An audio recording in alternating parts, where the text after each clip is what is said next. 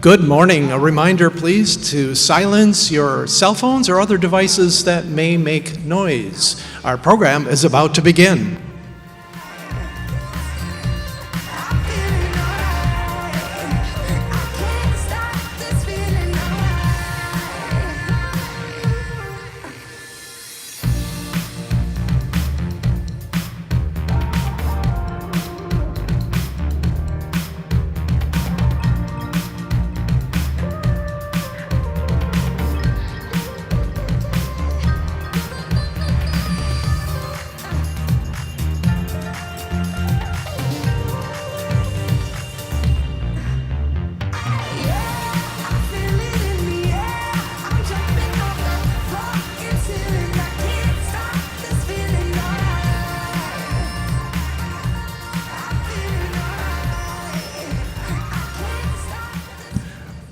Please welcome to the stage Blockworks co-founder Michael Ippolito.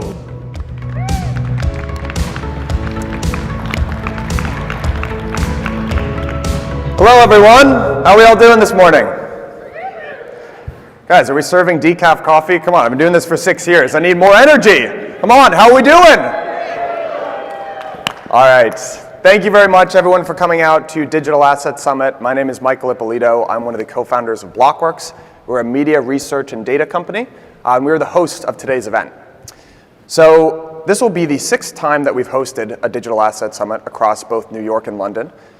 And over the course of the last 6 years, we have been laser focused on answering one very specific question, which is, what does the future of institutional adoption look like for crypto?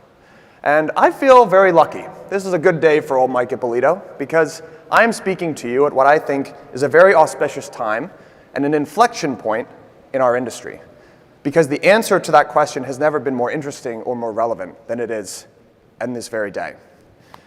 And to answer why that is, I want to take a brief 30-second recap of some of the historic events of the last 12 to 18 months. So last January, after almost a decade of waiting, we finally had the acceptance of 9 Bitcoin ETFs go live in the United States. And over the course of the next 12 months, ending in December, those ETFs would go on to hold over $130 billion worth of assets, briefly eclipsing the amount of AUM that are held in the gold ETFs. So no matter how you slice it, that is a historic event and a strong data point in institutional interest and adoption of crypto. Flash forward to November of last year, and we had the first election of the first openly pro-crypto United States president in the form of Donald Trump. And over the course of the last couple of months, we've seen a slew of positive developments for this industry, some of which were executive orders. So we had the repeal of SAB 121. We had the establishment of a strategic Bitcoin reserve. Never thought I'd see the day for that. And we've also seen the advancement of 2 landmark pieces of legislation, Bill Hagerty's Genius Act, the stablecoin bill, and the FIT market structure bill. And so, given everything that I just told you about the last 18 months, you would expect sentiment in this industry to be at an all-time high, right? Everyone should be really happy coming out of their shoes. And I would expect that many of you in this room probably are, actually. Because we've had an enormous amount of new RWAs, so stable coins and treasuries and private credit getting issued on-chain every single day. We've finally seen the adoption of institutions that we were talking about back in 2017, so BlackRock, Robinhood, Citadel. Every single day, someone new is moving into this space. But it's not the same across the entire industry. And there are other corners of the industry that are not feeling quite so good and are actually at depressed sentiment levels. Many new assets did not reach their previous all-time highs, and there's a general feeling outside of the more institutional parts of the space that we didn't have much 0 to 1 innovation. We didn't make anything new this last cycle outside of perhaps meme coins. And so what we're increasingly seeing is a tale of 2 cities emerge in crypto. And there is a divergence as the center of gravity inexorably moves closer and closer to our institutional counterparts. And so what we're going to look at over the course of the next 3 days is, why is this happening, and what does this mean for the future of crypto? And so over the course of the next 3 days, I want you to pay attention to 3 major themes as we endeavor to answer this question. Number one, stablecoins and RWAs. So this is an undoubtedly bright spot in the future of crypto. We have over $250 billion worth of RWAs that exist on-chain today, 230 billion of which are stablecoins. But we've also seen treasuries, private credit, et cetera. And over the course of the next couple of days, you're going to be hearing from issuers, you're going to be hearing from service providers that are dealing with risk and liquidity, and you're going to be hearing from builders and investors that are advancing this space. Not only how it's going to work on a technical level, but the future of stablecoins and how they're going to interact with the US government as buyers of treasuries. Number two, you're going to be hearing from investors. So I already mentioned that although Bitcoin is close to its all-time highs, many assets in crypto, including major L1s like Ethereum, failed to reach new all-time highs, both in US dollar terms and in Bitcoin terms. And so investors are going back to the drawing board. They're getting more rigorous about how they look at L1s, L2s, infrastructures, and applications, and they're beginning to build a fundamentals-driven valuation approach to this space. So you'll be hearing from both managers and allocators about how they're thinking about not only the last 18 months and some of the lessons learned, but what the future is going to look like for some of these new digital assets. And finally, we're going to be talking about regulation. So can I get a show of hands? How many people were in London this last year? All right, very good showing. Thank you all for coming out. It's like a day. That's excellent. So I got on stage at the beginning of that event, and I kicked off by saying that we are seeing the worst regulatory environment in the United States in the entire history of the industry. Flash forward to today, and we've done a complete 180-degree pivot. So there were 33 enforcement actions brought against US companies alone over the course of the last year, the vast majority of which have been reversed. So these are landmark enforcement cases brought against the likes of Uniswap, Coinbase, Kraken, et cetera. And we've seen a more positive leadership position put in at the SEC and other regulatory bodies. And the posturing from this administration has been binary. It has been, come to the United States. We want to make this the crypto capital of the world. And so that's undeniably positive, but still questions remain. Is this a stance of non-enforcement, or are we going to build more lasting legislation that companies, founders, and investors can depend on? If this is just non-enforcement, can this be rolled back or changed by a subsequent administration that's not so positive on crypto? And so like many things in this industry, the devil is in the details, and over the course of the next couple of days, you're going to be hearing not only from founders and investors, but also policymakers themselves on the lasting changes that are happening in the United States crypto scene. And so as I start to wind down this long and winding speech here, what I want to leave you with is a note of optimism. Many of us got into this space for different reasons. Maybe there was a libertarian ideology. Maybe you liked the risk-reward profile of building in crypto. Many of us just wanted to build cool new things that were impossible to build before.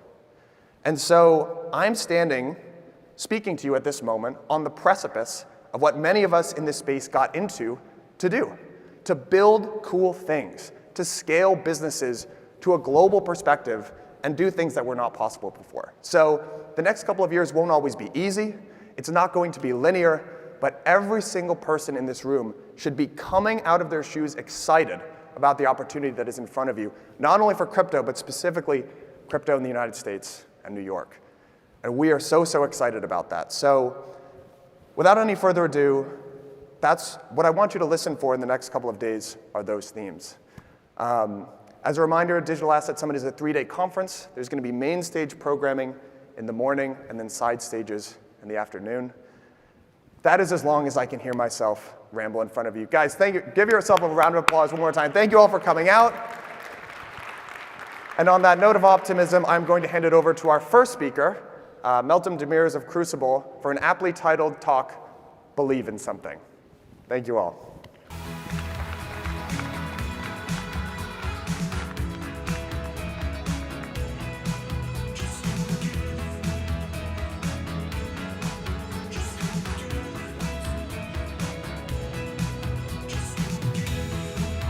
Good morning. It is an ungodly hour, so it's funny that my talk is called Believe in Something, because I had to believe in waking up early. Okay, so when I talked to the Blockworks team, we've been friends for a long time. They actually produced a podcast back in the, whoever listened to What Grinds My Gears? Did anyone listen? All right, thank you. So that was a beautiful moment in time. Blockworks was a tiny team, and it's amazing to be here at DAS to see all of you and to see how big Blockworks has become. So big shout out to the team. But we were sort of chatting, and they were like, what do you think is worth saying? And I was like, you know what? Nobody believes in anything anymore. Nobody. We see it in markets, we see it in people's personal lives, and we especially right now, I think, are seeing it in crypto. So I have 20 minutes with you. It's going to be fun. I hope you like memes, and I hope you like charts. That's the vibe we're going for. First half is going to be Old Testament, fire and brimstone.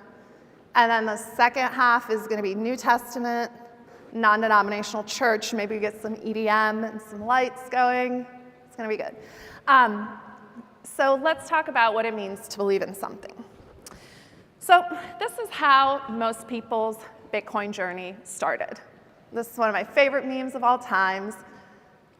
If you got into crypto before 2015, and it wasn't crypto, it was really just Bitcoin, sorry, I'm gonna adjust this wire, you were probably buying mushrooms on the internet. Fact, okay? Big fact. So we started with Silk Road and Bitcoin and this crazy community of people. I got into crypto professionally 10 years ago, okay? So 2015, I was investing in Bitcoin companies at this little known firm that didn't exist really yet. It was called Digital Currency Group. But we were basically investing in the first generation of founders that came after this first domino, buying shrooms on the internet with Bitcoin on the Silk Road. And there are all of these subsequent dominoes, but here we are. The US has a strategic Bitcoin reserve. Our president has a meme coin. Every bulge bracket bank, every major financial institution has a crypto strategy. One of the largest holders of Bitcoin in the world is BlackRock, one of the largest asset managers in the world. All of these dominoes have toppled, yet here we are, and we have no idea what to believe in. What's going on? What is going on? So, does anyone know what's on this chart? The blue line is market cap. This is the last 5 years of data. Blue line's market cap, orange line is traded volume. What am I charting here? What assets am I charting? Any guesses? This is the crypto market without Bitcoin and ETH. In the last 5 years, without Bitcoin and ETH, we've basically done absolutely nothing to grow market share or to grow traded volume. That is a problem. That is a big fucking problem. Look at it, that's the chart. Without Bitcoin and ETH, and it's really just Bitcoin, this is what we've done over the last 5 years. Hundreds of billions of dollars of venture capital. Hundreds of billions of dollars funneled into new protocols, L1s, L2s, bridges, L3s, app chains. This is what we've done. The numbers don't lie. That's why I like data.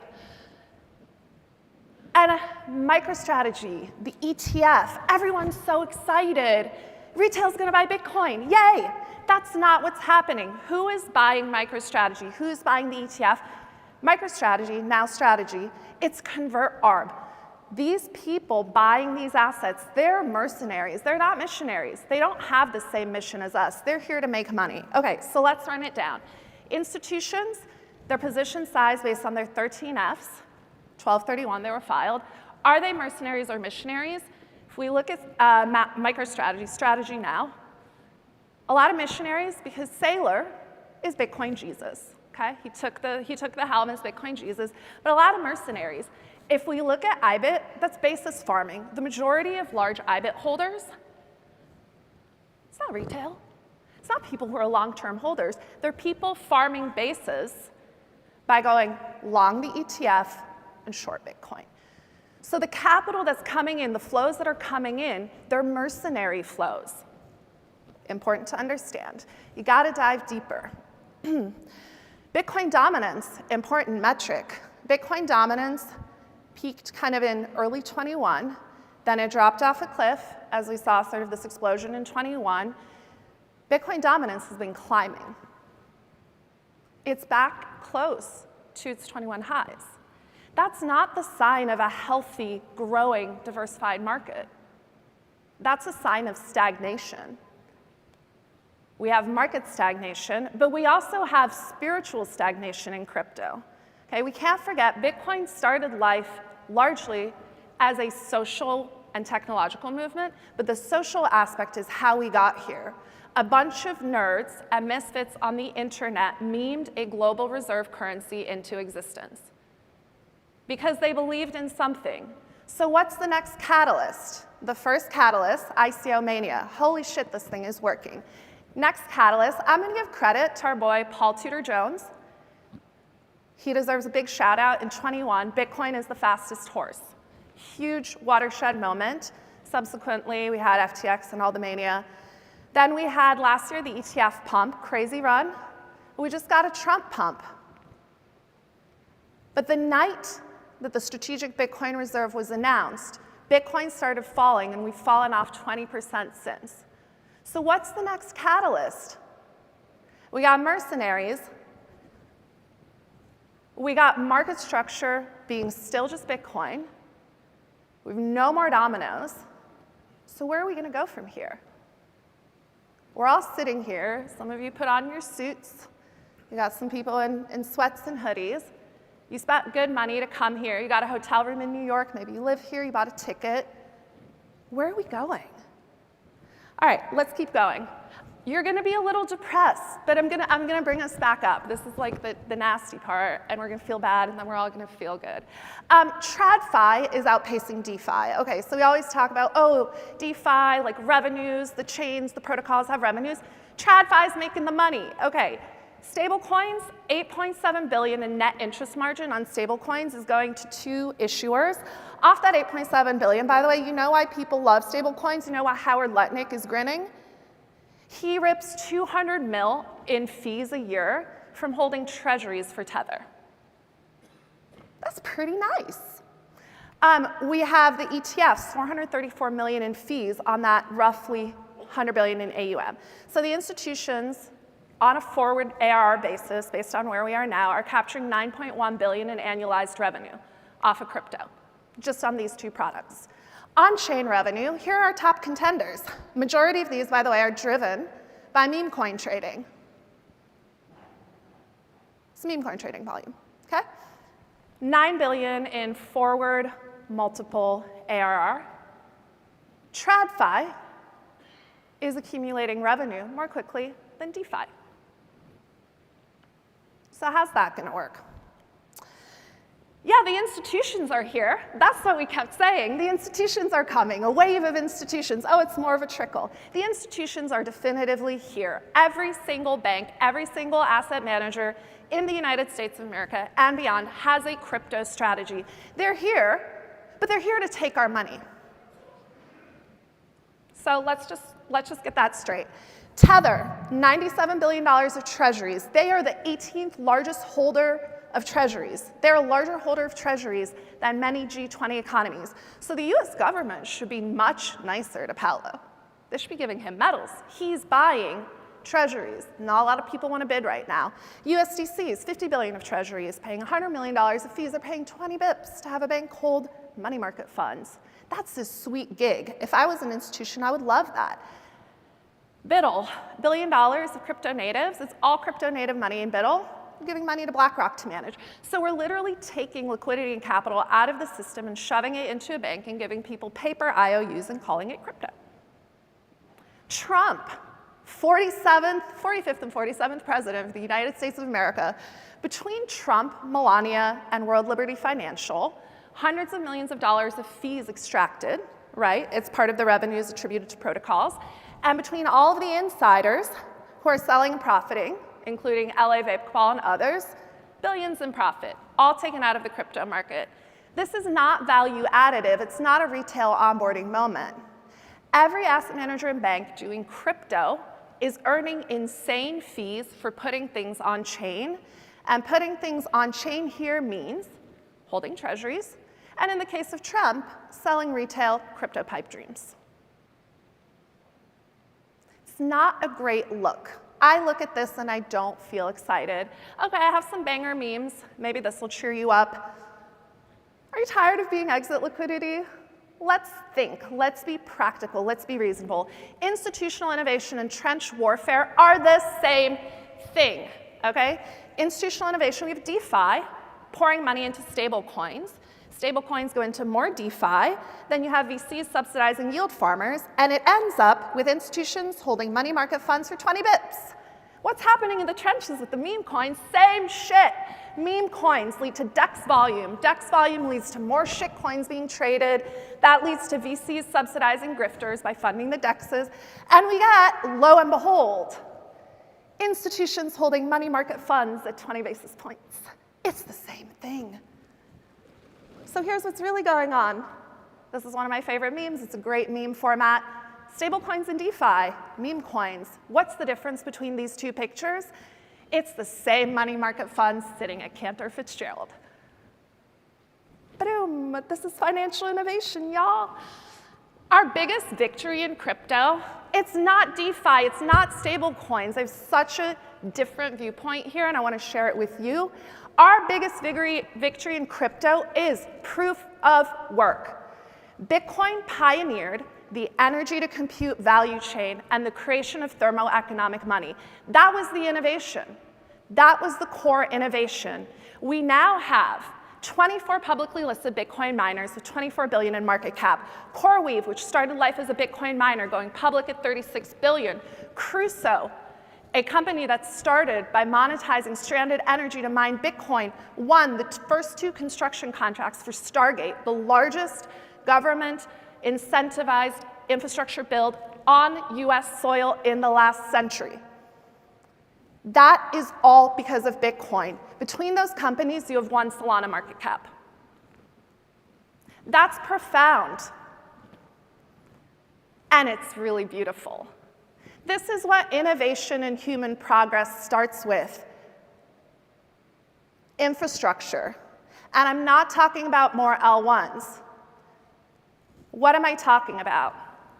I'm going to say controversial things because I want us to think critically.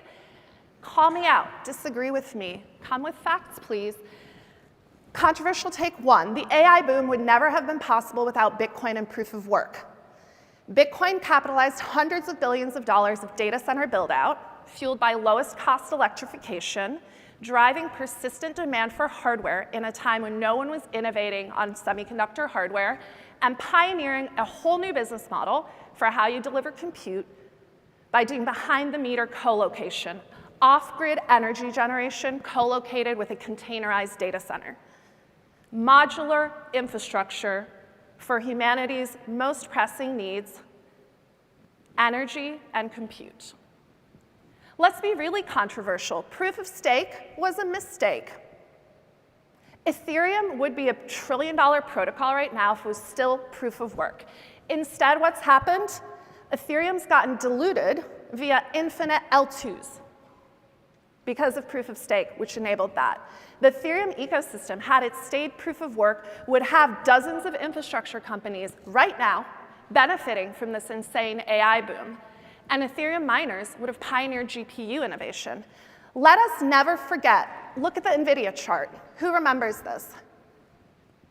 Thank you. NVIDIA was an Ethereum story in 2022. Nobody knew who NVIDIA was. And the stock had this crazy run-up in 2022. Why? Because people were buying GPUs to mine Ethereum before the switch to proof of stake. Where are we at? I'm kind of trying to gauge. I see some people shaking heads. I see some vacant stares, which it's early. I get it. We're doing good? Okay, are you with me? Yes. Okay, great, thank you. So where are we gonna go? We need to go back to the basics. Stop being dumb. Nobody needs more L2s. Economic systems are comprised of 3 things. Life on Earth is dependent on 3 things. You need matter, atoms. You need energy, and you need information. The global economy isn't some magical machine. It is a thermoeconomic creature. It is an open dissipative system that transforms energy into resources, goods, and services, okay? And all of this is predicated on this idea that digital infinity requires physical finite limits. That's why infrastructure and proof of work is so important. And this isn't a talk about Bitcoin. We're going broader than that. The future is about atoms and energy. We're going to need a lot of energy. There has never in the history of humankind been a civilization that has been wealthy without more energy. We need more. We need a lot more. The future is about a lot more energy, a lot more compute, and a lot more cryptocurrency. And we need new capital markets and new forms of financial engineering to make that possible. This is exciting. So let's talk about the numbers.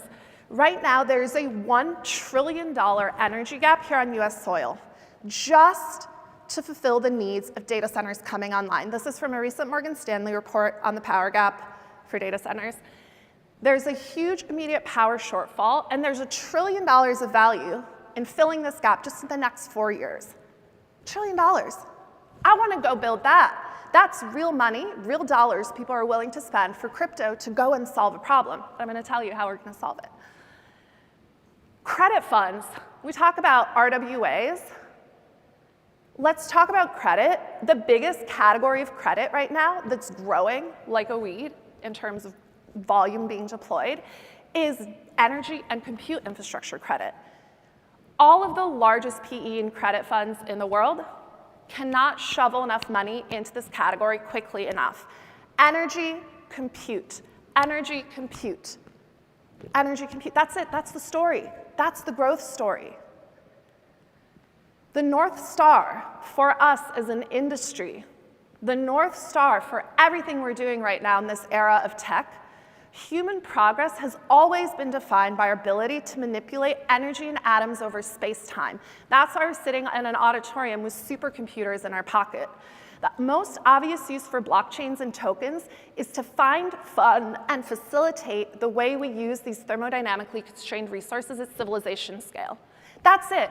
So let's build the future. How are we going to do it? We're going to build protocols and ecosystems. We're going to orchestrate and optimize this infrastructure on these protocols.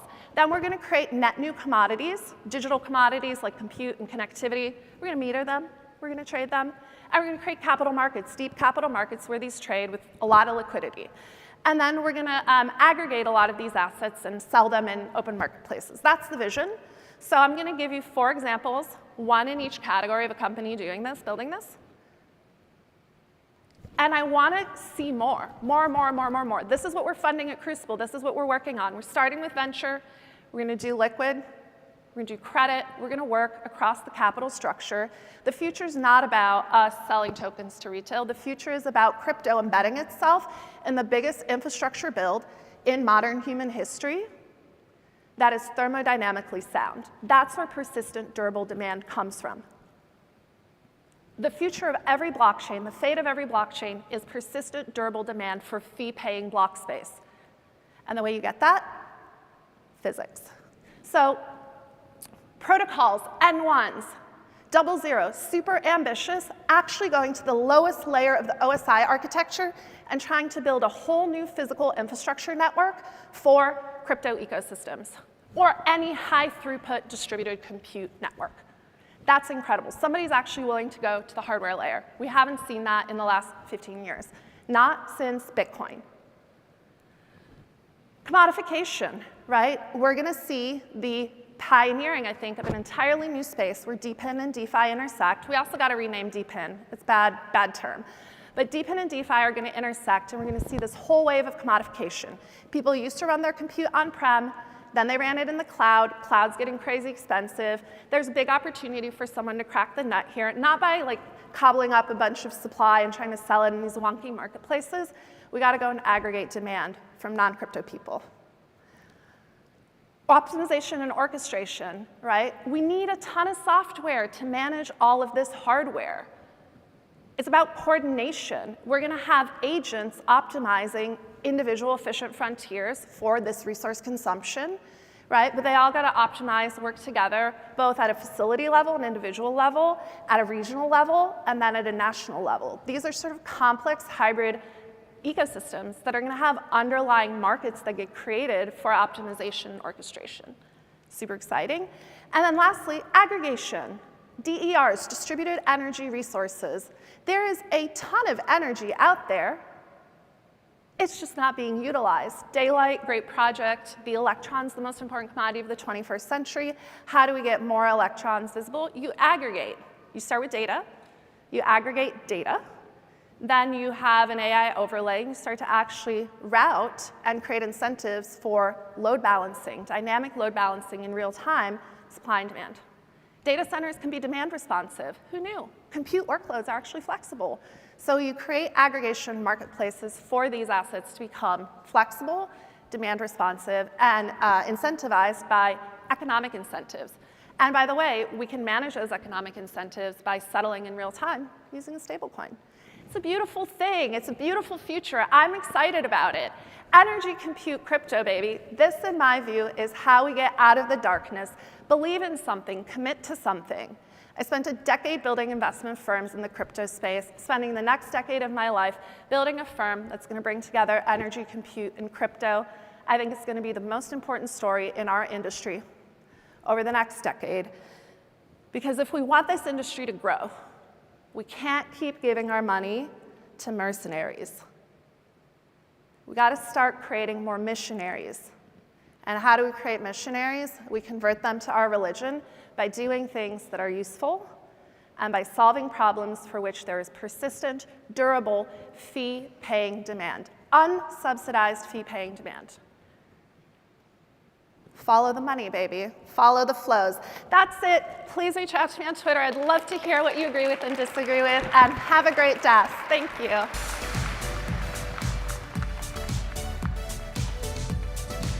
Please welcome back Michael Ippolito and joining him, David Mercer.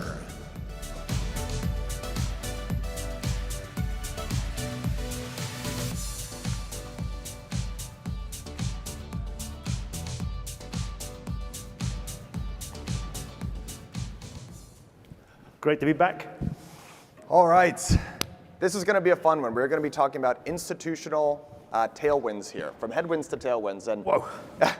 David, we've got a lot of ground to cover here, but before we get into it, can you just give a quick 30-second background on yourself?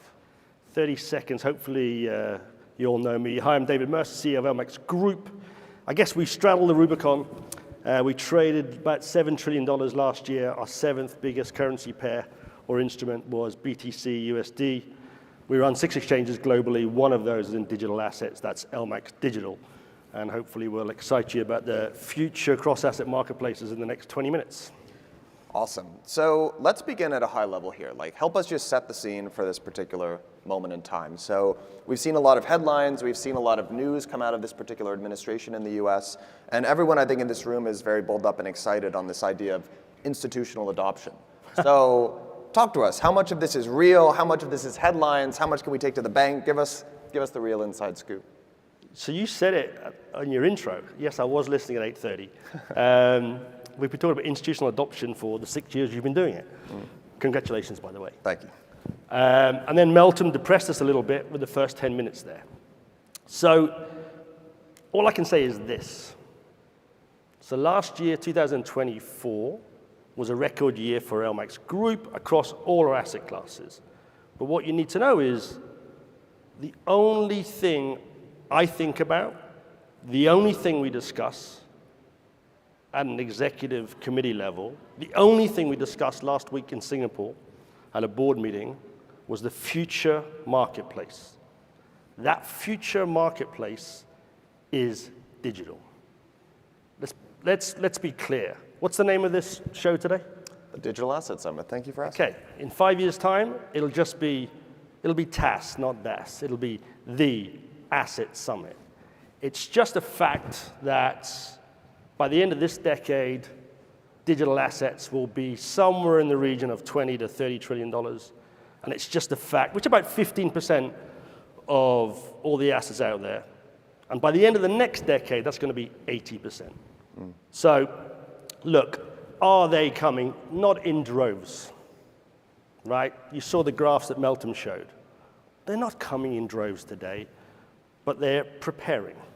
right? And I'm going to give you one C. There's two C's that really matter. Convergence and credit. Convergence, that's institutional adoption in 2025. TradFi is converging with digital assets and DeFi. And quicker than you know it, that's going to be the future of all marketplaces. So I deal with the world's top 40 banks. Not one of them is trading directly spot Bitcoin with us today. I believe half of them will touch digital assets by the end of 2026. So that's convergence. That's the future cross-asset marketplace. That's what we used to call institutional adoption.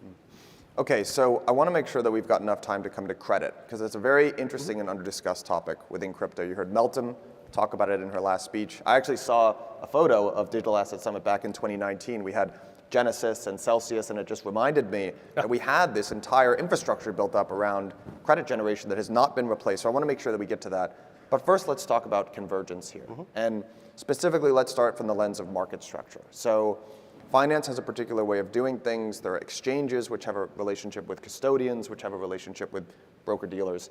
It's a little bit different in crypto, right? So talk to us about what is the different market structure that exists in crypto versus finance, and how is it maybe preventing, or what needs to change in order to accelerate that convergence? So that's fair. Look, what I would say today, if you looked at the digital asset industry or the crypto industry, it was certainly fast, not perfect. How do we provide market access? How do we allow people to match? How do we settle? How do we pay? How do we store? And they answered all those questions quickly and mostly ignored TradFi. TradFi has got to where it has for a reason over the past 100 years. So I think what's probably wrong and what has to change in crypto today is some simple tenets of traditional finance. Separation of function, segregation of funds. That's it. So when we're talking to David Sachs and everyone else about establishing market structure in the United States of America and in crypto going forward, those are the basic pillars. It's very simple. Broker-dealers are not exchanges. Don't steal the word, right? Exchanges don't act as principal. Custodians are not exchanges, okay? We have separation of function and segregation of funds. And why do we do that? Very simple, right? What's regulation there for? Three things. Protect consumers, create a wholesale marketplace, harness innovation. So let's go back to those simple tenets, right? And I believe that the right people in the right rooms are asking for that. Then we will have an industry that can truly flourish and go back to that word again, that can converge with TradFi, that can become $30 trillion, $50 trillion, $100 trillion, not the $3 trillion or just short of that we're talking about today. So it's a bit like, I think when you come to some of these shows, a lot of people go, well, how do I get dollars? How do I get fiat into digital assets? How do we get digital assets into fiat, into TradFi? That's convergence. That's what will make this fly. But we've got to get the framework right. If we keep commingling, packaging different services under one entity, you're just storing up future credit risk. You mentioned two names there, right, before this, right? Two names that existed. They didn't understand credit risk, right? But that's okay. Sometimes that's okay because the regulation forces you to understand it and forces the right people to understand it. So I think primarily that's what has to change. Once we get that right, and you have different people performing different functions, that you have a state and you have a church, then you're really going to see the power of this new asset class. David, how do you think about path dependence in the formation of crypto versus traditional finance here? And what I mean by that is you've seen the adoption. There was a period of time where people were very excited about on-chain options, and that never really took off because that's the preferred instrument in finance, but you have something in crypto that's perps, right? And there's a whole bunch of different reasons for why that instrument took off versus options. But when you look at something like these more integrated, broker dealers, whatever you want to call them, the Binances of the world, the Coinbases of the world, it feels like they've got so much momentum behind them. And I'm kind of trying to squint at them and say, well, what would make them ever separate these parts of their business, right? Is it a regulatory thing? Is there going to be eventually end user demand for these services to be separate? What do you see the catalyst being for changing that? So you mentioned a word, you just said momentum. Where? You showed the graphs before me. Where's the momentum, right? Does anyone know what the market cap of gold is today? It's $20 trillion, okay? I think I said 3 years ago, crypto is going to overtake gold. At that stage, gold was $14 trillion. We haven't moved an inch. So where's the momentum? Perps, shameless plug, we will be launching perps in the next few weeks through LMAX Digital. But perps are a product for today's market.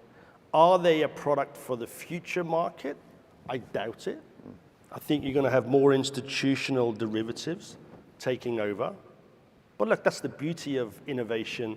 That's the beauty of competition. Let's see. Why would they change? In today's market, why would anyone change? Jeez, I know you've got Richard up later. I'm sure if you speak to Brian, why would they change? I'll tell you why you change, guys. There's $197 trillion of real-world assets out there, financial assets, excluding property, that you're not touching. You've got to go interplanetary. That's it. You're dealing on Mars. You're dealing on Mars. 97% is on Earth. You've got to straddle the two. That's why you might change. Yes, regulation will form part of that. But I think also, most successful businesses have a singular area of focus. And they're very good at one thing. Be very good at one thing. In capital markets, typically, you're good at sales and distribution. You're good at technology. You're good at liquidity provision, right? Choose one, not all three. Typically, it's the master tradesman, right? The guy that can do everything.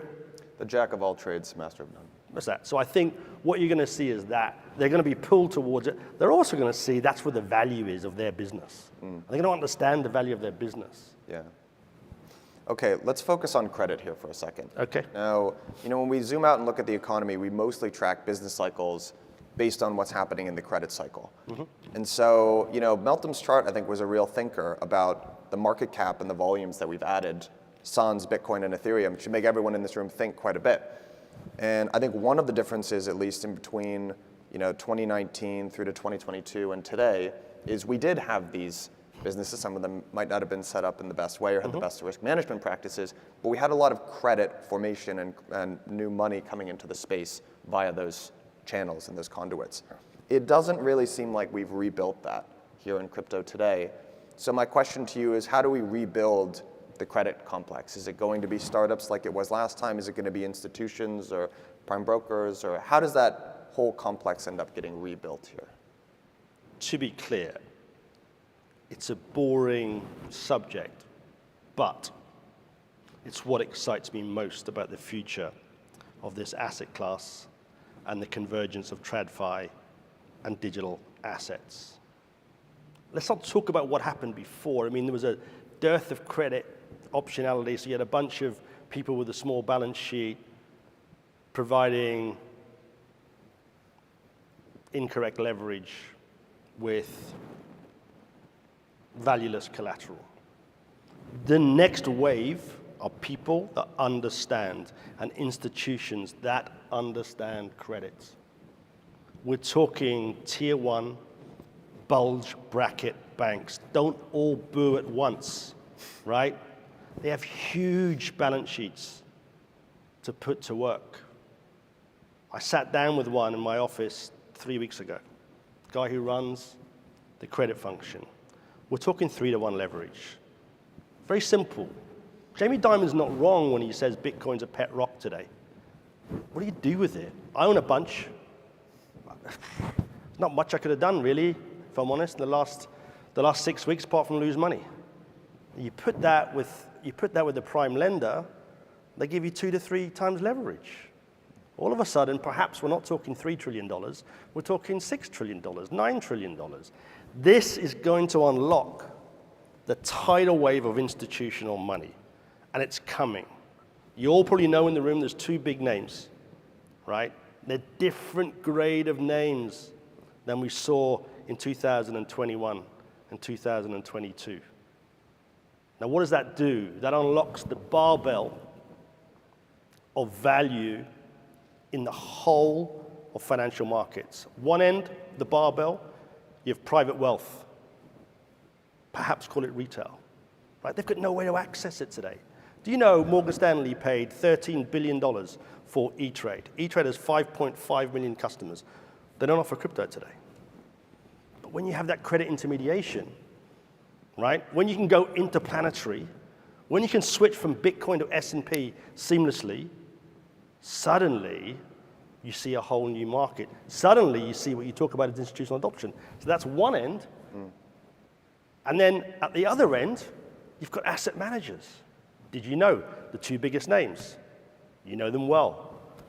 Manage $22 trillion of assets.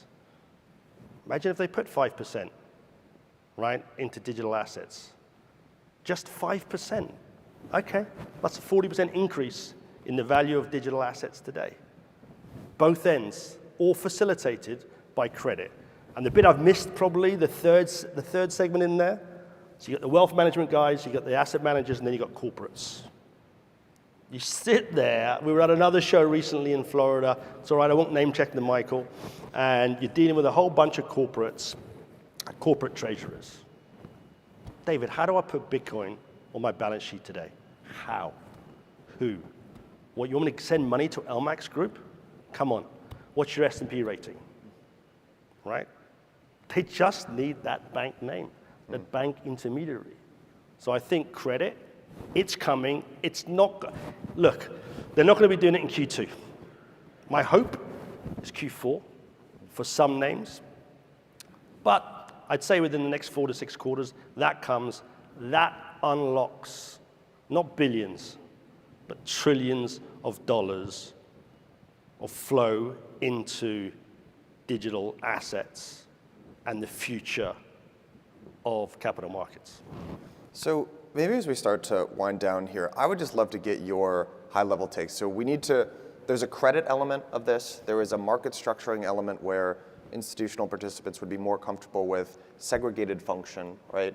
But I want to return to that chart actually that Meltem just showed of market cap and trading volume. And as the proprietor of an exchange, I'm curious how you see the future of this asset class. Is it opening up these massive distribution channels for Bitcoin, right? And is this mostly a Bitcoin or Ethereum or kind of a majors game? Or are you excited about the proliferation of lots of new types of assets that may not exist yet or might not have been able to find their footing? Like, what does this industry look like? Yeah, all of the above. I mean, don't be too down on yourselves, what I'd say, right? So, for my day job, we do foreign exchange. Guess what? Over 50% of the market trades in 2 currency pairs, right? That's it, all right? And over 75% trades in 8 currency pairs. Across the world assets, 80% trades in 10 instruments. 4 major currencies, 4 major indices, gold and oil. That's the world. So don't be too down on yourselves, right? We have Bitcoin, we have Ethereum, they're good. And we have a lot of other good prototypes. Some rubbish ones, but go back to the early 2000s, go back to .com. So I'm very excited by that. There's a lot of room for improvement. If you look at what we do internally, we're building on layer 2s, we've built on Optimism, we've built on Solana. A shout out to my friend who's on stage tomorrow, building out oracles at Pith, Mike Cahill, you'll speak to him. So there's lots of exciting things going on, there's lots of rooms for improvement. And it isn't not a case of one size fits all. I mean, if you look at TradFi markets, what I do for a living, we match orders in 50 microseconds, and we match 7 billion orders a day. That can happen on chain today, right? So what's happening with Solana? What's happening with Fardancer? What's happening with the next version of that? I don't even know what they are today, right? So I think we're super excited, but the big move, honestly, is going to be the fungibility of TradFi assets into digital assets. That 7-day-a-week seamless market. You talked about stable coins. Hey, if I'm going to have a stable coin, I don't know if Jeremy's in the room, pay me interest, okay? Because right now my purchasing power of a stable coin is 0 in 10 years' time. So let's get that right going forward. But it's that fungibility of collateral will be what powers the future and which we're most excited about. Yeah, and you start to see data points here, right? There's the adoption of stablecoins writ large. So we saw Stripe acquire Bridge this year. You actually saw the NASDAQ move to not 24/7, but 24/5 trading. And so there are these data points that are already starting to paint this picture of fungibility. But David, in our closing minute here, let's zoom in. Let's tighten the aperture here on the next year. From the lens of institutional adoption, what's a prediction or something you're excited about or something that us in the audience who care about seeing the convergence of the space could look forward to? I'm putting you on the spot. I did not prepare him for this, guys. It's okay. Tier 1 bank will start to clear major institutions into spot crypto trading. That's not the ETF. That's not a dollar-settled security. That's not a dollar-settled derivative. That's spot digital assets. Number one. Number two, bulge bracket bank will offer spot digital asset trading to its customers. Okay? By the way, when I say one of each, when that happens, guess what? They all follow. Look out for that. Then the graphs that Melton shows next year will be vastly different and will look more like NVIDIA, and you'll understand we're just at the bottom of this current S-curve. All right. On that note, David, thank you very much. Guys, give David a big round of applause. Thanks, Michael.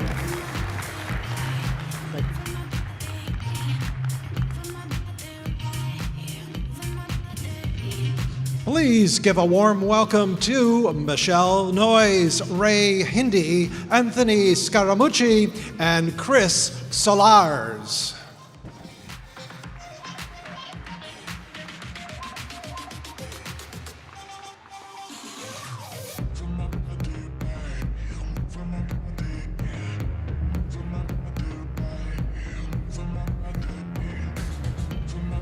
Hello. Oh, this thing is on. Good morning. Great to see so many of you here bright and early. And even through these lights, I can see some friends in the audience. So good to see you.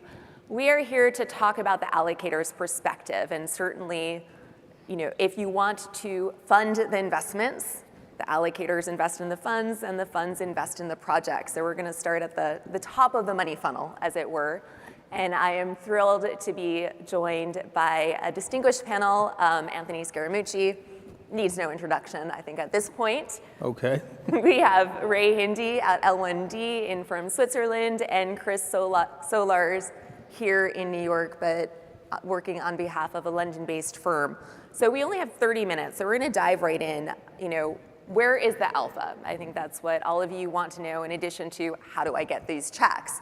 But a big discussion in the industry has been, what is the best opportunity these days? Are we looking more at liquid tokens? Are we looking more at illiquid VC? So let's put all of you on the spot to address that question.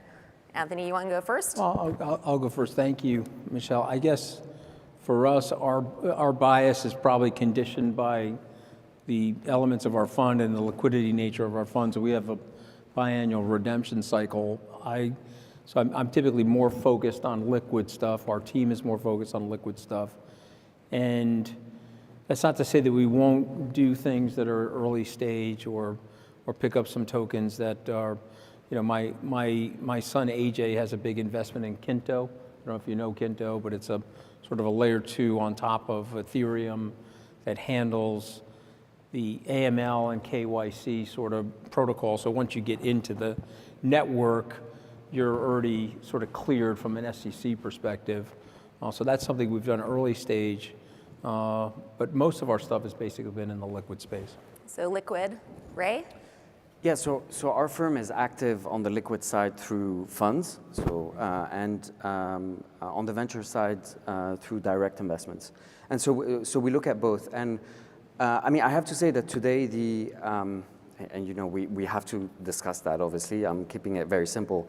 But on a relative basis, the opportunity set is on the liquid side, simply based on the simple theory that long-term opportunities come from misallocated capital, and there's a major gap in the market. So in 21 and 22, you had a crypto VC bubble that was created with roughly $75 billion of AUM, simply because institutions felt that this was the way to express that crypto investment, you know, lower volatility, no marks, et cetera, versus the liquid side of the market, excluding the ETF side, the passive side, which is at $15 billion. And that's a ratio that is deeply abnormal and needs to be reset. And this is why we believe that the opportunity set is on the liquid side. But the venture bubble or the venture problem is healing itself. And by this time next year, I'm hoping that things will flip again. Chris?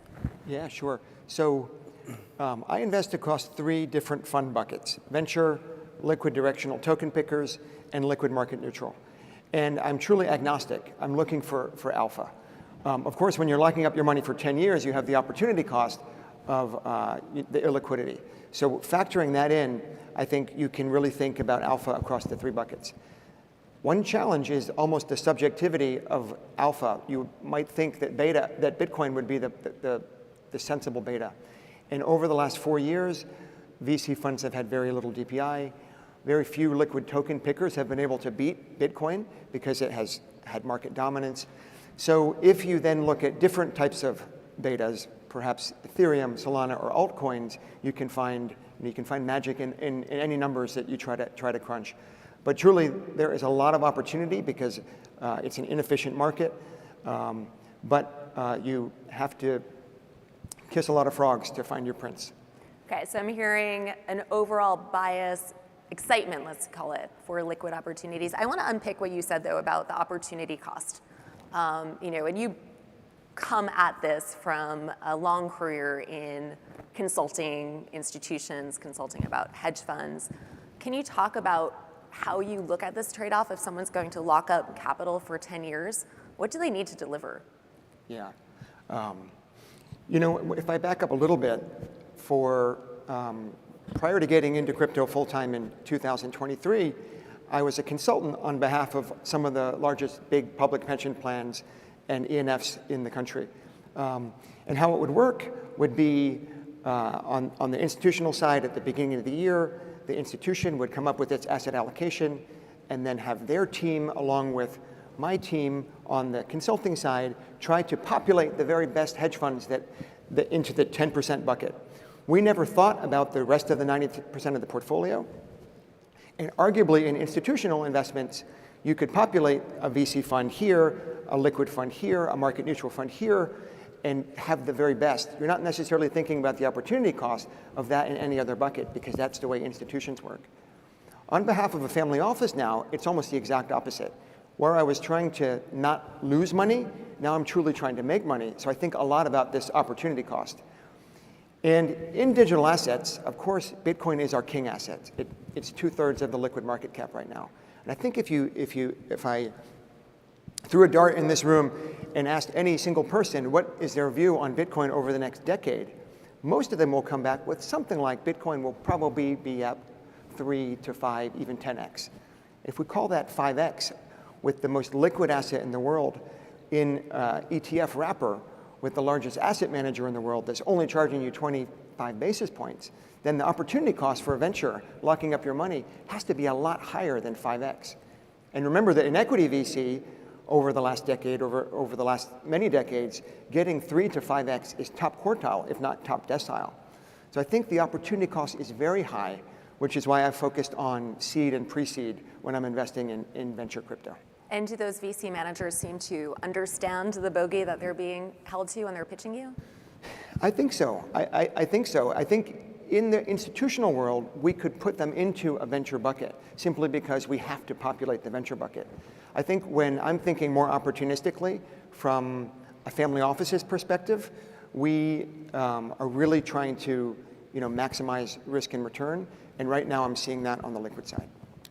I Please. just want to ask a question. Yeah. So when you're thinking about the investor sentiment and your clients, what you said about Bitcoin, obviously I agree with, but Bitcoin is market priced and it's quite volatile. The VC stuff you sort of locked up and people have a 5 or 10 year perspective on it. Is that better from a psychological perspective? Meaning, I've been in situations, we look like a genius in 2021, we look like dunces in 2022, and clients are upset and they want to liquidate because they can see the price every day. So I'm just wondering, is the VC stuff more psychologically palatable from a client perspective? I think it is if you think it is, right?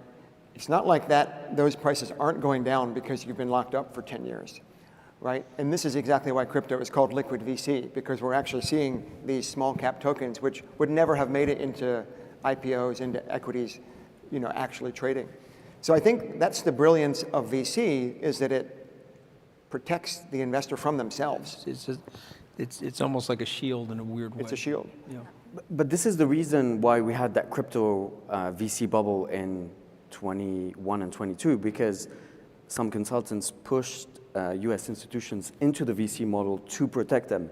But the reality is that, we're talking about sophisticated institutional investors. They're big boys and they should manage their exposure accordingly. Yeah, exactly. And I think that VC should give you, on a look-through basis, a different exposure fundamentally. If you want to be exposed to companies that service the space, you can only do it under a VC format. Of course, if you need to invest in a decentralized network in a private round, you have to do so for liquidity reasons as well.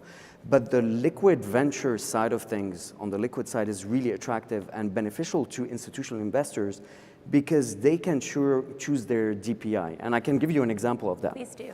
So we have, pension funds in Switzerland have been very, we got our first pension fund in 2019. They actually doubled down in April 1st, 2020, believe it or not. And most of and we're getting number 9 this month, which is very telling. So the institutions are here. Yeah, so we're talking about Swiss pension funds. They're smaller than the US ones. Let's be clear, it's a smaller country, a smaller pool of capital, but they're still quite important. And most of those pension funds came in during the bear market, which is very, very interesting. This is the value of pension funds. They're very rational, they're contrarian, and they don't FOMO into an investment. Now, a Swiss pension fund puts such an exposure in the alternative bucket, but that alternative bucket is capped at 15%. If they go above that 15%, they need to go and speak to the regulator.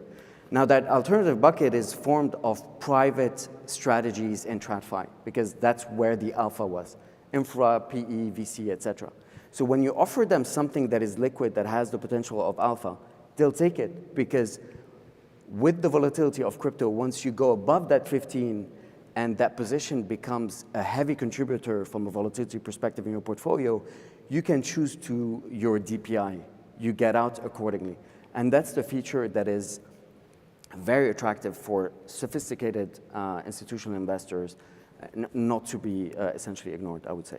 Yeah, so they can use it as a portfolio construction tool 100%. as well. And Anthony, Chris referenced, now you have an ETF.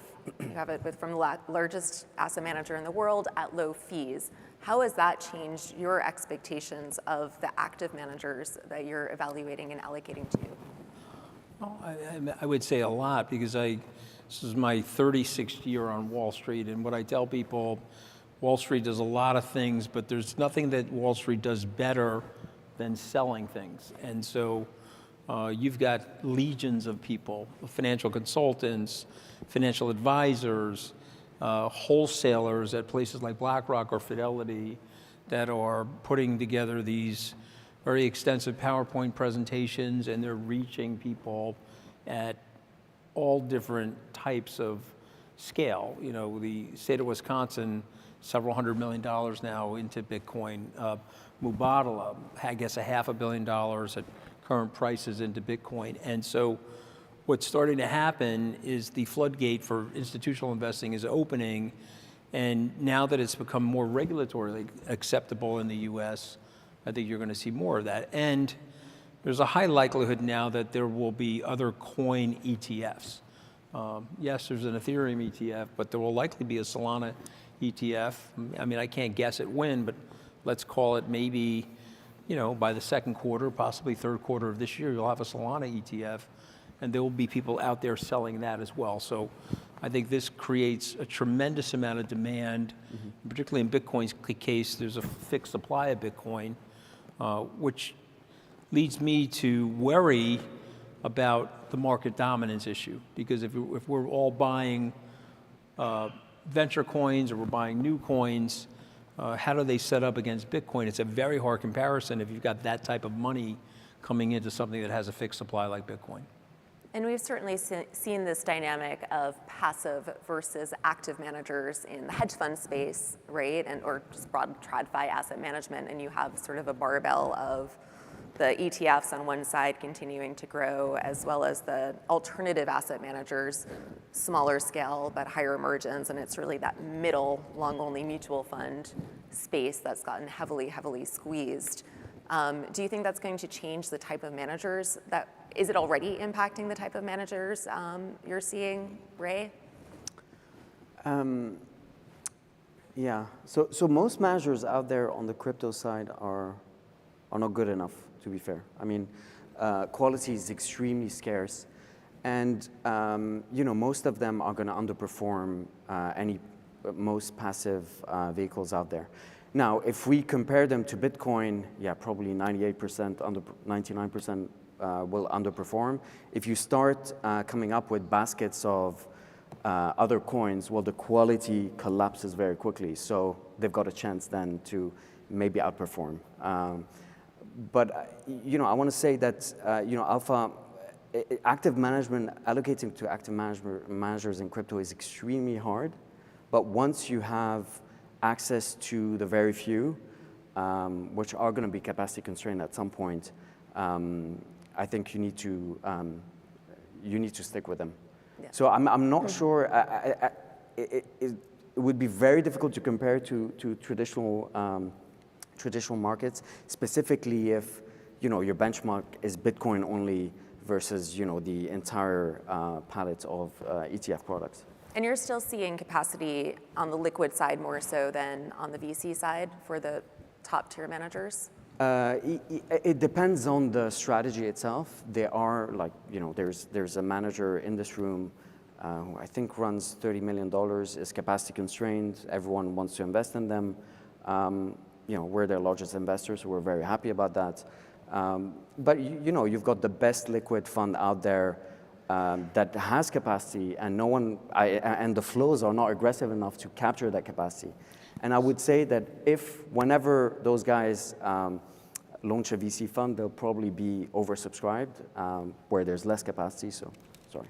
I'm just going to ask you: is the easy part over, or are we entering the easy part? I think it's getting harder and harder over time. Getting harder. And then, Chris, you also mentioned you have this bucket for market neutral. And I know you've also done some work about market neutral funds denominated in Bitcoin. So can you talk a little bit about the role of, you know, why an allocator would go for a pure alpha play in a growth market like crypto? Sure. So I've reviewed at least 100 different market neutral funds in crypto. And I would say about a third of them are doing in-kind subscriptions. So you can invest in Bitcoin or maybe ETH or maybe some other tokens. Largely, they're still doing US dollar type returns. As I'm always kind of bringing this back to the opportunity cost of capital, if my view is that Bitcoin will be up 5x in a decade, that's roughly a 16, 17% return. That's roughly what managers are doing in US dollar returns in crypto market neutral land. So I think the trade-off, just holding Bitcoin versus locking up your money for a quarter, not nearly as bad as venture, but still getting the same type of returns is a challenge.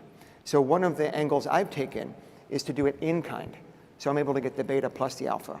I believe in Bitcoin. I believe that it's going to be 5x in a decade. But then I'm able to compound, 15%, even 20% Bitcoin on Bitcoin. And perhaps the easiest example, if Bitcoin is at 100K and it's at 500K in a decade, if we can make 20%, compound it over to double your Bitcoin over that decade, you're able to go from a $100,000 US dollar investment to 2 Bitcoin, which are now worth $1 million. Right? You're getting a 10x return because you're compounding beta plus alpha.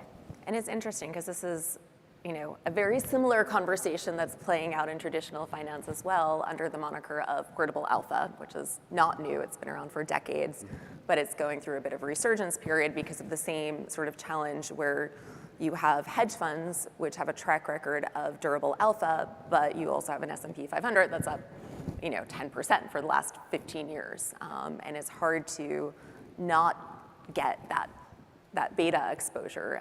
And you've seen this resurgence of folks structuring either their portfolios or products to take advantage of that. Anthony? So I think what Chris is, both these guys are brilliant, but I think what Chris is saying is very compelling, but I just want to provoke you a little and get your reaction. So I look at it and say, you're probably right, it could be 5x, it may be 10x, but I also look at the state of the world and more money. Let me ask you the question, is more money going to be printed over the next 10 years by central banks or less money? More. Okay, and Elon's talking about magic money. Everybody see that today? I was like, okay, we got 14 computers that are just printing the money. I want to own one of those computers personally. And so I'm just wondering if taking the directional bet and shutting off your computer or turning off your data management so you can't see the prices is the best idea, as opposed to, overworking the transactions to make it market neutral. What's your reaction to that? You mean just keep it simple? Just keep it simple. And I own Bitcoin, Solana, and maybe a few other tokens, and I'm going to shut the computer off and go to Bali and surf, and I'll see you in 2035. I think that's a fair argument. I'll be 100 years old in 2035, but that's fine. But I'm just wondering about you. This is almost your point about Wall Street selling products, right? Like that is almost a great argument for setting it and forgetting it for any type of asset allocation, whether it be 60-40, whether it be 5% to crypto, whether it be just Bitcoin or the majors. I don't disagree with that. But the compounding effect of being able to make double-digit returns on top of Bitcoin can really get you there. If you believe in this asset class, you believe in the inefficiencies of the market right now, which are vast, spreads are really wide, you can truly compound your Bitcoin over the next decade. You make a compelling argument. I'm just wondering because, and I'll just share this with everybody, in my 36 years of doing this, the mistakes I have made are generally related to doing too much. Selling things too early, buying new things as opposed to old things, thinking that I have to earn the fee every day. And so I'm in the marketplace trying to do things, which creates friction in the account and costs, where maybe Buffett's right, and where you just sit on some great assets and not do too much. Maybe the sell is you're paying me not to do much. And to be fair, there's no free lunch, right? So if you're applying those strategies, you're going to run an extra layer of risk, whether it's counterparty risk, smart contract risk, etc. That's why you're getting paid. So I fully agree with Anthony in that, I think investors, or the way we educate our investors, and that came from Tushar from Multicoin, so I want to, he attributed to him. He presented it very eloquently during our summit last year, where he said, listen, it's very simple, keeping it really simple. You've got crypto money, you've got crypto tech. Crypto money is Bitcoin, Ideally, you have it in self-custody. If not, you own the ETF, it's all good. Crypto tech is fundamentally a very different exposure. And there you can, you express it through some of the best liquid managers out there, ideally fundamentally driven strategies and VC. And this is how we educate our investors and advise them to express their exposure to crypto. Yeah, and I think Meltem did a great job setting us up for that this morning and kind of reminding us why we're all here and what we're doing.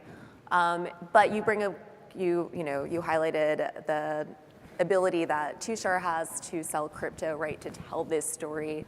Anthony, you talk to lots of people all around the world in different forms. What are the arguments that you find resonate most at this point in time? Well, I mean, I think it's a regulatory argument. Ultimately, I think people, if you were talking to people 3 years ago, particularly people of my vintage that have been around the industry, they were very hesitant. And they would always point to US regulation and the SEC and, you're going to be hamstrung forever and you're going to have all this great difficulty. And just think about what Gensler actually did with the Bitcoin ETF. You have cash, you then buy the ETF, and then if you want to come out of the ETF, you've got to take cash. You couldn't get delivered the Bitcoin. And so we're fixing that now because we have smarter people now involved with the regulation, but all of that stuff was a big headwind. And so when I'm out speaking, or I'm in the Middle East, or I'm in parts of Asia, or even Europe is a little bit more hesitant, if I'm just being brutally honest. That's been my experience. But if I'm in places where there's a little bit more of a gambling instinct, the sell now is that you have a ceiling that's basically unlimited. As the Navy says, it's CAVU, ceiling and visibility unlimited, and you have that now. And so therefore you can move people off of zero. You can get somebody into one of Chris or Ray's strategies a lot more easily today than you could 3 or 4 years ago. Yeah, and AMA, each year we've been surveying traditional hedge funds about crypto and their exposure, and we've seen it tick up year over year. But not surprisingly, the biggest obstacle has always been regulatory. And while it's not fixed yet, there's a visibility and a path, and we're seeing folks get themselves in order to participate in the spot market. They've been active, certainly in the futures and the ETF, but you're going to see that unlock as there's a path forward.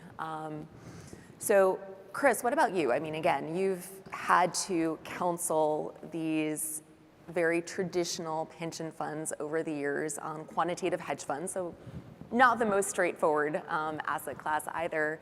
Are you seeing a shift in investor sentiment? For sure. For sure. The shift is happening. I think a few years ago it was still considered non-standard. Now I think it's quite standard to be, everyone has a dog or they have a crypto advocate within the group. People are reviewing this. A lot of the multi-strat hedge funds are trading it in really small size. All of the futures managers have been trading it since it arrived on the CME. So everyone on a look-through basis has a little bit of exposure. I think what resonates the most still is that beta plus alpha story. And I think what also resonates well is to consider it within the venture bucket, even if it's liquid, in the sense that we know this type of asymmetry. And that's one of the best parts about crypto from a portfolio construction perspective is the asymmetry you get. I've run a few numbers. In the traditional world, we would talk about CTAs and even gold as having positive skew. And this is why they should be a part of your core portfolio. But when you run the numbers of Bitcoin or Ethereum or Solana or any altcoin index, the skew is significantly more than even CTAs. So it just means that you get that asymmetry. And when you add in the asymmetry of this, of this secular trend of everything being disintermediated, everything potentially going on the blockchain, and the low-hanging fruit of alpha, I think that story really resonates to institutions. And Ray, you mentioned you've had the success with the Swiss pensions, and they are smaller than their US counterparts, but that's still significant. And beyond the portfolio construction benefits that they can use with liquid VC, what are the arguments that are resonating with them and getting them comfortable in crypto? Yeah, funny enough, most of the discussions over the last 6 years they were always more comfortable with crypto tech versus crypto money. They never really liked Bitcoin, or most of them didn't like Bitcoin, and preferred to have exposure to that crypto tech element from a fundamental perspective. Now, Anthony said something that is really true, which is the regulatory trigger is what got number 9, which is a very difficult one to get, through the finish line coming in this month. The first meeting we had with them was 6 years ago. And there's obviously within those 6 years, you had boom, bust, you have a lot of data. They saw that, okay, you did say that crypto tech, liquid venture is extremely volatile. There's the benefit of liquidity, but you know what? You've survived 2022, which is a good thing, good point. And so long term, I think the regulatory, so the fundamental exposure to crypto tech, the positive asymmetry that can transform the portfolio. So they typically start with 75 basis points or 1%, and that means that can have an impact in the portfolio. And finally, short to medium term, the recent price action is what, gives them the courage to start stepping in steps. When you get the resistance on Bitcoin, Yeah. Which happens to me all the time in Europe, what is your counter? I mean, they've been wrong, obviously, so Yes, what's your counter narrative? Like, what do you say to them? So the counter is, for me, it's a bit of a personal story. I grew up in Beirut in Lebanon, and everyone knows that as a Lebanese, you're trained not to trust anyone, no institution, no government, etc. Everyone knows that Lebanon went through a major financial crisis. If you had $10,000 in the bank, it's probably worth 15 cents on the dollar today. And you can't take it out, right? This is a personal angle that I use. That this is what got me personally involved in crypto in the first place. But the reality is that we don't focus on Bitcoin itself. We focus on the crypto tech angle because that's what we do from an active management perspective. So none of our product ever gave them Bitcoin exposure. So we were very adamant of this from the start. So the only way in the early days where you could provide an active layer over Bitcoin is either yield on top, as Chris mentioned, which we're not big fans of, or actively trading crypto, which we don't believe works either. So I agree with you on that point. So this is why we've always focused on the crypto tech side of things, and essentially ignored Bitcoin. And separated them. And I think fundamentally they need to be separated. Okay, so we down to last 20 seconds. You all receive the benefit of talking to the best investors, some of the worst, but you find the best investors in the world in crypto. One idea that you're excited about now, starting with Chris. Beta plus alpha. Beta plus alpha. Ray? I think it has to do with price action in the near future. Anything, you need to embrace volatility, and excited if there's deep corrections. Volatility, Anthony, last word. Say, we spent 30 minutes talking about a lot of great strategies, but ultimately, if Bitcoin's going to go 5x over the next 10 years, I'm going to stick with Bitcoin. Stick with Bitcoin. Great way to end. Thank you all. Join me in Great job, Michelle. thanking Anthony, Ray, and Chris. Thank you, guys.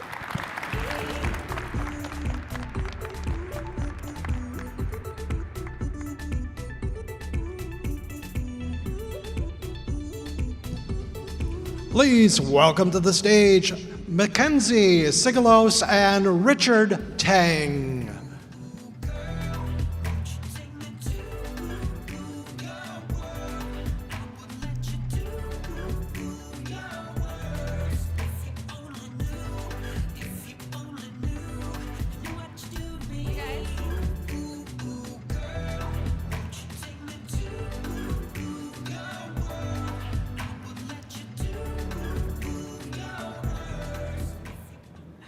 So Richard, we're sitting in front of an audience of major financial institutions and US-based funds, and I think that we kind of have to start with this flurry of news reports from the last few days I know that I'm interested in what Bloomberg and the Wall Street Journal have to say about what's going on between the Trump White House and Binance. I'm going to take you down the list and let's see what you have to say. So Bloomberg is reporting that World Liberty Financial, which is that crypto bank that the Trump family supports, has been in talks with Binance. First of all, good morning, New York. Very nice to see all of you here. Thanks, Digital Asset Summit, for having me. But first on that speculation, I believe both World Liberty Financial as well as CZ himself have tweeted and denying the reports, right? So other than that, there's really nothing else to add. I take charge of Binance.com. For anything relating to Binance.us, you have to approach our colleagues that's based here. Yeah. I have to also ask you about the Wall Street Journal report that, and I understand that Binance US is different than Binance.com. It's different, yeah. But the Trump White House and Trump in particular was looking at getting a stake in Binance.us. Any comment on that? No, so again, as I mentioned, .us and .com are quite different animals, right? So they have different set of shareholders, they have different board of directors and different CEO running the show. So I think .us is best to approach the .us colleagues there to discuss the issue. So we've had this significant changing of the guard, both with respect to overall policy in the U.S., but the country's approach to crypto in particular. And so, I mean, you are a regulator by training, so I think maybe we start there. You have clearly laid out the fact that these are two separate entities, they're not working together, but U.S. policy ripples into your international business. So how are you feeling about the Trump White House so far? So it's fantastic, right? So I mean, for those that are based in the US itself, you must be really optimistic in the crypto industry. We went from 4 years of Operation Choke Point 2.0 to now, you have a very pro-president, pro-crypto, pro-AI president, right? So I think it's extremely different environment that we're operating into. And I mean, Binance.com, we don't operate in the US, but we have benefited from all these pro-crypto policies. I think if you look at what happened immediately after President Trump has been appointed, we moved from regulation via enforcement, which is not tenable. I'm an ex-regulator. I spent 28 years in regulations. And I tell you, that's the worst form of regulation, right? Because as regulators, we have the ability to write rules, we have the ability to give guidance, and you hold a pen. Why do you want to go to courts to enforce the guidance that you can give to the industry, right? So that should be the last port of call. So under this administration, it's extremely positive. I think the US is coming out with very thoughtful rules and regulations, taking time to formulate those. So we're holding a watching brief of what's coming out from the US. But that general optimism has filtered into the global markets, right? So today, Binance, we have about 265 million users globally, making us the largest platform. We have the deepest liquidity, most liquid order books on that front. So just as some data, right? So we started last year, 2024, with 170 million users on the platform. We ended the year with 240 plus million users. So we onboarded 70 million plus new users throughout the course of last year. It means that more than 30% of the users now on Binance are new users that just came on board. And that's part of the mainstreaming that we are seeing, right? So started the year with ETF approval in the US, and then subsequently in different parts of the world, from Brazil to Australia to Hong Kong. And that gave a new look into this space, right? So the institutions are now starting to take this space very seriously. So crypto, unlike any other asset class, has been very unique. It has always been embraced by retail, and the rest doesn't quite embrace it. Whereas any other asset class always starts from institutions to corporates to high net worth, and then finally the retail gets it. So last year was a landmark year in the form that institutions are finally coming on board, and the regulators are starting to look at this space seriously, starting to devote resources and give clarity, right? So going forward, we are bullish with all the key drivers because more and more regulators will be compelled to spend resources to come out with clear rules to compete with US, which is going to be extremely pro-crypto. And with President Trump coming out with both, whether you call it crypto, strategic crypto reserve or asset stockpile, it will force governments around the world in terms of their own sovereign wealth funds, their own asset allocation, to look at this space quite seriously, to do allocation. And the sovereign wealth funds are already starting allocation, right? So you have corporate treasuries, et cetera. So there's going to be a huge momentum going forward. Well, on that last point, I mean, there are reports that a lot of the Gulf states have been looking into this, that there are even conversations within the Chinese government to launch an SBR type of fund. Are you advising governments on those plans? Well, globally, I think post-President Trump election, we have received a lot of approaches from different governments around the world. By virtue of us being the largest, we are now regulated in 21 different jurisdictions, making us the most regulated entity globally, right? From different parts of Asia Pacific, such as Japan, Australia, Thailand, Indonesia, so on, to different parts of Middle East, to Latin America, Brazil, Argentina, Mexico, to other very fast developing countries. So many countries, I mean, even today, only about 1/3 of global regulators are regulating this space. 2/3 are still not. For those 1/3, they regulate crypto in different manners. Some deem it as securities, some deem it as commodities. Singapore is a digital payment token. And then in Middle East, some parts of the world, they created calibrated bespoke framework to regulate them as virtual assets, right? So again, when countries approach us, we want them to come up with a framework that support the innovative aspects of crypto, but managing the risk aspect. And we have quite a lot of experience on that front, having been licensed and regulated in so many different jurisdictions by now. So we are working with quite a number of jurisdictions. I'm recently in different parts of Asia Pacific, in Hong Kong, in Japan. Again, every time there are new rules coming out from those places, we are sought after to give inputs into the changes they are making to make those regimes even more competitive. Recently, when we had that SBR announcement, the White House's first ever AI and crypto czar, David Sachs, said that there would be an open process to choose a custodian. I know that Coinbase might be one of the names in the mix. Do you think that Binance might also throw its hat in the ring to custody cryptocurrency for the US? Well, so last year, I mean, in terms of number of institutional clients, I think we see a huge surge in terms of onboarding, right? So in terms of particular space, we do serve the institutions slightly differently. So we have products such as what we call Binance Wealth. We have tripartite arrangement, meaning a lot of traditional institutions, they still want their assets to be custodized with banks, but they want to trade through us, right? By virtue that you get best execution, you get best bid-ask spread by trading through us. So with things like tripartite arrangement between us, the banks, and the trading party, we have Binance Wealth, where you have assets that's under discretionary management of fund managers, and their clients wants to get into crypto, we offer them those products. So we have different options available for institutions to come through and trade through us.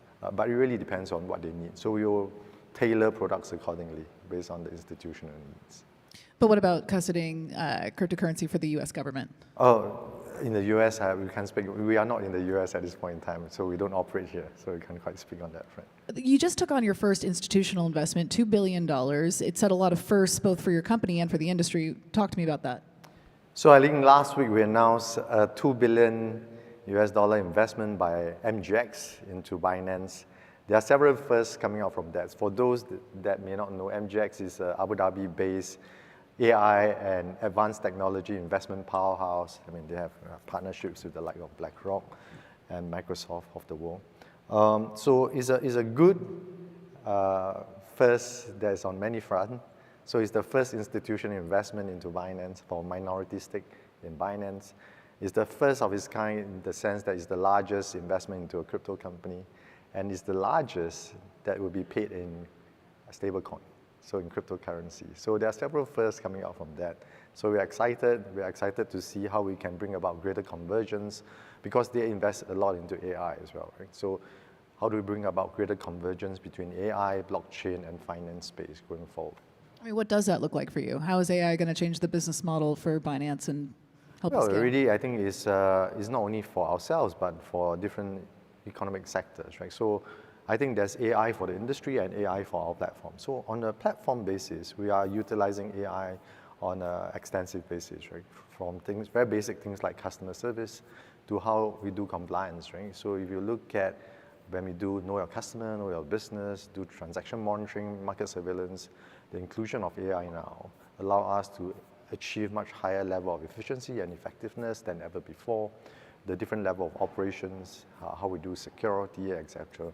I think security must be a key concern looking at the 1.5 billion hack a couple of weeks ago of another large platform. So I think on those fronts, I think we utilize technology extensively. And this is a blockchain sector. We have to continue to utilize technology to achieve efficiency. So I think that's one. Second front, I think there's an intersection between AI and blockchain. I think the utilization of things like AI agent, etc. There are many projects that's built on AI. We are monitoring how those projects develop. As a platform, we are agnostic, right? So we are a cryptocurrency exchange platform. We are agnostic to new projects, but we want to support all the innovation coming through. So Coinbase is the dominant player in the US, and if anything, their influence over the 2024 election, in which the crypto industry outraised banks and oil, has kind of solidified that company's place on Capitol Hill. We're talking about globally, though, what the game looks like in terms of centralized exchanges competing against one another, and Binance is losing market share. So what's your plan? I don't think so. So if you look at the different data points, I think depending on where you are looking at, right? So at any point in time, we have more than 40% of global market share, so which is huge. I think it's healthier. I think one of the important factors to take into account, Binance is a relatively young company. We started in 2017, so we are going to celebrate our 8-year anniversary this year. Having said that, we went through different cycles, different crypto cycles. So it's quite important to look at things like resiliency, right? Ability to stay on top. We launched in July 2017, and we became the largest crypto platform within half a year. And we stayed in that position since, right? Being the largest cryptocurrency platform. So the ability to stay at the top throughout various cycles, I think the market share will increase and drop. I think a few percentage points here and there. But I think we are pretty confident with our focus on giving our users the best platform, having the best bid-ask rate. A lot of, just as an example, a lot of users that start trading through ETFs subsequently advance to cryptocurrency platform. And I can explain why. Because the liquidity costs associated with ETFs are very high. ETFs only trade a certain amount of hours a day today. They don't trade weekends, they don't trade holidays. So, and crypto is trading 24/7. So the cost of not taking positions, not hedging your positions, etc., are too high associated with that. So it's a good entry-level product, but for the more sophisticated institutions, they'll gravitate towards cryptocurrency exchange. And by virtue of us having the deepest liquidity pool, it results in substantial cost savings for many of these big traders over time by trading through us. So I think they realize that. How are you navigating accusations by different governments that Binance doesn't pay its taxes, whether it's local payroll? And I'm thinking of this very specifically in the context of Nigeria, where one of your employees was held in prison in terrible conditions, barely made it out alive. The Nigerian government, from their perspective, they would say, well, the company didn't pay its taxes. We charged them with a mix of criminal and other charges. Walk me through your response to that. So I think firstly, what I will say is that we are very grateful that Tigran is out. I think for those that know Tigran, you know he's a professional of the highest order, highest integrity.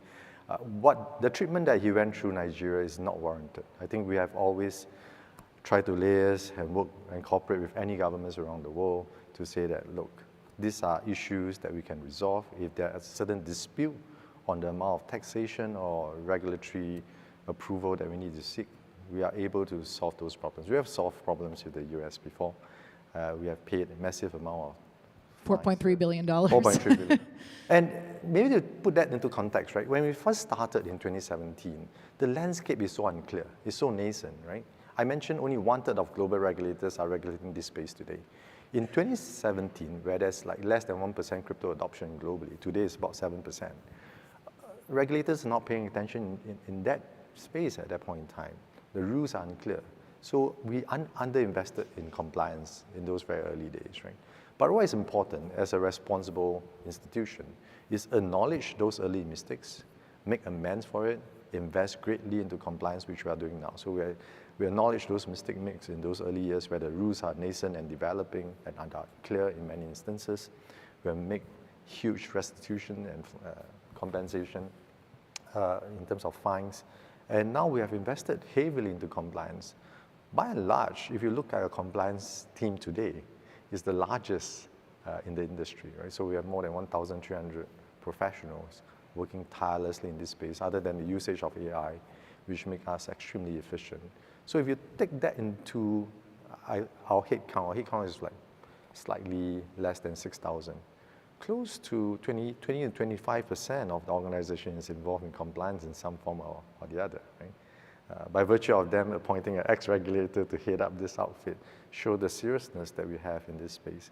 So I think it's the way to go. The direction of travel is very clear. It's one of compliance. And we want to resolve issues with any governments around the world if there are any outstanding issues, but it's not through detention of any of the staff of any companies globally. I think that sends a very bad signal, right? There are various allegations, and we deny a lot of those allegations, right? But for the rest, I think we are willing to work with any government, sit down, have proper conversations to resolve the issue. And we look forward to a future where we can work very closely with the Nigerian government to really help them embrace crypto, which is going to be a very important driver for economic growth going forward. Now, as part of resolving the charges with the U.S., CZ ended up serving 4 months in prison, and he's been out since he got out of a halfway house in September. You took over his job, but he's still the majority shareholder. He has a net worth of almost $37 billion. A lot of people were skeptical when he walked into the role, saying, who is this guy in a suit coming in? And obviously CZ is this huge character, very charismatic, a lot of support within the industry. So I guess my question is twofold. One, how much authority and autonomy do you have when your majority shareholder is still such a major force in the industry? And two, how do you feel you're doing? What's your own report card? Well, every shareholder will have shareholding rights, as all of you that's involved in the capital markets will understand, right? So shareholders have certain rights within the company. But we have moved from a stage where the company was very early, high growth, founder-led, to one, there's still high growth, but now it's a board-led company, so it's totally different, right? So in terms of corporate structure, we have changed that totally. Today, we have a board of directors of 7 members instead of CZ being, the key decision maker during that point in time. So now I report to the board of directors, right? Comprising 7 members, including 3 independent directors and an independent chairman. And we work very closely on that front. I mean, me and the key management team report to the board of directors on various fronts. And we have, as I mentioned, we have continued to invest greatly, not only in terms of our corporate setup, but also in terms of our compliance, our security function, to make ourselves the best-in-class platform that is weatherproof, that is going through different cycles, and that will continue to emerge very strongly in the crypto space. Is Binance thinking about launching its own US dollar peg stablecoin? No, I think we have tried in the past in terms of partnership with BUSD. I think, again, that's a very unfortunate episode. I think through nothing that is the fault of BUSD, I think, under Operation Choke Point, as with any other crypto projects, that suffer, unfair treatment in many sense, right? But today we are working with many crypto projects globally. We have announced one with Circle, BUSD, a global partnership in November last year. And none of these partnerships are exclusive. So any point in time, we discuss many different projects, be in the stablecoin space or other space, be it US-based, US dollar peg or other currency peg, right? So we have many different discussions at this point in time, but we have announced a global partnership with Circle last year. So, as I mentioned earlier, you're a regulator by training. You talked about regulation by enforcement being the hallmark of the past 4 years under Gary Gensler's watch at the SEC. Last month, we saw this pause put on the SEC's case against Binance in the U.S. And that's separate to your organization and what you're running. But as a regulator, are you talking to the SEC? Are you talking to the CFTC? Are you speaking with anyone in the U.S. as it relates to your business? As you know, conversation with regulators are sacrosanct. It's confidential in nature, so I can't disclose any of those. But I mean, what I can say is that we are very grateful with the new, very thoughtful process of going through the issues, and we welcome this very thoughtful process currently that we have. And we are really watching what's coming out from the US very closely in terms of the crypto regulations, because it has impact globally, because US has such a wide outsized influence globally, right? Being the capital markets of capital markets here. The regulations will be watched very closely by Europe, by different parts of Asia Pacific, by Latin America, and hopefully those positive influence will then filter on through all the different jurisdictions. And we will see a much better framework going forward for global regulations of crypto. The SEC has been rolling back a lot of existing cases, and the $4.3 billion settlement that Binance had with the US resolved everything except for that SEC case. So I'm keeping an eye on where that lands. After the next 30 days, this hold expires. We're over time, so very quickly, tell me, what keeps you up at night? Really different things. How to make sure our platform continue to improve on various fronts, how to make sure that our product feature continue to be most attractive, give the users what we want, investing very heavily into compliance to make sure that we continue to stay ahead of the game, security. And also, we have many global partners that are approaching us, very exciting opportunities. So if you know any M&A opportunities, any platforms for sale, please do approach us. So all those things keep us up at night. But we want to make sure that we run a very robust, operational, best-in-class platform at Binance. You're going to be stormed by founders who want to be acquired after this. Thank you, Richard. Thank you to everyone joining us today and to the conference organizers. Pleasure being with you this morning. Thank you.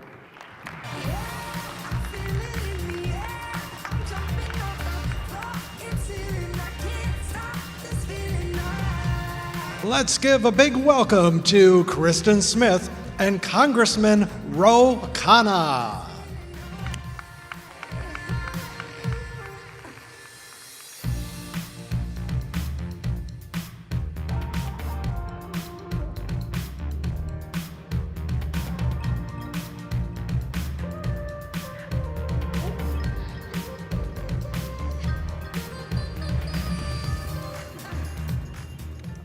All right, good morning, everyone. I'm super excited to be here today with Representative Ro Khanna from California, who is in and around the Silicon Valley area.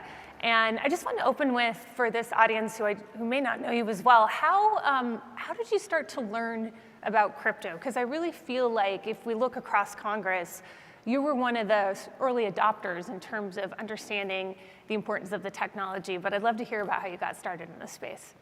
Well, Kristen, you were one of the first people I spoke to, so I You've been doing this longer than I have, so that's your leadership. Of course, a lot of crypto founders, blockchain founders are in my district. I think people don't understand that it's not just about currency. I mean, people in this audience understand, but it's also about safeguarding our privacy. It's about being able to execute transactions without a middle person. Imagine being able to, for example, have transactions without having to give your social security number, without having to give away personal information, especially at a time of AI, where AI can go through data. We're going to need more security. And I understood from conversations with many different entrepreneurs and leaders that this was a very important technology. And I guess that's what I never understood about why it became so political, because technology can be used for good and technology can be used for bad, but just saying let's outlaw technology it doesn't make sense. And fundamentally, blockchain is just a technology. Well, let's talk a little bit about the past. You have done a lot of work, I think, to educate your Democratic colleagues in Congress, and I think there is today we have a pretty strong group of members in both the House and the Senate that are very passionate about this space. But I think as we look, back over the past 4 years, the Biden administration was pretty openly hostile towards crypto. I think there are a lot of good reasons. There are a lot of good reasons for that, everything with FTX, et cetera. But I'd love to hear a little bit about your efforts to fix that, because I think you were really working hard behind the scenes and ultimately were successful in getting the conversations going. But I think it was just a little too much too late, despite all of the efforts to get to the administration. But I'd love to hear about sort of why you think they were so against innovation, and maybe you can shed some light on your efforts to fix that. I think they didn't fully understand the technology. They didn't understand several basic principles. The Democratic Party has said we don't want to be just insular. We don't just want to look at America. We want American leadership around the world.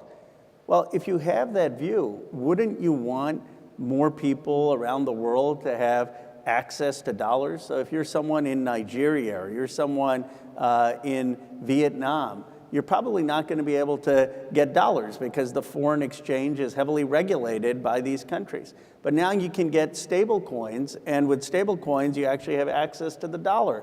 And there are so many people around the world who are using Bitcoin or cryptocurrencies. So to me, this is about the extension of American leadership and influence. But I don't think the Democratic Party fully understood that. They didn't understand that the next generation views some of this as digital gold. It's just a new store of value, which it doesn't have the same transport costs, doesn't have the same costs of storage or safety. And there was a suspicion, because of FTX, because of financial speculation that had crashed in 2008, there just was a suspicion of anything that was new. But we had a roundtable 3.5 years into the administration, and I saw Anthony Scaramucci, I don't know if he's out here still, he came, and Mark Cuban, and about 25, 30 leaders. And one of the people in the Biden administration said, wow, I didn't realize they were this upset at us. And I said, you know, they have been. And so the good news is there's a new generation, people like Kyrock and Klaus, myself, Darren Soto, others who want this to be a bipartisan issue for American competitiveness. One other point, if you look at why North Korea or Iran or some of the bad actors in the world have cryptocurrencies, it's not that they're hacking into Coinbase. They're hacking into these exchanges that are overseas.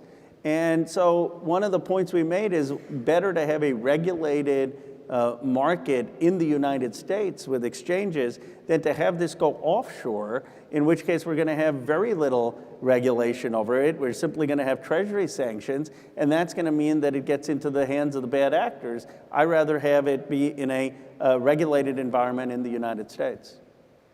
So I think we've made a lot of progress with Democrats in Congress, right? I think, last year we had a vote on market structure legislation that had 71 Democrats in the House. Just this past week, there was a vote to repeal the IRS broker rule for DeFi, which would put information reporting requirements on different sort of software developers that don't necessarily have that information today. It would be hugely problematic. You were one of 76 Democrats in the House. In the Senate, the votes were, I think we had 18 Democrats and 1 independent that voted for it. So I think a lot has changed. And I do think when we're looking at Congress, these are bipartisan issues. But can you talk a little bit outside of crypto, sort of where we're at in terms of cooperation on a bipartisan level with the Trump administration? Is there any hope for collaboration outside of the crypto space, or is crypto just kind of a bright spot between the two parties?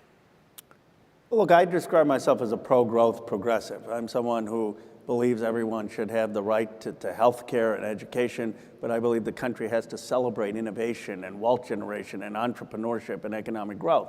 And I have tried to work across the aisle where one can. The challenge is with Doge and Musk. Initially, I said, okay, let's look at waste, fraud, and abuse, and do that at the Pentagon budget, do that in a collaborative way. I think what people have been upset about is that there's been sort of unilateral action by the administration without, some of them firing veterans, closing Social Security offices, without the proper consultation of Congress, and in a way that I don't think always makes rational sense. What's another area that we could have collaboration? I mean, I went about taking down AI-generated sexually explicit images from the internet. I'm working with Ted Cruz on that. So if there's something that's good for the American people, I'll always look to be across the aisle. But the stress of these actions in defiance of Congress has really made it harder to do that. You brought up Elon. I'm super fascinated by him, and as you know, I worked on Capitol Hill as a staffer for 10 years, including for appropriators who are in charge of spending money, and it was always so difficult to ever cut back a program, so it's interesting to me to see him in the role that he has taken on, in addition to so many other things that he does. But I do feel like there is a really strong anti-Elon sentiment among Democrats. Like I think of my neighbor in Washington, D.C., who has his Tesla, and now there's a sticker on it. I bought this before Elon went crazy. And I'm worried that Elon is associated with technology and innovation, and that I was actually talking with another one of your Democratic colleagues in the House. They were talking about how they're very worried that this is going to drive the Democratic Party away from tech, away from innovation. Do you feel that tension within the Democratic Party, or do you think that there can be sort of an embrace and a sort of step of the party to move more towards a pro-technology, pro-innovative environment?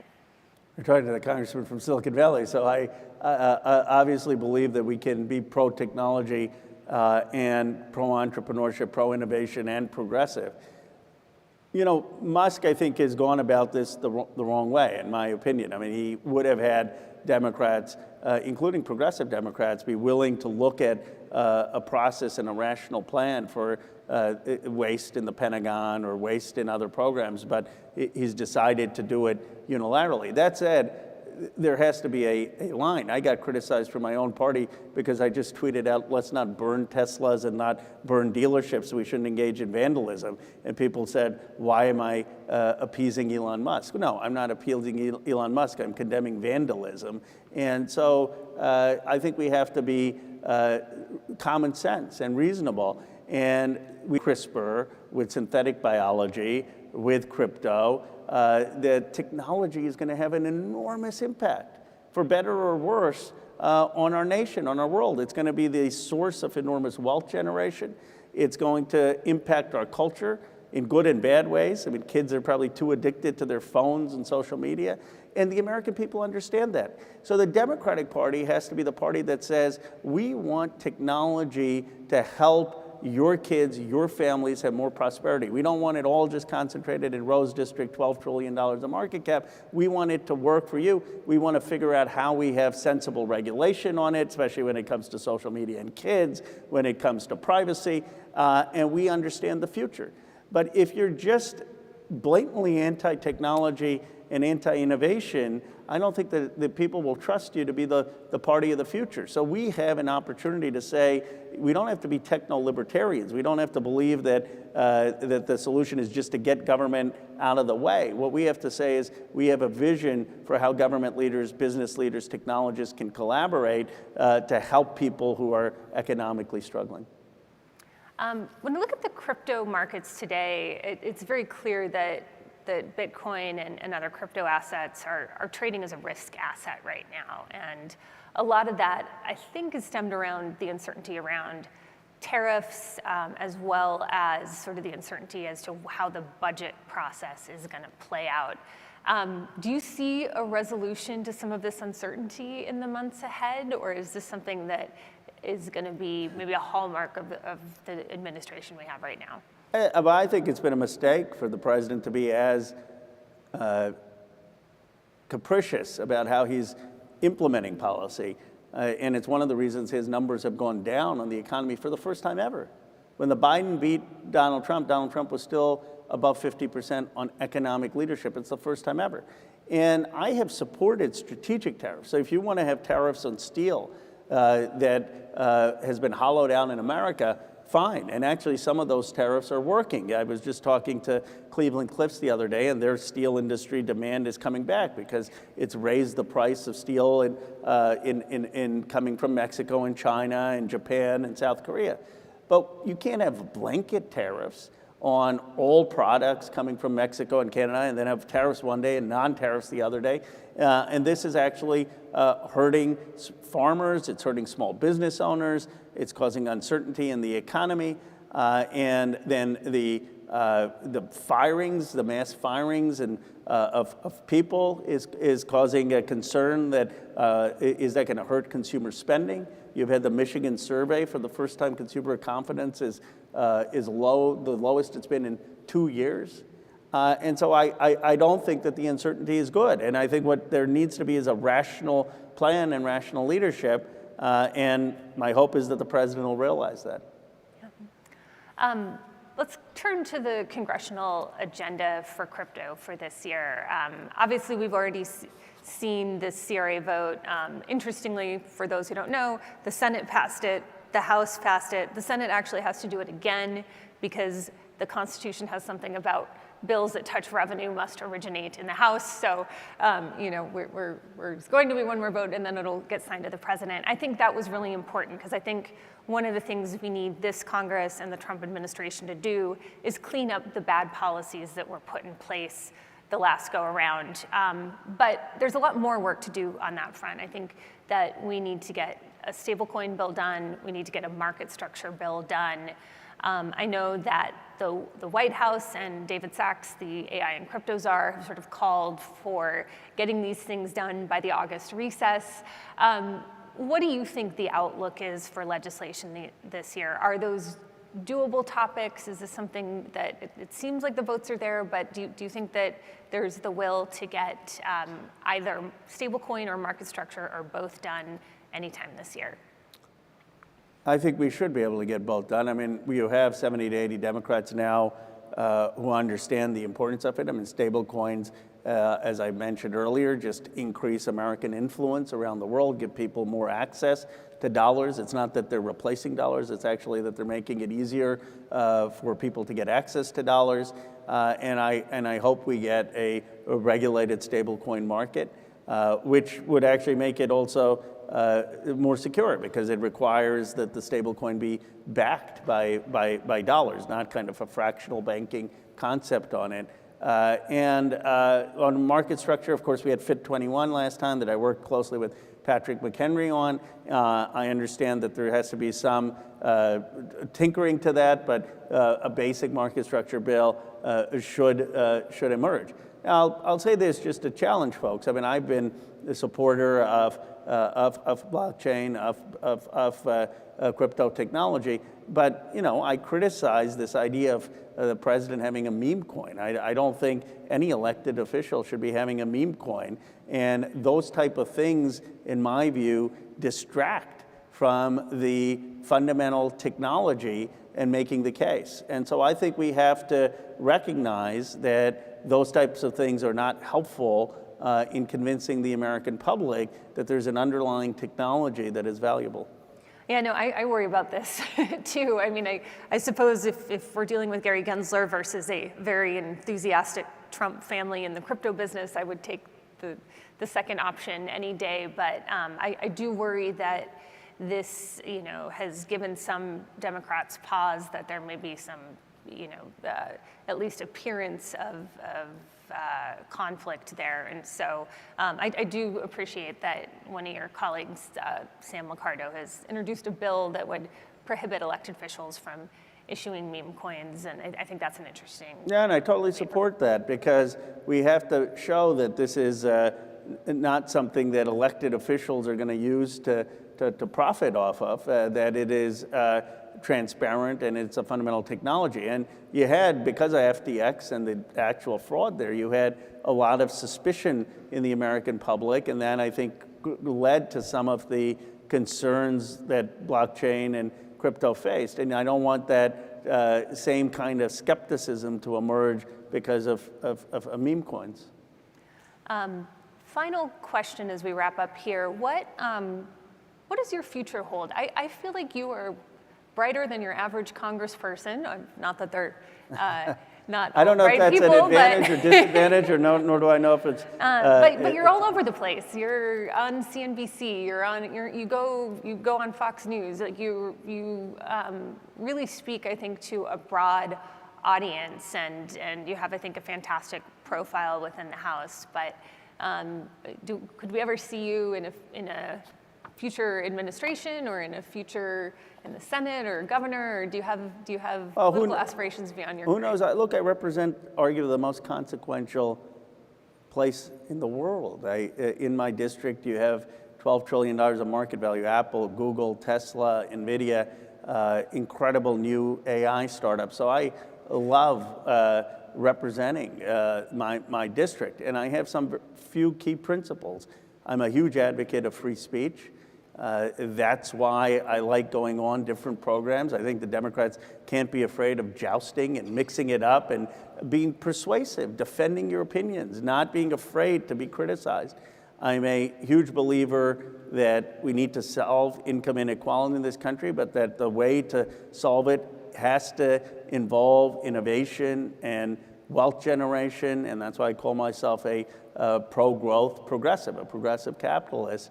That doesn't mean there's a difference between being a corporatist and a progressive capitalist, and I've tried to articulate that. And I want the Democratic Party to have a compelling economic vision of the future, a fresh vision.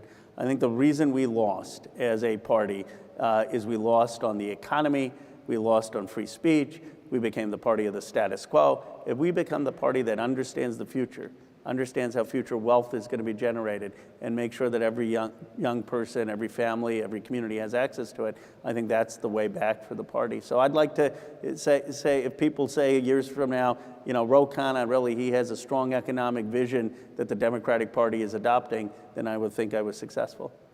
Fantastic. Well, we really appreciate your time today. I'm sure the audience enjoyed it as much as I did. So thank you, Ro. Thank you, Kristen, and thank you for your leadership. You've been in the trenches. I know how hard it has been, and I know when there were only 5 or 10 Democrats who were for understanding this technology, and you were working then on these things, and you've made a big difference. Well, thank you. Appreciate it. Thank you.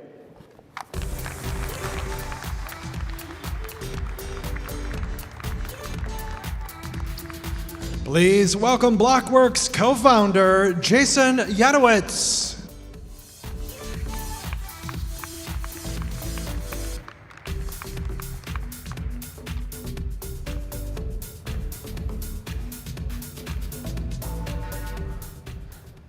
How's it going, everybody? Good, thank you. We enjoying the first couple hours? All right, thank you. Thank you to the guy in the front with the thumbs up. I appreciate you. So I'm both a little bummed, but also incredibly excited. I'm a little bummed because Kathy had some flight issues, so she's not joining us. But I'm also incredibly excited because we have a very good AV team backstage, and they were able to figure out how to get her in here. So is Kathy here? There she is. Hey, Kathy. I know. I'm so sorry. I just couldn't. I couldn't control the situation. We are grateful that you're here. It's all right. I think maybe we can just jump actually right into it because we only have 20 minutes here. You notoriously invest in things that are a little farther out on the risk spectrum, and it's been a tough time to invest in things that are farther out on the risk spectrum in the last 30 days, right? Things like Coinbase and Bitcoin and Tesla and Palantir are getting hammered. And I'm just curious, like, what are your views on the markets today? Yeah, well, I think today Treasury Secretary Bessent came out and said he's not worried about a recession. We are worried about a recession. We think the velocity of money is slowing down dramatically because really a third, if you think about federal, state, and local and quasi-government jobs in healthcare and education, roughly a third of the employees out there, the labor force out there, probably wondering if their jobs are safe, and that's how you get a drop in the velocity of money. And if you look at inflation indicators, some look like they're flaring up. Of course, there's the tariff fears, but if you look at something called trueflation, which many people are monitoring, it measures, I think, 10 billion different items. It's down to 1.65% on a year-over-year basis, as the Fed thinks we're at 2.8% on a year-over-year basis with the CPI. So I think what's happening, though, is that if we do have a recession, declining GDP, that this is going to give the president and the Fed many more degrees of freedom to do what they want in terms of tax cuts and monetary policy than investors now believe. So we're actually very optimistic about the way the rest of the year is going to play out once people understand where we are now. What what indicators do you pay attention to like these macro indicators? Are you looking at things like tariffs? Are you looking at things like the war in Ukraine? Or are you more just focused on, is your mindset, look, I'm trying to invest in the most innovative technology, long-term time horizon, Coinbase, Bitcoin, Tesla will do well, technology of the future. I don't care about the short term. Tell us how you think about that. Well, we use the short term and short-term volatility to trade around positions. So I know we get a lot of publicity when we are selling Tesla when it's at $500 and buying it when it's $250. And that is the kind of volatility we're talking about.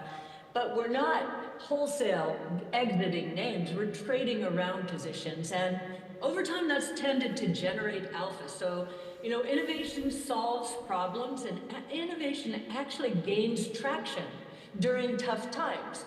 When people or businesses are afraid, and they are afraid now. If you look at the University of Michigan survey, even the high income earners sentiment has cracked and is down back near where it was in 08-09. When consumers and businesses are afraid, they're willing to change the way they do things. Better, cheaper, faster, more productive, more creative. And that's innovation. That's what we do. So long-term, innovation wins as we go through these trials and tribulations.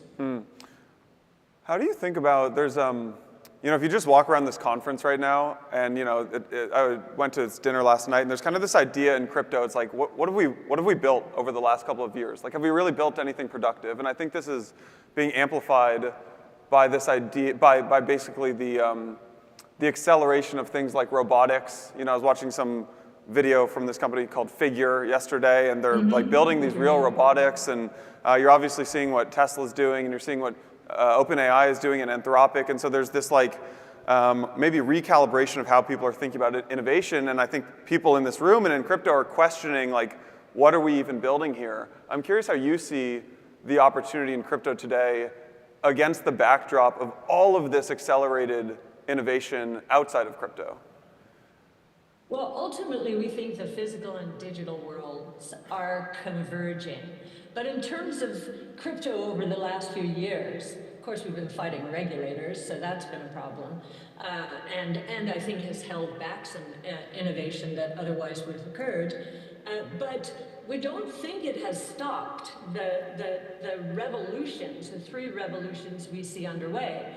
So the money revolution, exemplified by Bitcoin, the DeFi revolution, really supported by Ethereum and Solana, and the property rights, the digital property rights revolution.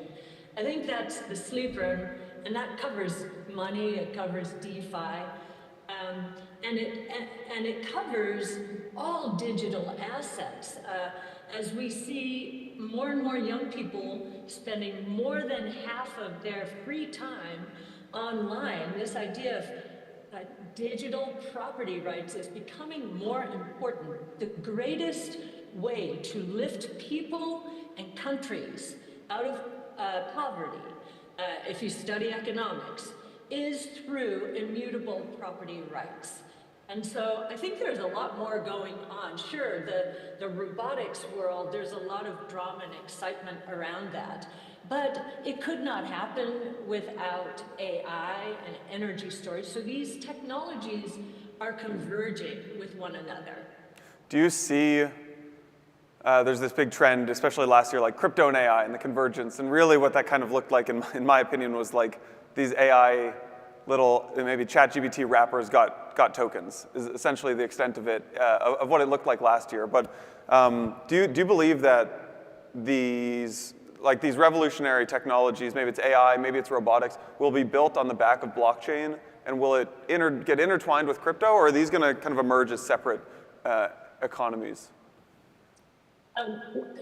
So we think that what's going on with crypto now is the next generation internet, right? And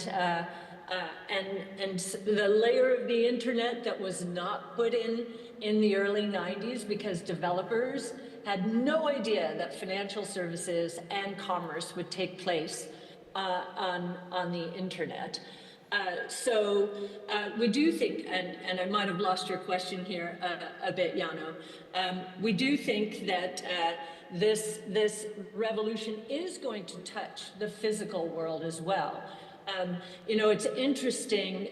I remember looking at something called helium, and I understand from our team, I think Lorenzo and Chris are there today, that it is still in place.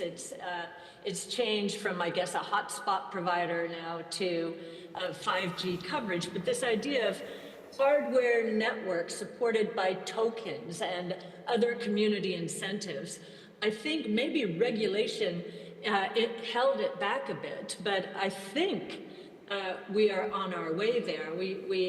This is, of course, called DPIN, physical infrastructure networks, bootstrapped by token incentives. So you've got Helium, you've got HiveMapper in the dashcam space, you've got Render, so users with idle GPUs rent out their computing power. That mostly to graphic artists. So, that's kind of the physical and the digital world coming together. We've also seen it in the energy space. The utilities ecosystems have been able to overbuild solar and wind, which are intermittent energy sources, because they've placed Bitcoin mining into that ecosystem, which is again funding this overbuild. And we've also seen flared natural gas,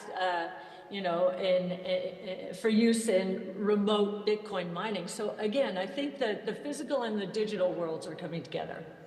Do you see those? So you mentioned like Helium and Render and some of these DeepIn things. I know you obviously love things like Bitcoin and Ethereum and Solana. Do you see the longer tail of crypto assets as being investable for ARK in the short term? Oh, yes, we do. Actually, we believe in this so much that, we have a revolutions fund, a digital assets revolutions fund, where we've built out positions in more than just the big three.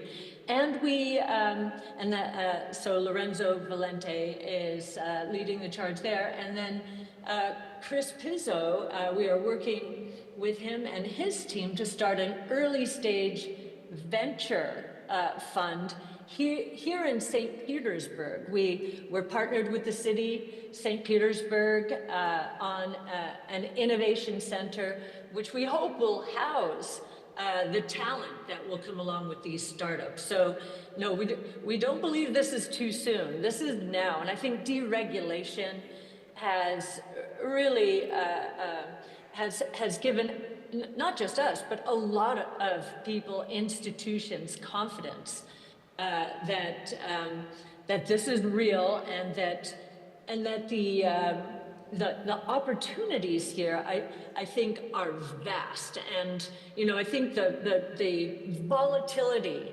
is it's trying. I know that, but we're just keeping our eye on that prize, and we think there are a lot of prizes out there, and much like the internet, we're going to be shocked at how much this all proliferates.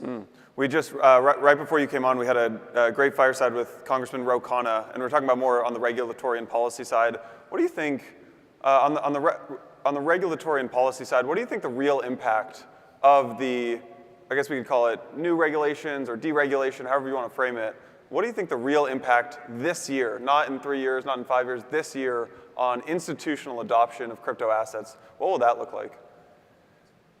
Well, I think it's giving institutions the green light. And if you look at our studies, in 2000, as long ago as 2016, we wrote a paper called Bitcoin, Ringing the Bell for a New Asset Class.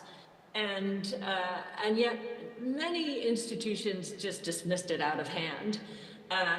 Now, however, that regulation is coming our way, institutions who are looking at studies like ours, which are saying, wait a minute, this is a new asset class, and you, asset allocators, have a fiduciary responsibility to expose your clients to a new asset class. Why? the correlation of returns or risk-adjusted returns is very low. And therefore, risk-adjusted returns go up as you introduce these new asset classes. So I think even if they were resistant before and had a negative bias, they have to actually come out and give a reason why they are not exposing to their clients to this new asset class. Why do you think that? I feel like ARK has mainly played in the public space the last 10 or 15 years. I actually don't know how long ARK has been around, so I guess maybe even longer than that. But why are you pushing into the very private, into the venture space? Where do you see the opportunities there? Why are you doing that? Well, thank you. We've been around 11 years, and for a couple of reasons. We've always had to do research on the private space. We know that companies are staying private longer, mostly because of the regulatory impediments to going, or friction associated with going public. And so when we discovered that at the interval fund structure, which is 40 Act, just like ETFs and mutual funds, when we learned that we could put private companies into that structure and enable and really democratize venture capital, so for $500, anyone can get into ARK's venture fund and can get quarterly liquidity up to 5% of NAV.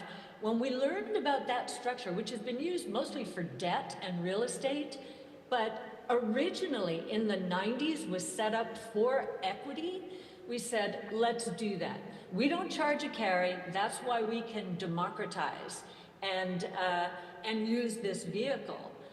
And so I think it was the discovery of that vehicle and the incoming requests we were getting from our clients, especially the younger clients, who were basically saying, wait a minute, we know more about these new technologies than those family offices or those institutional holders, and yet we're being blocked because we don't make enough money or our net worth is not high enough. And I said, you know what?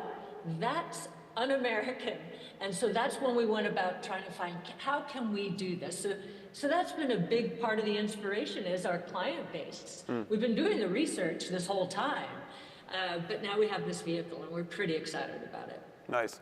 I actually don't know if you've thought too much about this, so you can feel free to pass on this question, but in the like Web 2 world, private companies are staying private longer, right? We see a lot of people taking like the Stripe model and just never really going public and maybe giving employees and founders liquidity via secondaries instead of the public markets. And now there's more capital in the private markets than ever before. On the other side though, in the Web 3 or the crypto markets, you actually see folks getting liquidity earlier than ever in history with tokens, right? You might have a token that goes live at your Series A.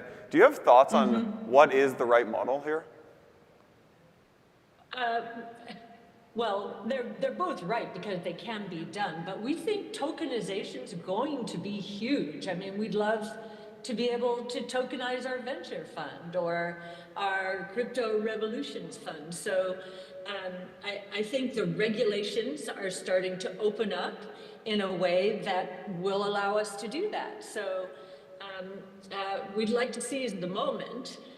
In terms of companies staying private for longer, I think the world's going more transparent and more democratized. And I think that's part of this Web 3 movement. And so the zeitgeist out there, I think, is going to favor that world as opposed to the closed and more opaque world.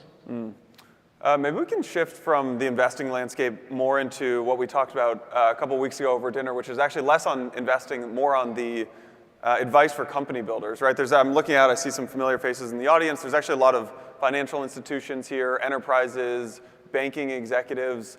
How does everything that you invest in, especially on the AI and crypto front, how is that going to impact the roles of these company builders over the next couple of years? And what kind of advice would you give to them? And how should they think about building their businesses? Well, yes, as we discussed, I think I go back to the early days of the internet and how little we understood about what was going to happen and how big the opportunity became. Well, as I mentioned, this is the next generation internet, a very important layer that we're building in here now, finally.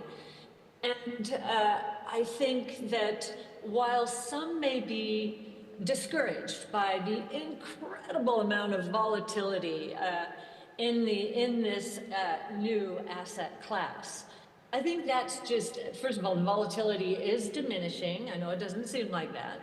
And as this new asset class matures and these new technologies mature, I think the opportunities are going to be enormous, beyond what we can imagine right now.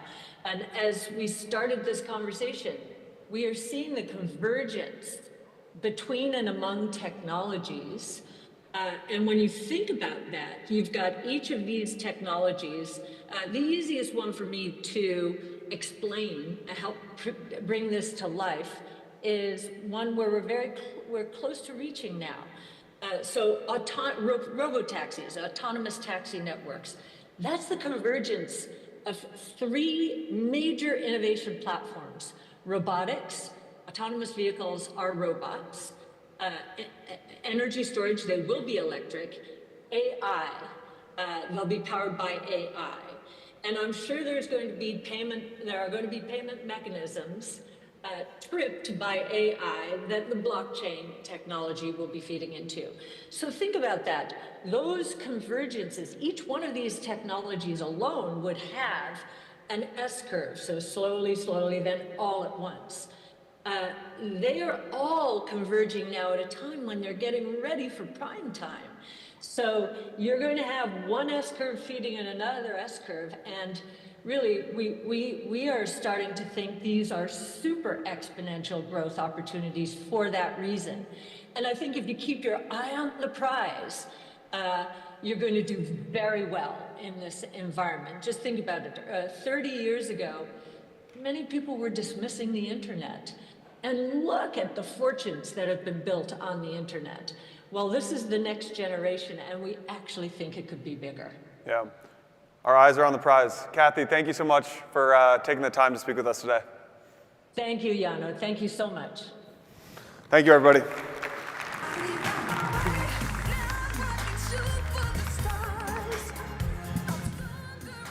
Please give a warm welcome from Kyrock, Kevin De Patel.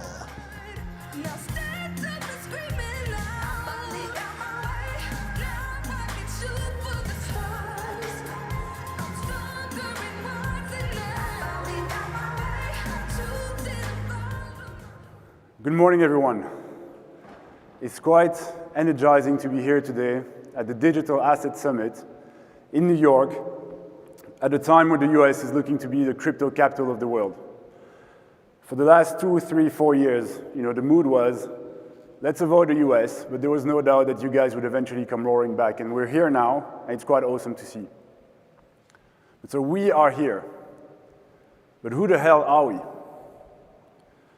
Over the last few years, crypto has evolved from cypherpunks trying to upend the system to an industry actually simping for Bitcoin national reserves. So the question stands, have we changed? The point I want to make today is that changing is fine, as long as you remain steadfast in what you're trying to achieve. So to address that point, I'm going to discuss on one hand the assets that occupy most of our time, and on the other hand, the people that actually constitute this industry, Kyrock included. So the guys that were trading CryptoKitties back in 2018 are probably a bit disappointed with the prevalence of money market funds these days, right? And quite frankly, when you compare the two, I can kind of understand their point. Creating tokens has never been easier. Today, as a result, we see thousands of new tokens being created every day. And we have millions of tokens in existence, around 30 million. But what is the point of all of these tokens? Crypto is a proof of concept.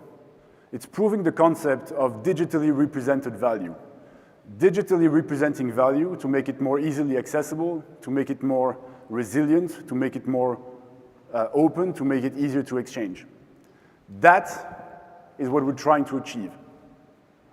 Now, what you put in the value bucket, that's very much open-ended. I would make the argument that at least 95% of those tokens in existence today have absolutely zero intrinsic value.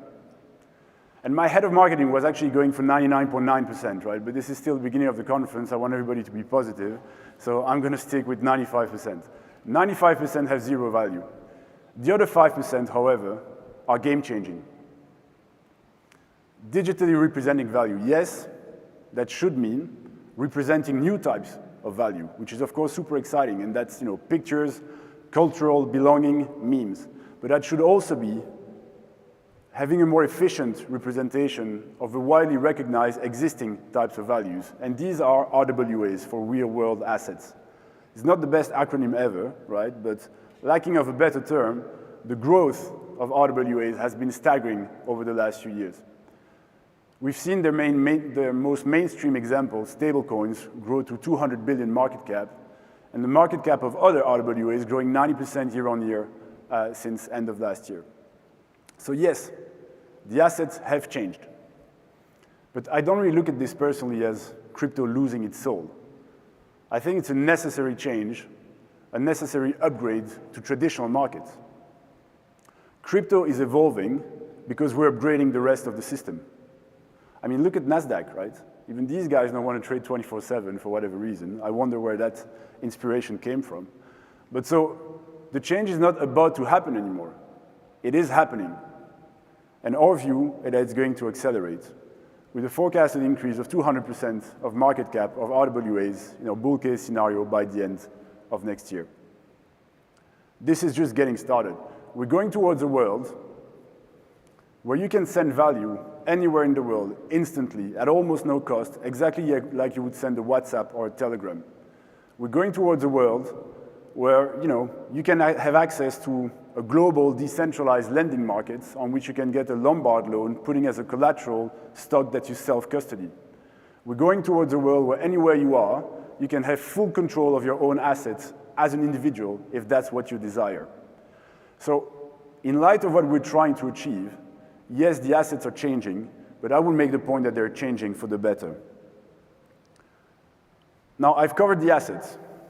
What about the people? Usually a conference like this is a pretty good way to feel an industry, to get a bit of a pulse of where we are. 7 years ago, one of the first major conferences that I was speaking at, or actually, to be honest, I was just happy to be let in, was actually taking place on a casino boat in Gibraltar, right? So that's already kind of a different vibe. In that conference, the biggest high roller, like really the main character in the room, was a guy that had just recently very successfully launched his own token to grandly revolutionize the adult industry. Now I look at this room, and I would say that, yes, the people have kind of changed. Now, whether that's for the better or not, I will leave it up to you to decide, because to be fair, I had a great time in Gibraltar. But, jokes aside, we don't need to go back 7 years to see that things have changed. Even 2 or 3 years ago, a company like Kyrock, it happened to us to just lose a bank account being closed without any notice. Opening a new bank account was seen as a major achievement, is the firm. And actually, one of our first investors, I think meeting 1 or 2, one of their main due diligence question was, do you guys have a bank account? Of course we do, we're a company.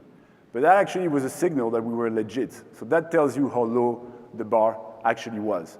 So this is where we come from, and in the last 3 or 4 months, Kyrock, we've won 2 RFPs with major international banks to be their dedicated liquidity providers as they want to offer access to crypto spot to their clients. So definitely, things have changed. There are people in this industry that will say that crypto ETFs are not the big revolution we've been working for. And frankly, I can kind of see their point, right? Some would say that a crypto ETF is a bit like putting a horse in front of a car, just for the stagecoach driver not to be frightened. But as much as that makes for a funny analogy, I do think that ETFs are a major positive force for our industry. Because the more you make something new look similar to what it's trying to replace, the bigger your addressable market becomes. And once that first change has been made, any incremental change becomes easier and easier.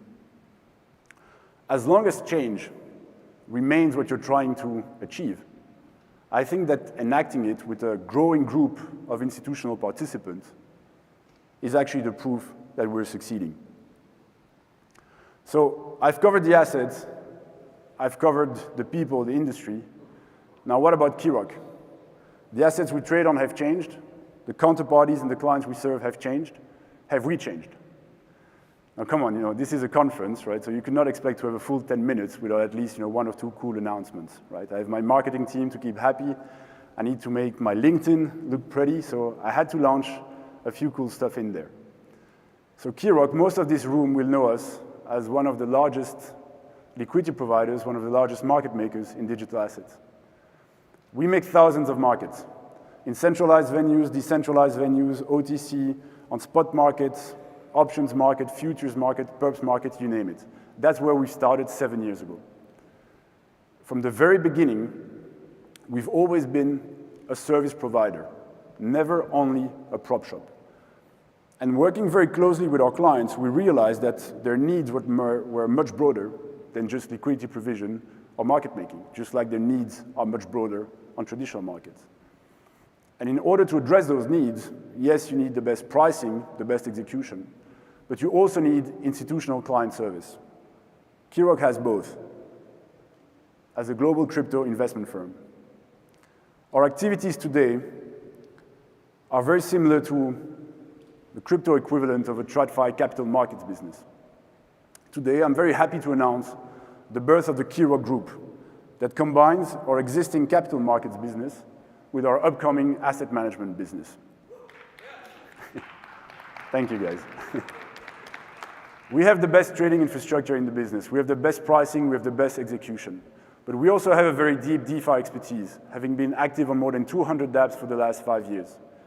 Kyrock Asset Management is going to combine those two expertise to provide our institutional clients with a fully compliant, on-chain access to asset management products. Now, for the last 7 years, we've built our success on never cutting corners, always building for the long term, always keeping compliance in mind. So as much as I would like to leave this stage and just leave you guys with a cool announcement, I'm actually going to continue to do that. And so I need to say that our asset management products are not going to be immediately available in the US. They will be as soon as full compliance can be ensured. But I have to agree that leaving you guys on just a compliance warning would be a bit of a mood kill. So instead of doing that, I'm actually going to make my LinkedIn even better and go with announcement number 2. So to ensure that those US-specific restrictions and warnings are actually irrelevant as soon as possible, I'm also happy today to announce the launch of Kyrock US, which we actually incorporated last week. Somebody really wants a promotion. So the US is back. There's no denying that, right? And Kyrock US is going to be led by our Chief Commercial Officer, Robert Valdez Rodriguez, who's born, raised, and based in New York, where he will open our offices. The US is the biggest capital market in the world. Kyrock is eventually going to be the biggest financial institution in the world. So I think that is an absolutely great fit. Now, to conclude, yes, our industry is changing. We have more and more assets on chain, we have more and more institutions interacting in the market, and we see global crypto-native players like Kyrock emerging. This change should not be fought, it should be embraced. As probably a newly minted crypto enthusiast, all suited up, would say, who you are or who you thought you were should not get in the way of what you're trying to achieve. Now, a proper crypto OG on Twitter would phrase it a bit differently. What can be, unburdened by what has been. These are two faces of the same coin, and yes, that pun was intended.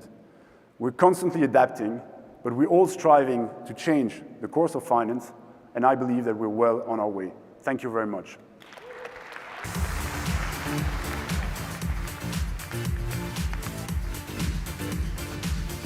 Please welcome to the stage Mark Thomas Arjun and Hadley Stern.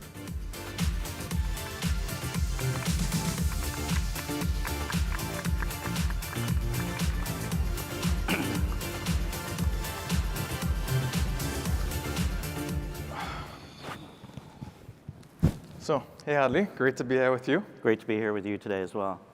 Let's kick it off with a quick intro and background on Marinade, the company. Sure. So Hadley Stern work at a leading staking provider for Solana called Marinade. And one of the reasons we're here today is to talk about the health of the Solana validator ecosystem. One of the reasons we're able to do that is Marinade is actually pretty unique in that we don't run any validators ourselves, which at first may sound kind of odd for a staking provider, but it's actually, no pun intended with our name, our secret sauce.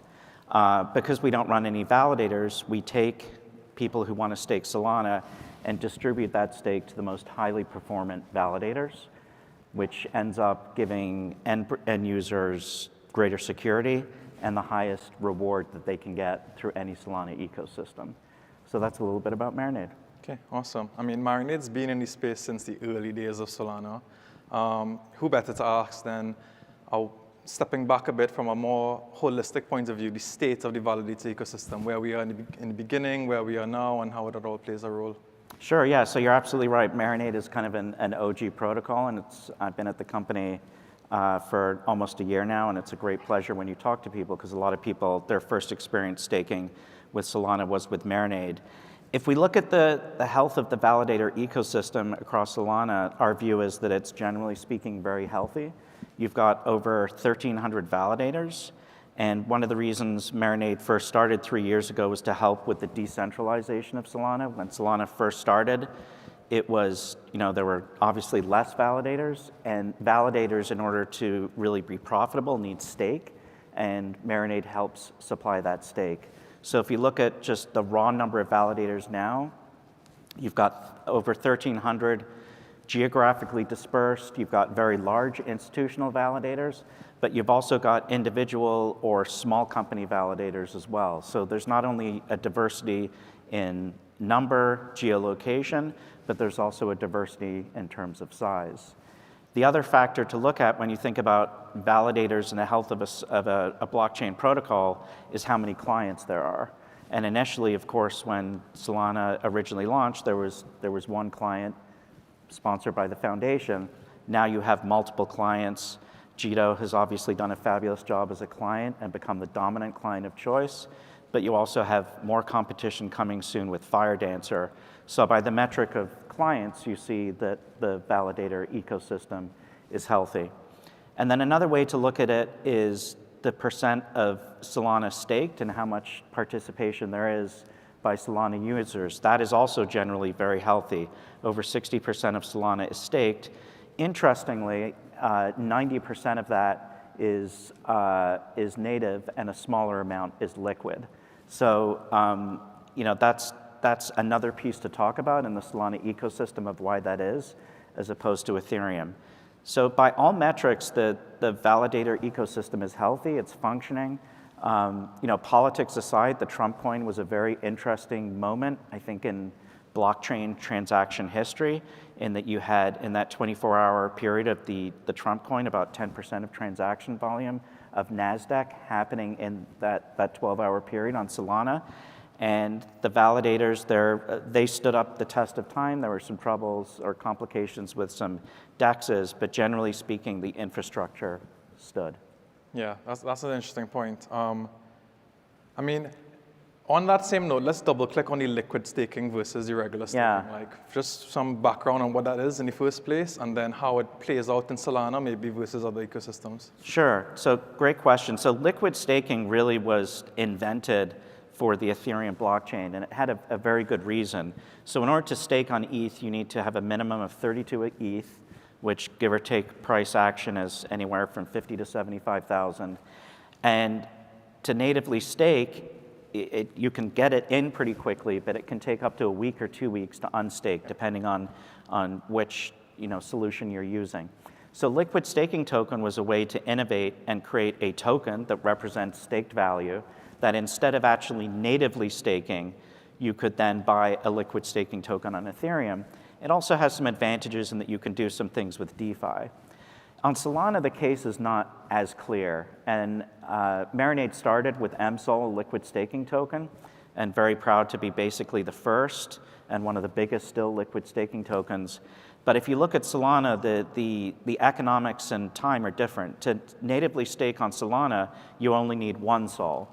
So give or take market action, that's, I don't know, 120 to maybe more like hopefully 150, but certainly less than 64 or 100,000. And also in Solana, the unstaked time is a Solana epoch, which is 55 hours, generally speaking. So you're only stuck with that Solana in an unstaked state for 55 hours. So for that reason, we believe that native staking not only has its place in the Solana ecosystem, but should be the dominant way that particularly institutions stake. And this is very important for institutions to hear loud and clearly. With a liquid staking token, you're taking on smart contract risk, which you do not have when you stake natively.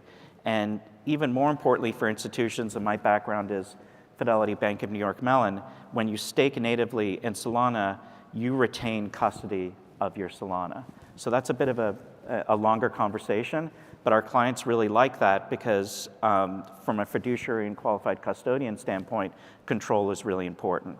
So the sort of too long didn't read is that there's less of a reason for liquid staking on Solana. There's less of a need for it, except if you want to do something with the token in DeFi. And we believe from a regulatory and security standpoint, native staking is the way to go.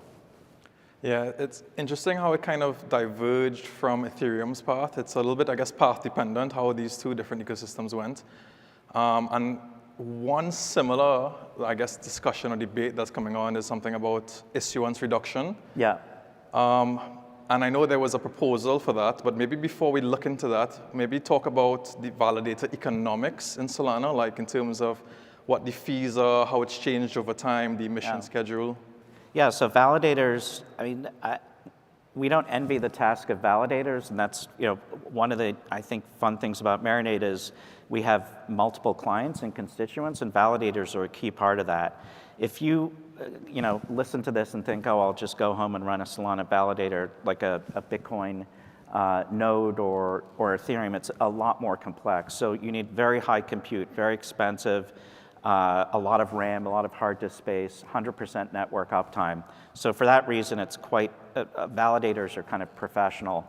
And you've seen a diversity of where they earn their fees from. So inflation rewards, Jito tips, and other sources of revenue are now available to validators. And that's also another strength of Solana is the way that validators can make money has diversified from really a single point to 3 or 4 different areas. And yes, you're referring to the recent proposals, which I think were, regardless of where you've sat on the proposal side, I think it's actually another very healthy indication of the Solana ecosystem. There was a proposal put forward, there was healthy debate. It got a little heated at times, but never too heated. And then there was a vote, and to many people's surprise, the vote that was really put forward by a certain set of the ecosystem was rejected by the validators, but in a very fair way. But that vote had to do with changing the inflation metrics of Solana and reducing that schedule. Yeah, I mean, the way that debate hashed itself out, it seemed very diplomatic, unlike some of the other ecosystems, maybe in this space. Do you have any thoughts on how the vote ended up? Were you in favor of one way or the other? Just personally speaking. Yeah, personally, I was actually against 228. And I was public about it. It just felt funny to me to have a proposal come from an incredible, but the largest VC in the space. That just seemed a little strange to me. But in talking to our CEO, it was interesting because he brought some of the Solana perspective to the conversation, which was kind of move fast and break things.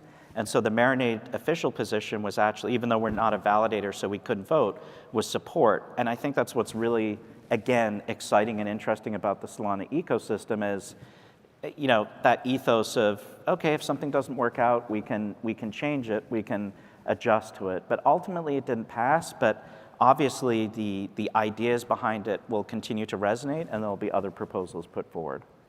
Yeah, so how do you see, you mentioned earlier in this conversation that Solana is expanding in the number of clients it has, the number of validators in the network, the number of nodes and RPCs.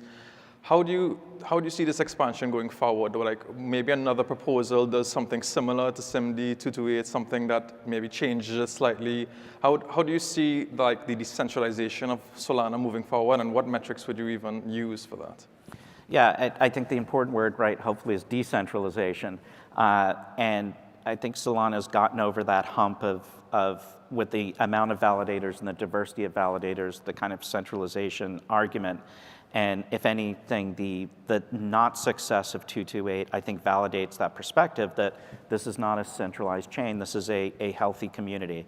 I think for you know, the ecosystem writ large, the important thing is going to be continued transaction throughput. And hopefully that's going to come from other use cases other than meme coins. And I believe it will come from real world assets that are coming on chain. My sort of rebuttal to the whole meme coin thing is ignore the fact of what they are, but why did it occur on Solana? It occurred on Solana because it was the best, fast, cheapest way to actually be able to do that.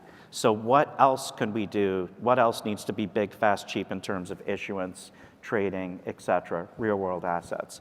So I think that will continue to grow, and the validator system will continue to evolve. There's also SIMD 123, which was addressing fees and certain fees that validators could return to stakers in a more automatic way.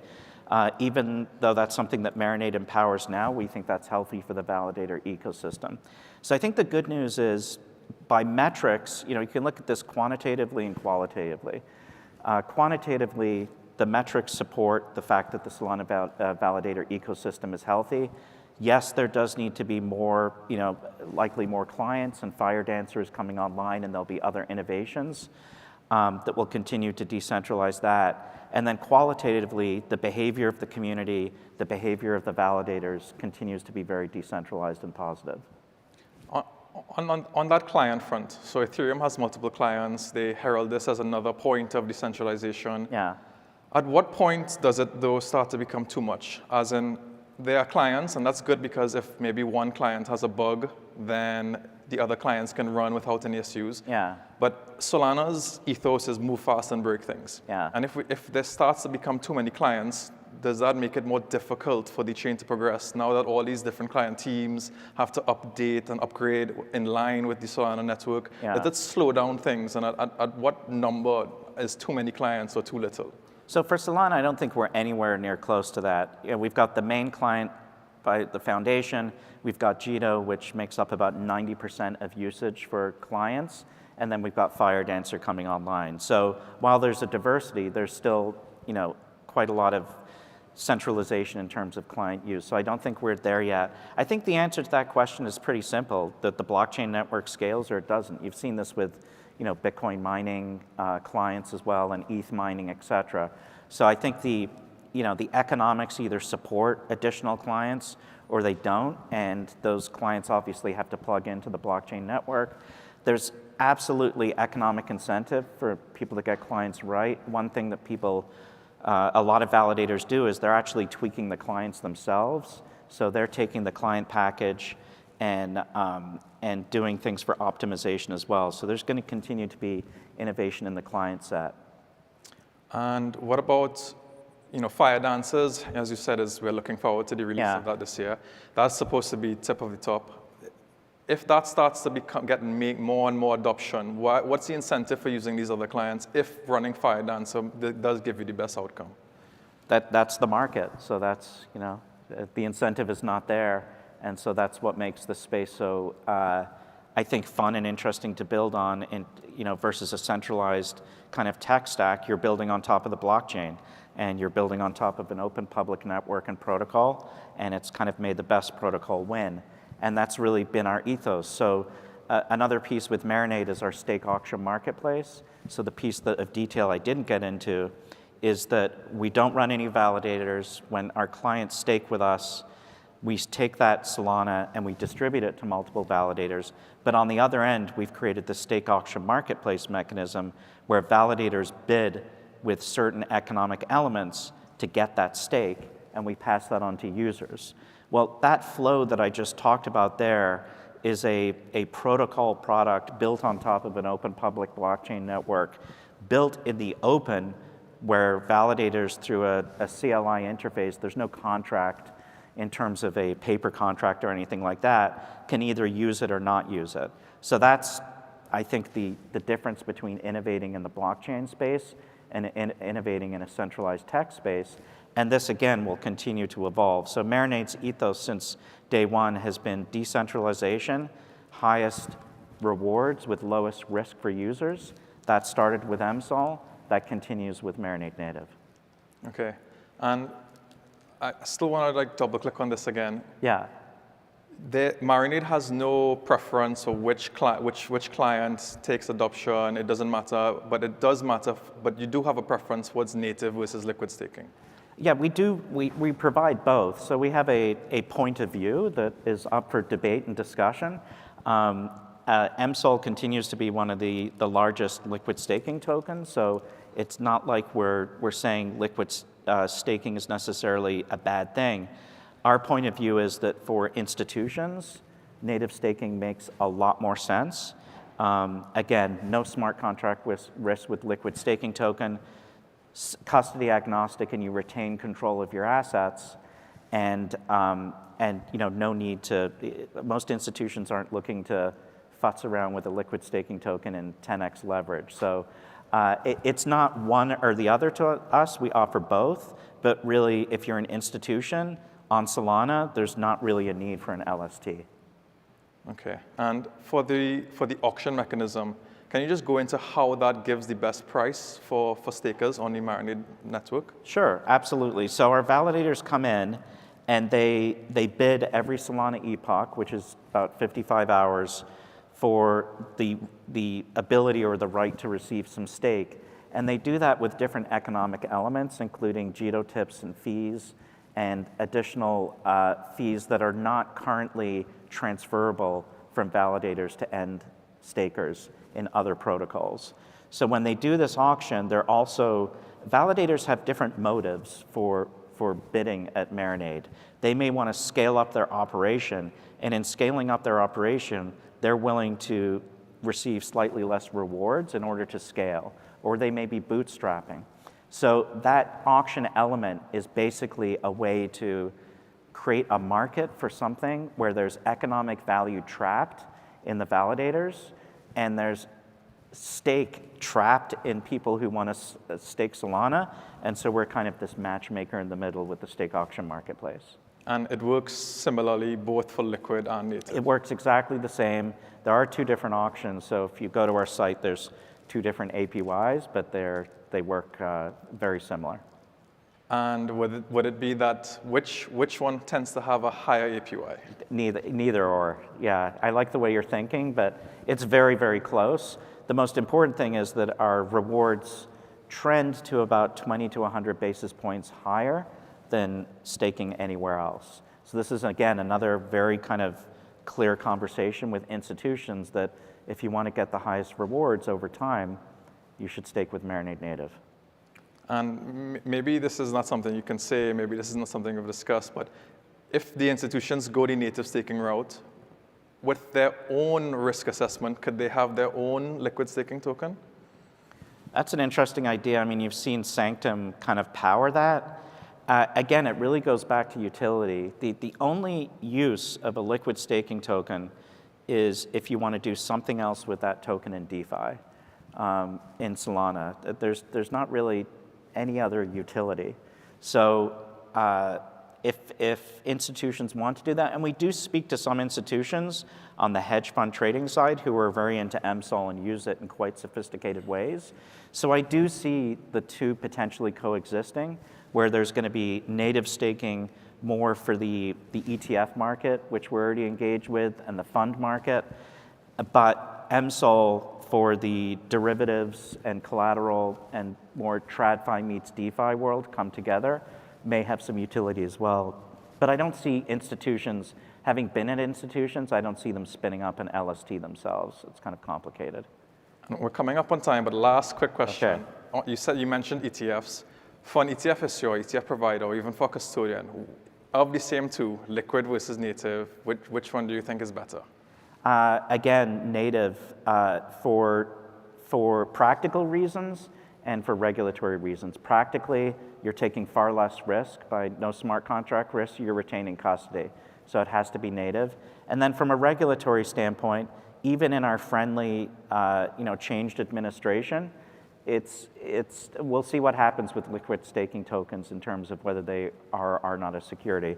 But ignoring that issue, the primary reason is security and return. Okay, great. Thank you so much, Harley. Okay, thank you very much. Expertise.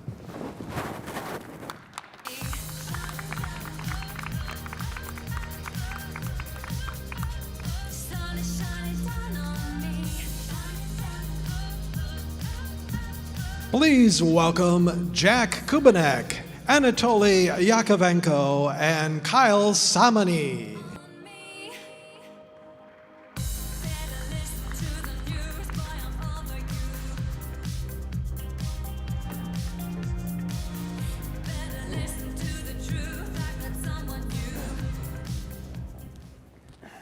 Well, hello, everyone. Thank you so much for being here. Good to see you all at DAS 2025. I'm Jack Kubanek. I write the Solana newsletter at Blockworks and also host our podcast. It's all called Lightspeed. You should check us out. There's my shameless plug. It's now out of the way. More importantly, I'm joined today by Anatoly Yakovenko, co-founder of Solana, Kyle Samani, managing partner at Multicoin Capital, two of just the real central people in Solana. Really excited to just dive into it with you guys. We're talking about the future of Solana, so we're going to start with Twitter advertising. No, that's my one joke. We're done. I want to start. We have an institutional audience, and Solana, when it came out, was often pitched totally by you as a decentralized NASDAQ. And more recently, Kyle, you've kind of written the internet capital markets thesis, extending that a little bit. So I just want to start at a basic level to maybe set the table for this conversation. Totally, why issue financial products, market services on blockchain, and why is Solana the right blockchain for that to be done on? Well, I think I can answer the latter question a lot easier. I think the best place to issue them is going to be the cheapest, fastest blockchain that's globally distributed, because you're reducing costs for the issuer and for everyone that owns those assets and trades them and moves them around. And ultimately, I think the purpose of all these systems like software eating finance is to reduce costs for the users. And I think the reason to do that is eventually because that's just so obvious. Like, I don't know if we're there yet because of there's still a lot of challenges around cost and congestion and a whole bunch of other stuff with MEV. But the technology has proven itself to be, I think, probably better than 95 or 99% of centralized exchanges out there outside of like the major ones in the US. Better in what way? In terms of efficiency and pricing for users and cost and speed. Because I think ultimately time is money, right, in finance. Kyle, is there anything you'd add there as far as your internet capital markets thesis you've put out and why you think that all types of assets should and will be, I guess, tokenized on Solana? Yeah. There's the trading systems we have today. History is path dependent, and so the systems we have today are, meaning NYSE, NASDAQ, CME being the majors in the U.S., and then you've got LSE and a whole bunch of others all over the world. All of those systems, their roots can be traced, I think pretty reasonably to say over the last, call it like 50 years or so of kind of like financial market infrastructure evolution, and they are where they are now for some weird reasons, technologically related, politically related. There were some financial crises along the way, whatever, all of those events helped shape the rules and regulations that we have today in mainstream finance, as well as the technologies. And the most obvious and egregious of which is 9 to 5 trading on most major stock exchanges, even though the world obviously runs 24/7. And so what we have with crypto is like just a first principles refresh to like capitalism and just finance. And in its most pure and unregulated form, you just get kind of meme coins and a bunch of other like things that look pretty stupid. But the rails themselves are first principles correct. And that's really like, to me, what internet capital markets represents is just like the ability to rethink that from first principles. What we see happening now on chain is the ability to like mix and match all kinds of different things together in finance in very clever and actually very efficient ways. In kind of one element of that is like there are systems like Parcel out there, which allow you to speculate on an index of median price per square foot of real estate in a city, say Austin. You can like go long Austin, short New York, or go long Miami, short Atlanta, or whatever. And that's really cool. And that's just like a new economic construction that really is possible only on crypto. And then on the other extreme, you can just like, you can use a derivatives position like on a BTC, for example, perp, or even a deliverable forward, and use that as collateral to make a bet on the election or on a sports game. And like traditionally, CME was one thing, NYC and NASDAQ were one thing, DraftKings was another thing, and these were all just completely isolated systems. And yeah, you'd have prime brokerages like JP Morgan or Goldman Sachs try and provide a balance sheet to hedge funds to like make it work. But A, that's by definition one layer of inefficiency, and two, only accessible to like larger players. We now have just embedded all of that risk in software, and it's kind of like the purest form of like what is risk management, and it's just straight embedded in software. And to me, that just kind of represents like the logical endpoint of finance. To drill down there, Kyle, if you look at things like tokenizing stocks on chain, does liquidity become an obstacle? Because I think as far as 24/7 trading, we know that traditional financial markets are kind of moving in that direction anyways. And so it strikes me that maybe Solana needs something else that it offers. And one potential hurdle is that if these assets are natively issued on traditional financial markets, they'll be more liquid there than the tokenized version that then trades on Solana. So does that become an issue, and how do you kind of rectify that? Yeah, Toli and I and a bunch of others have been spending a lot of time recently trying to figure out how do we get regulated TradFi assets on chain. And there's kind of like, I think a couple of things that stand out to me. One kind of issuer side and then one holder side.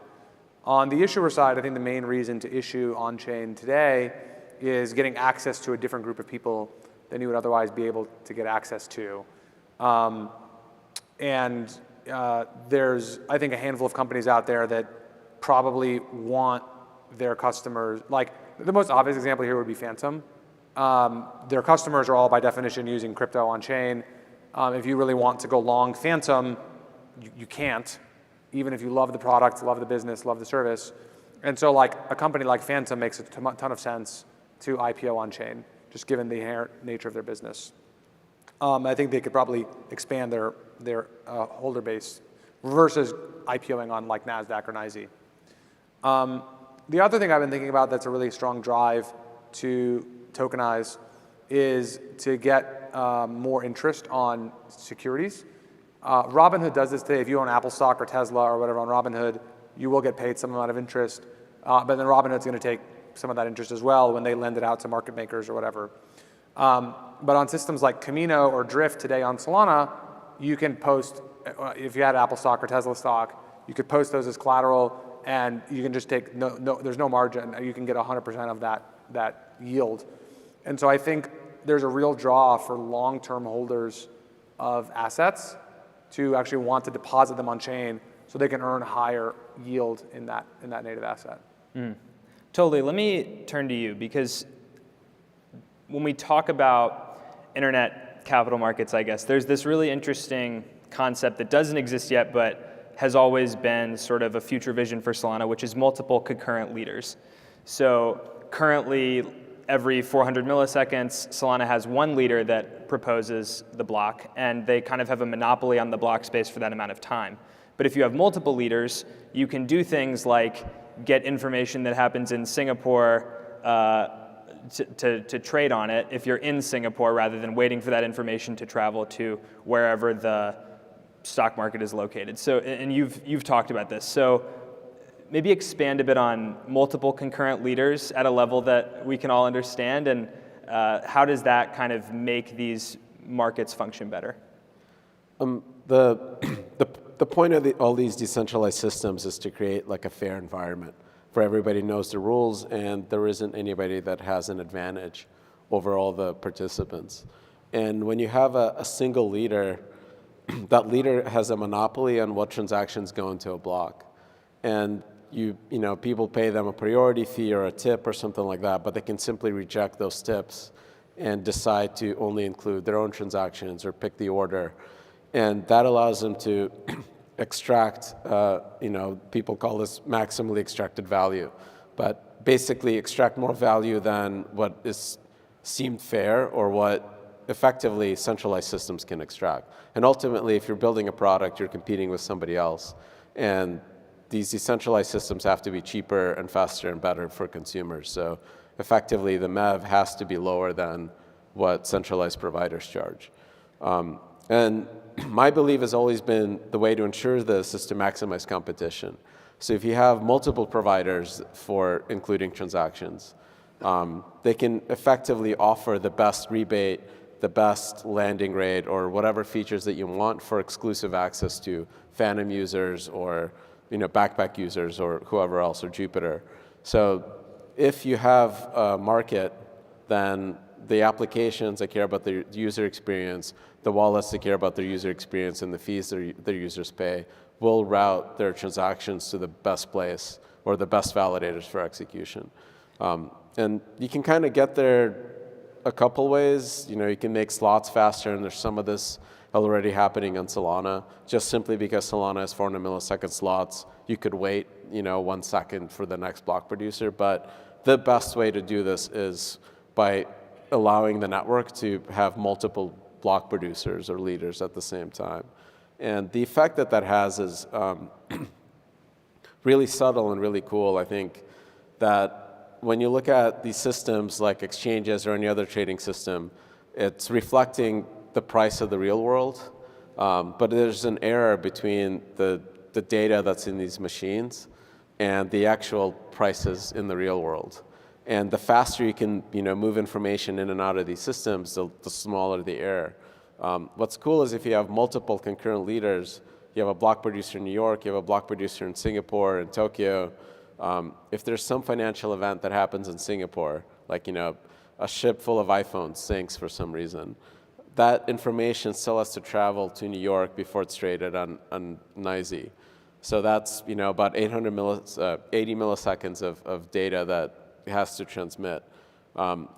That transaction that reflects that event could go directly into the block producer in Singapore immediately in less than 1 millisecond. So by the time that newswire hits New York, that price is already reflected in this decentralized system. It may not be a better price discovery engine than NYC in its best case, but it's as good. And it's run by volunteers, it's open source software, it's global. And those latter features is what I think will make it inevitable as Linux was versus the closed source operating systems.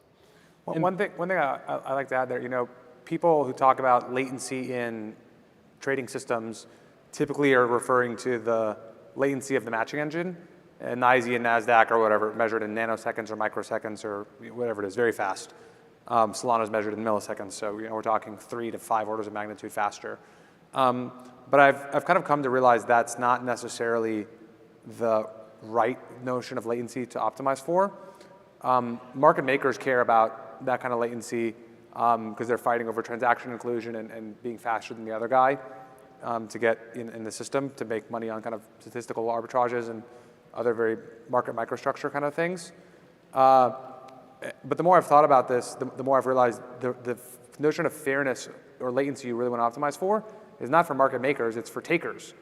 because takers are ultimately the ones who are actually setting prices on the margin, and that's Joe Schmo or you in this room buying whatever or selling whatever you're going to sell. And by decentralizing the matching engine to operate all over the world, although the global consensus is measured on the order of hundreds of milliseconds, the time it takes for a person to actually express their opinion will be, in the average and the median case, several orders of magnitude faster, because takers are by definition all over the world. And if you have nodes, Solana nodes everywhere all over the world, then you're actually improving time to transaction inclusion for all of those people.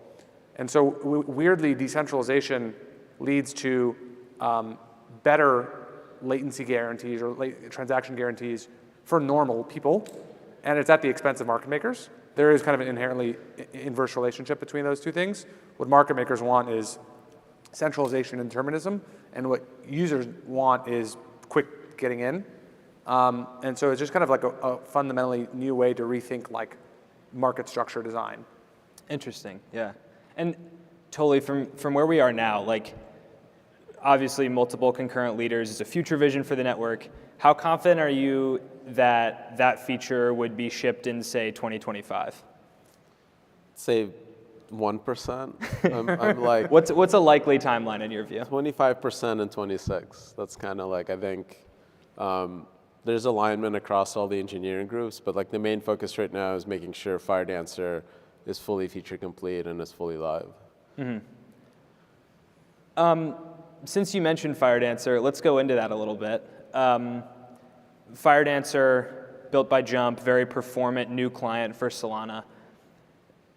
People always talked about it in this very mythic way that it would like supercharge Solana and bring it to 1 million transactions per second.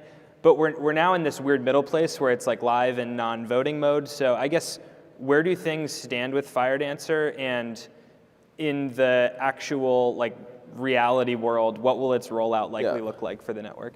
So their efforts prove out that the protocol without any changes can actually scale just to whatever hardware you throw at it.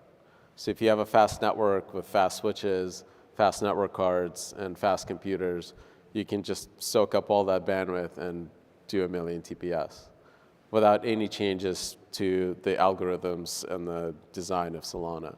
So that's really, really cool, because then once we know what all the bottlenecks are, the other teams like an Agave can go fix them as well, and the hardware can be fixed as well. So even the network layer itself, there's now a project called 00 to upgrade the switches between data centers to make sure that there's no latency incurred as packets fly through them. And the demo that FireDancer guys did, a breakpoint was on top of effectively 00 that hit 1 million TPS. So there's no like fundamental changes to Solana needed to scale to 1 million TPS. It's literally just crimping RJ45 cables and like putting boxes in the right places. So like that means that all the really, really hard computer science stuff is done. It's just kind of engineering and rollout. And that's going to be driven by demand, right? If this deployment costs money, you really want to do it when you start seeing demand and kind of scale up with the demand. The really, really core important thing that FireDancer does as well is it's a second implementation. And fundamentally, I think these networks, especially ones that are like worth hundreds of billions of dollars, they need to guarantee safety. And the way you guarantee safety with these complex software projects is you have to have redundant implementation, so the probability of a bug existing in both is virtually zero. So that's really kind of the big unlock for me for FireDancer. Once more than 33% of the network is running FireDancer, bugs that would otherwise be safety catastrophic failures are now liveness failures. So what would cause say in theory FireDancer comes out, it has the correct MEV modification, so it produces a lot of revenue for validators. It's much more performant. Why would the whole network not switch to FireDancer, and then you have practically nobody running the current Agave client? One is the network parameters are set such that the slowest client that's considered canonical can run it, And two is Agave keeps getting faster every release. So like we've seen this basically the last 5 releases, the network keeps getting faster and faster. It's not like those engineers are bad or anything like that. They're excellent engineers. They know what to optimize. Mm-hmm. Yeah, I think that's going to be an interesting thing to watch is Agave, or I guess Anza, put out like a roadmap where they said we want to be the best validator client on Solana. Like they're going to be competing with FireDancer as well. So that'll be fun to see. Maybe Agave becomes better than FireDancer somehow with just all the time that those engineers have had to optimize the code. Kyle, I want to ask you about ETFs. So this room will probably be aware we have Bitcoin ETFs, we have Ether ETFs, and the Ether ETFs, which I guess would be more similar to Solana, were not the most inspiring from an inflows standpoint. And I think one of maybe the big things that held them back was staking rewards, but I guess my question for you is, assuming we see Solana ETFs get approved soon, what do you foresee the demand looking like, and do you think that they can outperform what Ethereum did? Yeah, so feel pretty good we're going to get some Solana ETFs this year. I think if you look on Polymarket or Kalshi, I think the odds are like in the 90% for 2025. And it was publicly disclosed. I was meeting with Jito in the SEC's office 4 or 5 weeks ago, so obviously had a chance to speak with those folks. The notes from that meeting are online, actually. The SEC tweeted the notes without telling us, so that was a fun morning to wake up to that. So generally feel pretty good that we're going to get there in the pretty near future. In terms of forecasting demand for SOL ETFs, I'm not in a position to do that based on like having had conversations with lots of institutional investors. I can tell you I've certainly had a lot of calls with the folks at Bitwise, at VanEck. I think they're the two kind of likely to be the two front runners for the Solana ETF when it comes out. And they tell me they're really excited and they think it's going to exceed expectations. I think the big thing that those folks, they've had a learning lesson of the Ethereum ETF, and ETH is a very different asset than Bitcoin. And I think a lot of the reason the ETH ETF didn't have a super strong reception was that a lot of investors looked at ETH and they were like, okay, show me the fees. And the fees on Ethereum today are around to 0. I think ETH is trading at like a 1,000x PE multiple or something like that. Maybe it's 300x, I don't know, somewhere in that range. And so a lot of folks are like this, I'd rather buy Tesla or NVIDIA or whatever else. I'm going to pay that kind of a growth premium. So I think it just hasn't been very appealing to folks on that basis. Solana today, depending on how you want to measure it, whether it's a rolling 1 week or 1 month or 3 month basis, looks like it's trading more, probably a 30x, maybe 50x multiple, depending on how you want to measure it. And so the growth multiple is just much more in line with like traditional high growth tech stuff. And I think that's a lot more digestible for people. So I suspect that will be a pretty meaningful difference. And then I think the other one is, I look at all of the analysts, whether they're JP Morgan, Morgan Stanley, Standard Chartered, whatever, and these guys are all obviously playing with these systems. And I think it's basically universal agreement at this point that the user experience net on Solana is better than the user experience net across the Ethereum ecosystem. And I think that resonates with people. So I suspect that smaller market cap base to start from, better valuation multiple, and just objectively better product experience, I think will net lead to a lot more success. I want to talk about staking rewards because there's 2 schools of thought on this, I guess. One is that Ethereum, say 3 to 4% staking APY that you get for staking the asset with a validator. On Solana, that's more like 8 to 10% currently. And so if we get ETFs approved, but they don't have staking rewards enabled, which is currently the case based on prior SEC approvals, then by buying a Solana ETF, you're maybe, this isn't exactly correct framing, but say you're foregoing 8 to 10% of the yield. Now, others would argue that these are very volatile assets. You're not buying them because you care about this like risk-free rate that Solana is offering, so it won't matter anyways. But do you think that if Solana ETFs are approved and they don't have staking enabled, will that significantly hamper basically the adoption of these things? I don't think the lack of staking yield is what causes the success or failure of these products. Obviously, if you own the asset, it would be nice to stake it. But I don't think that incremental 8% of nominal return is driving a decision for anybody. I do think we will have, with very high probability, staking ETFs this year, based on conversations with the SEC and a bunch of other folks. And again, you can go look at the meeting minutes from my meeting with the SEC from 4, 5, 6 weeks ago. It's public. I think the other thing I would add on top of that is, I think we get a staking ETF this year, and I think there's a non-zero chance we get a staking ETF for Solana concurrent with the Sol ETF. I don't put that at like a super high probability, but I put that at meaningfully non-zero. The last thing I would say is actually, I think weirdly, this is one where Solana is in a much better position than Ethereum. A lot of the discussion we had with the SEC and the JITO folks at the meeting was around bonding and unbonding periods in the staking mechanisms. In Solana, the bonding and unbonding, meaning to go from standard SOL to staked SOL, is deterministic. There's a maximum amount of time, is 2 days. From the moment you initiate, you click the button and say you either stake or unstake. It could be 1 hour, it could be 1 minute, but you have a guaranteed hard cap of approximately 2 days based on the length of an epoch in Solana. In Ethereum, there is no deterministic guarantees. Ethereum has a bunch of reasons why they implemented what they have, and I won't go into all the reasons, but their system is dynamic. And so there's 120 million ETH in the world today, approximately. If tomorrow 20 million people, if you try and stake 20 million ETH on one button click tomorrow, the system will not stake 20 million ETH. It'll create a queue, and it'll stake, I'm just picking, it's 100,000 ETH per day, or whatever the number is, and then it'll work its way through that queue to stake all of the ETH.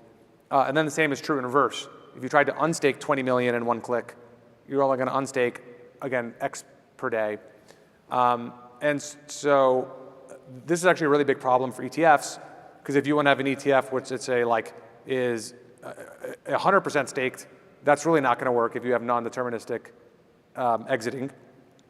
And if you want to even go like 90-10, that could still be a problem, because if you have, let's say, have more than a 10% redemption from the ETF in a 24, during that deterministic queue schedule or non-deterministic queue, you can see how the ETF could end up effectively being underwater. And so this is a really hard problem to deal with. There are ways you can deal with it, but they just get kind of wonky. The Commodities and Exchange Act, the CEA, that regulates commodity ETFs, has some provisions in it that make it even harder to kind of have human discretion on top of these things. And so net, on all this stuff, Solana is actually in a very good position here, just because of the core design of the system. It's very amenable to deal with the realities of ETFs. And it was interesting this morning, JITO put out a report arguing that its liquid staking token, JITO Sol, is not a security. And when you talk about some of the obstacles of creating a staking ETF, liquid staking tokens seem like a pretty elegant solution. So just reading tea leaves, it seems like JITO is maybe positioning itself to have like a JITO Sol ETF or something along those lines. Yeah, I mean, we went to the meeting with JITO for that reason. Well, I don't know if we're going to get it, but it's very clear what the objective is. Mm-hmm. So we've talked about Solana, the asset, the network, but there's also this whole ecosystem of things that have been built on Solana that I want to get into as well. I guess, Toli, I'll start with you. First of all, when are we getting the new Solana phone? It's soon. It's on track. It's being built. I think we are.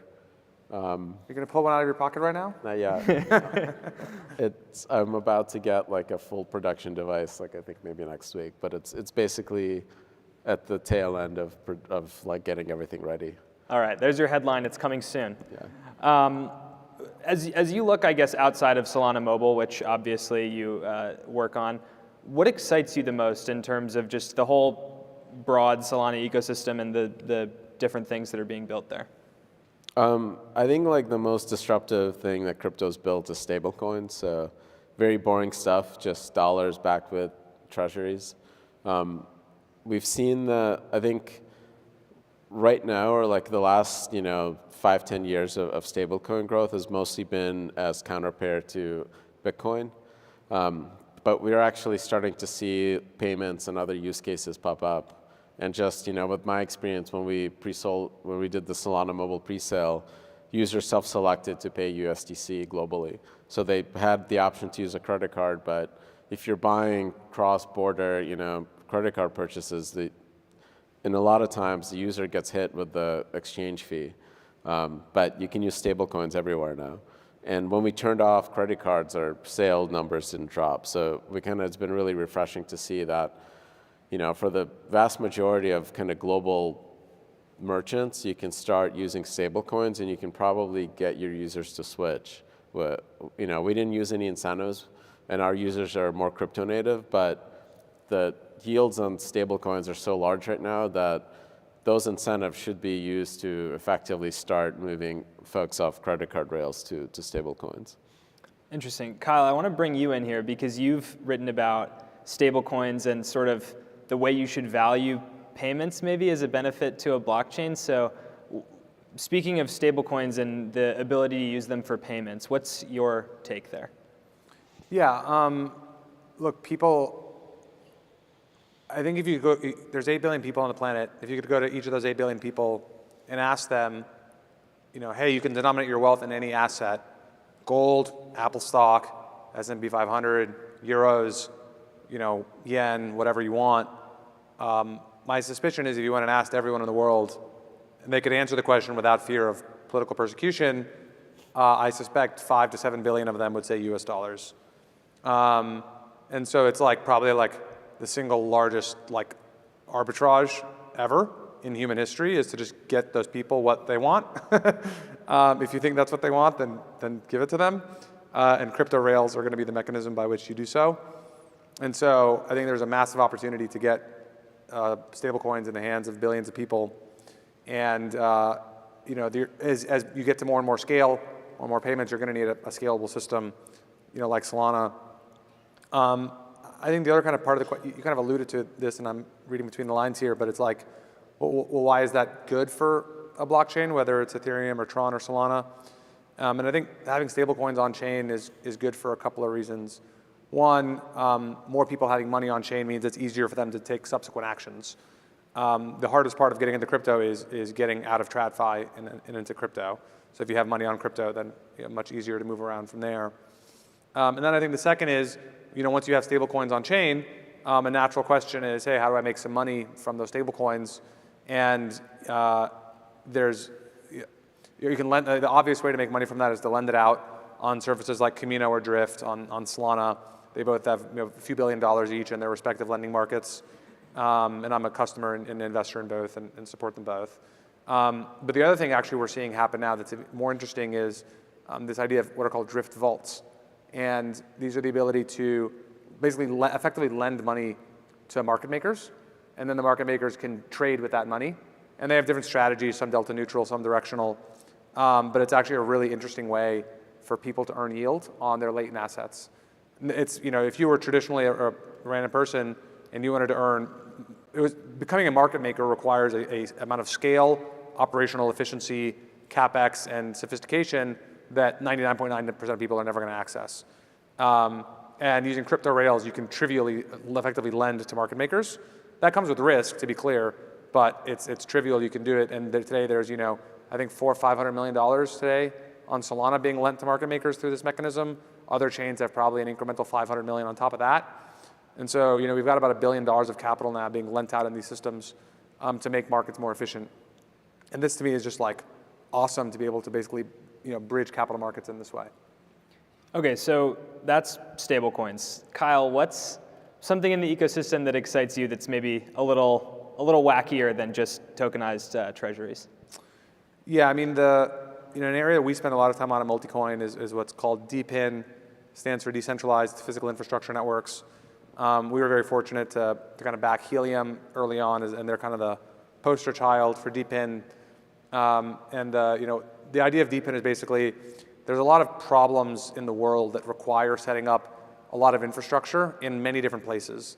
So Helium is, a super quick explainer, a wireless network. The idea is, hey, if there's bad cell coverage somewhere, you as a local entrepreneur can set up a wireless hotspot, and anyone walking around nearby can then pay you as the hotspot owner per byte of data for using your local hotspot.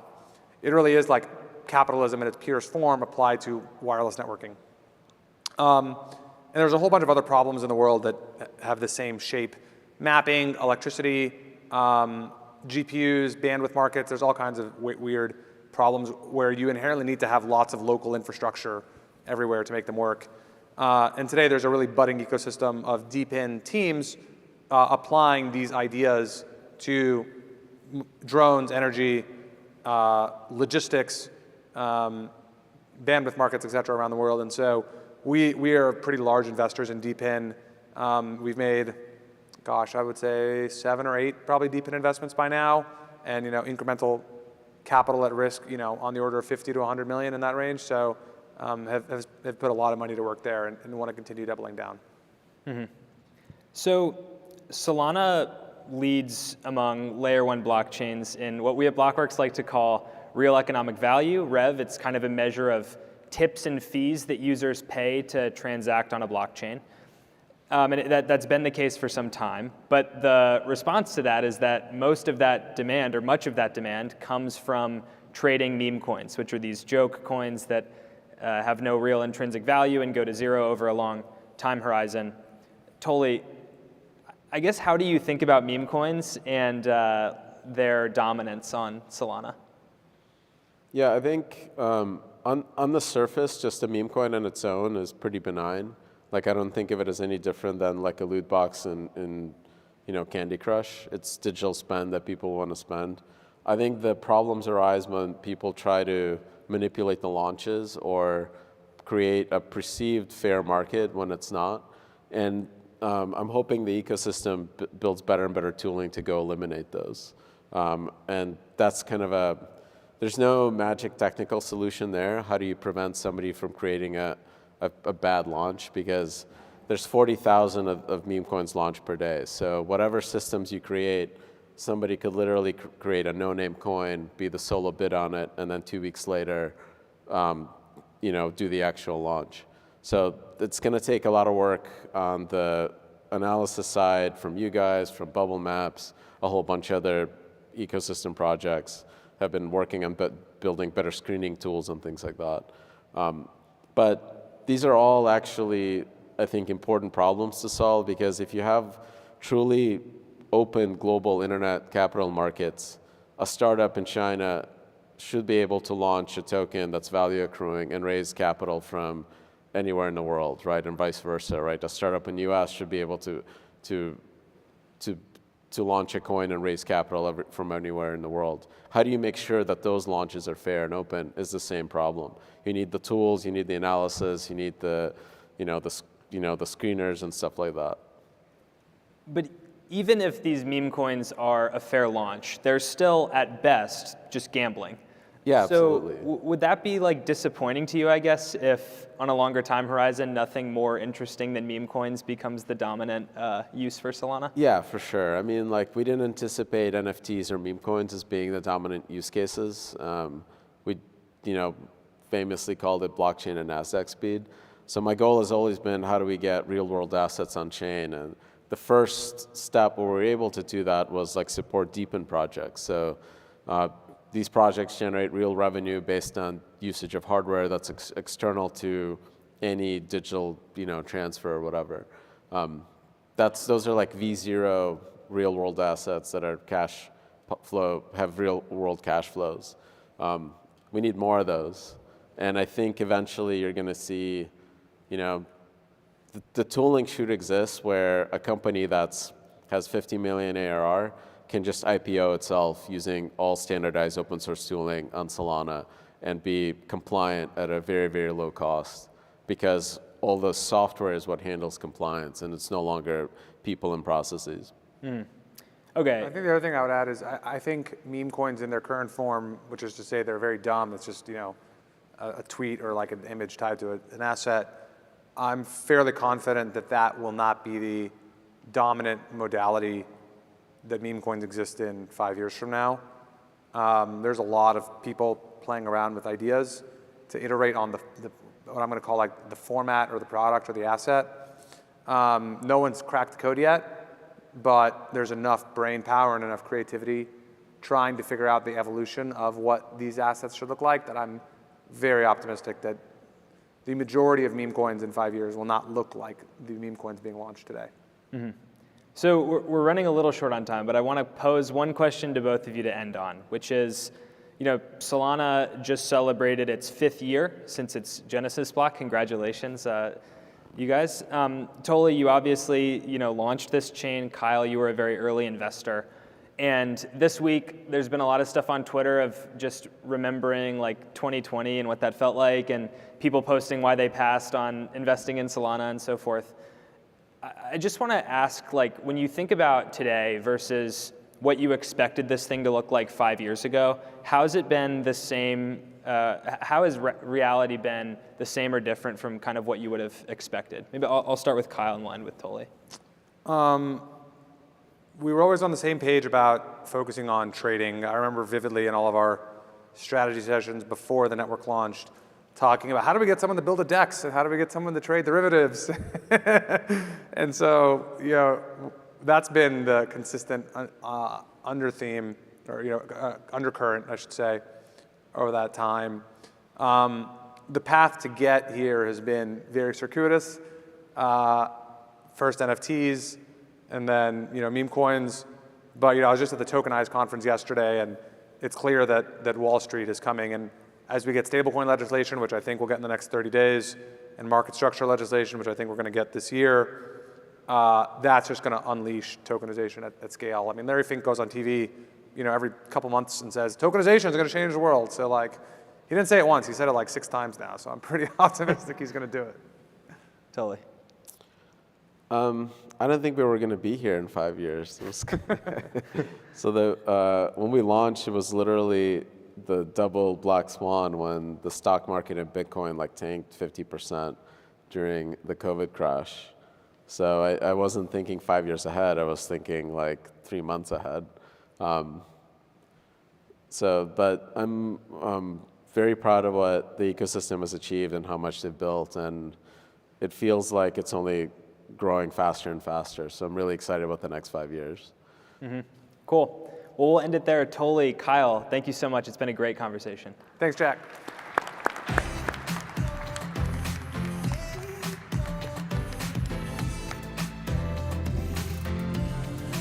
Join me in welcoming Jonah Van Berg and Avi Feldman.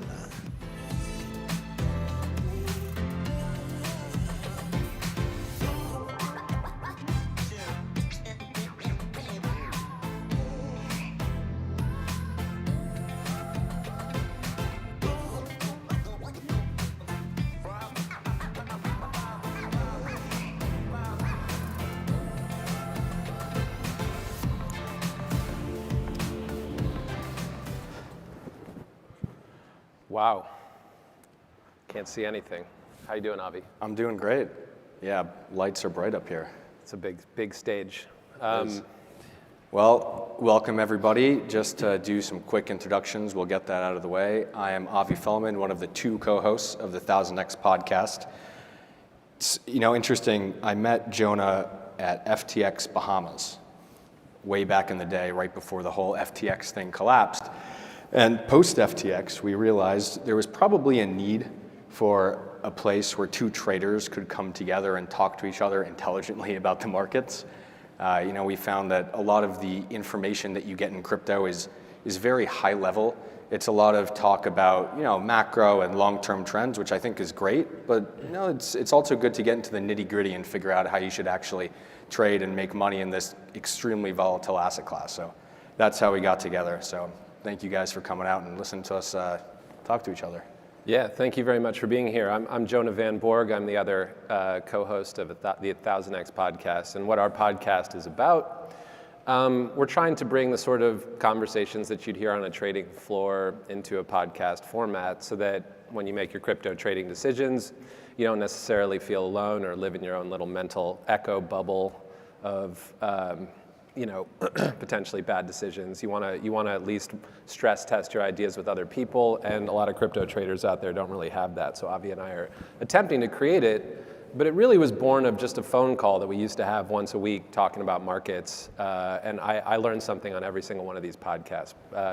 Ultimately, the big question that keeps coming up every single week for us is, okay, there's all this blockchain technology being built. we're all here in crypto because we believe that this is going to revolutionize finance and change the way that value is transferred. But how do we make money from it right now? Like, how do we get rich quick with this stuff? How do we position ourselves for the next day or week or month? Because it's a little bit harder to get excited about hanging on to something for 8 years, especially if that thing, even if you're, right place, right time, if you're in the wrong asset, you just get left in the dust. So on that note, maybe we should kick it off with what's happening right now. Why are markets getting? Jonah, I know our podcast is called 1000X, but I don't know if we should say get rich quick. Yeah. Get rich slowly in an asset class that's growing substantially, so maybe it happens very quickly. Yeah, there you go. We'll give a little bit of a hedge to it. And I mean, to be completely honest, things have happened really, really, really quickly over the last 6 months. Yeah. I mean, if you look back to where we were in mid-2024, we had this amazing run of BTC going up to $70,000. And then for 3, 4, 5 months, we kind of went sideways and we went down. We went all the way from 70 to 50 because at the time there wasn't really good news propelling Bitcoin up. And what had sent Bitcoin to the heights of 70 was the ETF flows. After the ETF got launched, a ton of people piled in capital and we were seeing tremendous inflows.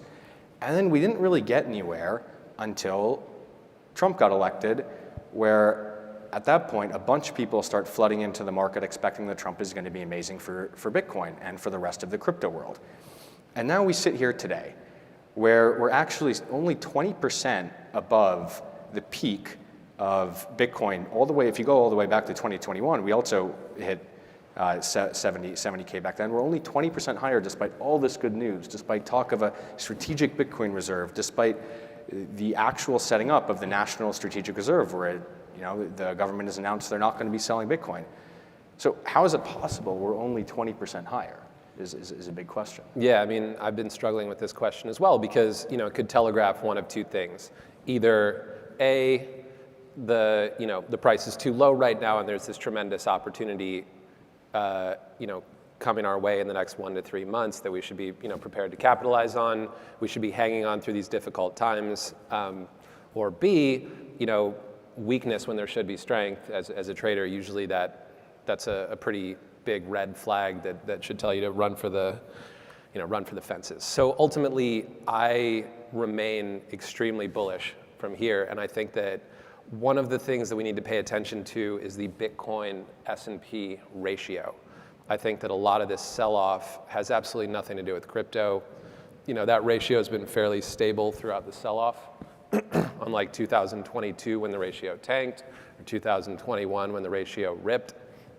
Really, you need to sort of disaggregate how much of the price action is due to just general macro factors and how much of it is due to fear or greed related to Bitcoin, which is obviously the bellwether asset for our space. We can talk about how crypto x Bitcoin is suffering a little bit price-wise right now in a way that Bitcoin isn't, but let's leave that for later in the conversation. Right now, I think that Bitcoin is holding up much more than it should throughout this macro sell-off. And I'm not really worried about the macro picture either, just a very quick soundbite on it.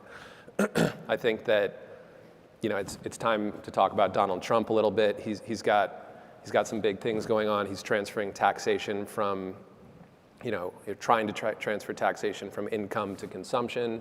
That's one big thing he's got going on. And then, there's another effort within his administration to transfer GDP contribution from government spending to private spending. Those two big realignments are shaking markets, volatility shaking markets. But I don't think he has the mandate. I don't think he got elected on a mandate to tank asset prices. And so I think, if the S&P drops another 10%, then you're in real correction/recession territory. And I think that, they don't have the mandate to suffer a much bigger drawdown than that. I think they'll put a floor under the market. They have ample tools to do so. Rates can get cut a lot from here before you even have to start QE. There's tons of cash out there, tons of private credit to cushion any dip. So I think the S&P is floored 10% under here, meaning if the Bitcoin S&P ratio stays consistent like it has been, I think we've got a, maybe another 10% dip in Bitcoin, 20% max before the stimulus or the rate cuts start buoying things. And 10% is a lot in S&P space. It's not a lot for crypto. Not a lot at all. And I think you hit on the answer to why Bitcoin is trading the way that it is. Yep. And it's that once Trump came in, there was all this enthusiasm. A tremendous amount of people, as I said, poured into the market because of all this speculation about the SBR and that the fact that the government might end up buying a ton of Bitcoin. That all got baked in. We trade to 110,000, and then reality sets in. And what do I mean by reality? Well, Trump is governing in a reasonably unpredictable manner for equity investors. And what happens when volatility in a market goes up is that the value of cash increases commensurate with that. And so where do people first raise cash? They raise it in the most volatile assets, like Bitcoin. And so as we entered into a new regime of, okay, higher volatility in the equity markets because of a more uncertain political rule, well, people are going to sell their Bitcoin first because Bitcoin, one, is very volatile, and two, it just went up a ton. And so this is why I think Bitcoin is maybe trading weaker than some people expect, despite all of this amazing good news. Now, with that in mind, I think that there always, in my head, there's always been two ways to think about buying and selling crypto, and Bitcoin specifically. The two reasons why people buy this asset: buy it, one, for momentum. It's going up and it's a momentum asset, so I want to catch the momentum and ride it higher.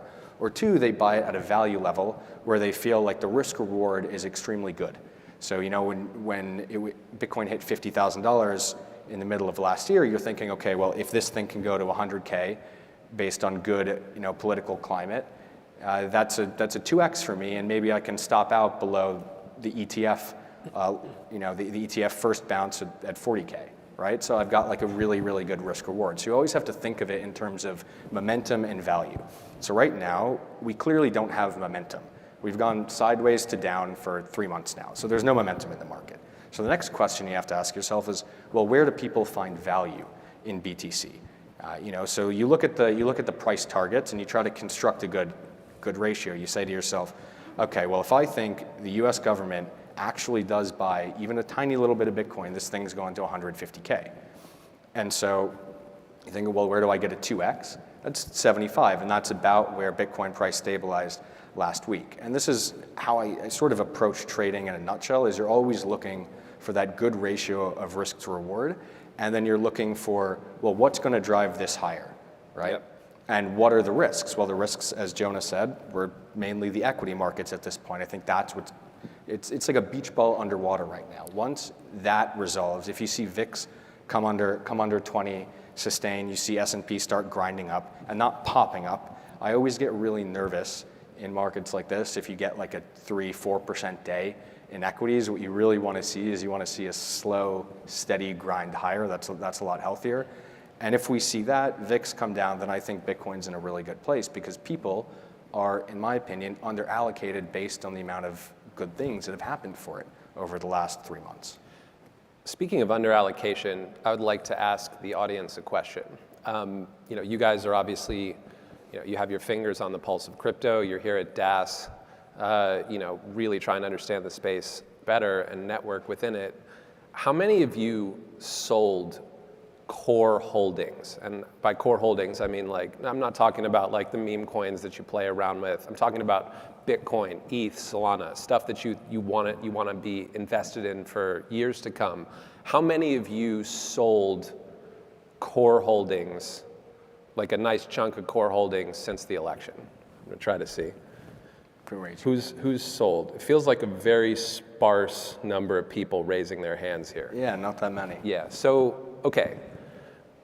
To me, the ETF outflows have been huge, right? But it's clearly not you guys, and I think this is informative. It's not you guys. It's not the crypto natives, the people who are closest to the space who are selling. I think it's the people who are in for a trade.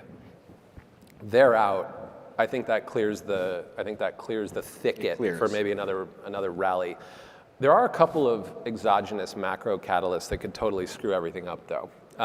One of them, I think, is kinetic war in Iran. I think people underestimate that. Yes, there's I'm an oil trader by trade, so I think about things in commodities terms. Yes, there's a mismatch between the power of the United States military and the power of the Iranian military, but they do have that Strait of Hormuz through which a third of the world's oil goes. If they're really threatened, they could shut it off, and the loss of that maritime traffic would cause oil to spike to God knows what price, $200, $300 a barrel at least.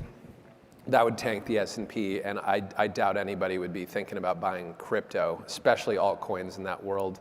I'd put that at a, 5% probability right now. And you're seeing in the market today, I think, is reflecting, not a huge probability, obviously, of that happening, but the escalation yesterday in the Middle East is leading. Today, gold was up 1%, equities down 2%. You're seeing that fear sort of creep into the market. That is a real threat for crypto. And the opposite side of that coin, a potential exogenous macro catalyst is if détente and maybe a ceasefire happen in Ukraine, commodities prices are going to tank, inflation comes down, then the Fed has pretty much no excuse to start just to hold off on cutting rates, especially with federal unemployment ticking up. I think that'll be a nice macro kind of tailwind. So we have this very kind of conflicting macro backdrop, but ultimately we're really just talking about Bitcoin here. Bitcoin does feel like great risk reward in the low 80s, especially in the high 70s. 75K, I think you're buying with both hands. That's kind of like top of the pre-election range, and things are so much better for crypto than they were before this election. No need to deny that anymore. But it's just funny because when we first got into this asset class, when I first got in 2017, it's like this stuff didn't matter at all, right? Whether there was a war brewing or what the equity markets were doing, it didn't really matter that much for the price of Bitcoin, because all of the gains that Bitcoin was getting were new people allocating to a completely new asset, driving prices up. Today, we're not early anymore. Bitcoin is a truly mature asset. I disagree with that, actually. Okay, let's dive into that. I think that we're all at the institutional Bitcoin and crypto conference. I'm sure everybody in the audience can think of a $1 trillion pool of assets that has a 0% Bitcoin allocation, and what if that goes to 10 basis points? Sort of the institutions are coming narrative, but it seems realer now because the SEC stopped suing institutions. So I think for Bitcoin, there will always be new pools of capital coming in, new sovereign wealth funds, new SBRs, at the US state level, at the sovereign level around the world. I'm not worried about new capital coming into Bitcoin. I'm worried about new capital coming into altcoins. We're in a savage bear market for altcoins right now. Sentiment is dire. You wouldn't know it from the price of Bitcoin, but it's just, you talk to people, many of you have, I'm sure, you talk to people who are invested in altcoins. They are down bad. They should be rallying. Retail is tapped out. It's unclear where the new source of funds is coming from. So how do you navigate, how do you invest in altcoins in this climate? You can't just sit there with Bitcoin in your bottom drawer and feel okay about that. That's always been my biggest issue with crypto. I mean, basically ever since 2021 is I don't really think crypto outside of Bitcoin is an asset class that you can just sit in and not look at. If you're buying anything that isn't BTC, you constantly have to be underwriting that position. I mean, if you told somebody in 2019 that just even 3 years later, Ethereum would be losing out a substantial amount of its market share to a new L1, people were calling you a bit nuts. There were only a few people that were making big bets on alternative L1s and really sticking to it, thinking, okay, I think these things like Solana can really, really grow. And that's because the world of crypto is open source. And that makes it very easy to innovate and iterate on any sort of platform. And the people that use crypto, basically up until today, they have very low switching costs to using the new platforms, because the reality is most of these platforms are just used for speculation. I mean, even today. And so with basically every single project outside of Bitcoin, which is now I think proving itself out to be a macro asset and a store of value, or has proven itself out, they can be disrupted in a month, in 2 months, in 3 months. And so there has to be that constant underwriting of the situation, which is why Joan and I are traders, right? Which is why we try to take advantage of situations like this, right? If you look at the broad alt space, 4 years ago, there weren't that many choices. There were a few hundred reasonable things that you could put your money into. Today, there are thousands, including meme coins. I mean, I wouldn't call that reasonable, but it's like, there are so many different things that you can put your money into, and that kind of ruins for a lot of these things the core value, which was that they were used as assets of speculation. Yeah. So if money is spread out too thin, then you can't have these things go up in aggregate. I think a lot of people talk about the concept of an alt season, or Bitcoin will lift everything with it. And what we've seen is that actually is not happening anymore in any meaningful way. If you look since the election, the vast majority of assets ex-BTC are down since the election now, or flat. And that would have been crazy back in 2021 if you said Bitcoin's going to be up 20, 30%, everything else is going to be down, because these things for a long time, everything outside of BTC acted as beta to Bitcoin. They were used as basically leverage to BTC. Today, the fundamentals of these assets and companies genuinely matter, and the fundamentals change pretty rapidly. And what's really interesting is if you actually look back, over 4 years, the total value that was locked on Ethereum, so the amount of money sitting on Ethereum in the forms of stable coins, or the forms of, you deposit into a protocol like Aave, which is a borrow-lend protocol, the TVL, total value locked, is actually down, both in USD terms, because obviously ETH price is down, but also in ETH terms, which means that it's bleeding usage. Meanwhile, things like Solana, the chart looks a little bit better for that, but who knows where it's going to be in 3 to 4 years, which is why you constantly have to be paying attention, right? But that, what we always talk about is we say, I don't want to just give you high-level platitudes about what's happening, like how do you make money on that, right? Like where are you looking? The beauty of today is that we have all these different instruments.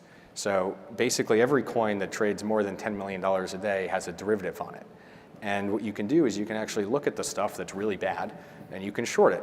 And you can look at the stuff that's pretty good, and you can buy it, and you can wait 6 months if you've done your research right, and you can end up in some pretty good vol-adjusted positions.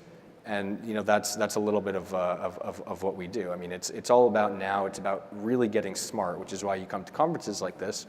You talk to people. You get to understand where's money really being allocated, what's really going on. How do I make money on this? Where do I put my own money? Basically, ex-BTC, the only thing that's done extremely well is stablecoins. But unfortunately, you can't put your money in USDC. It's not going to go to $2. It's going to stay at 1. So, how are you going to make money on stablecoins? Well, we have come up with a way to make money over the course of the past 2 months. We call it inverse alt season is the new alt season.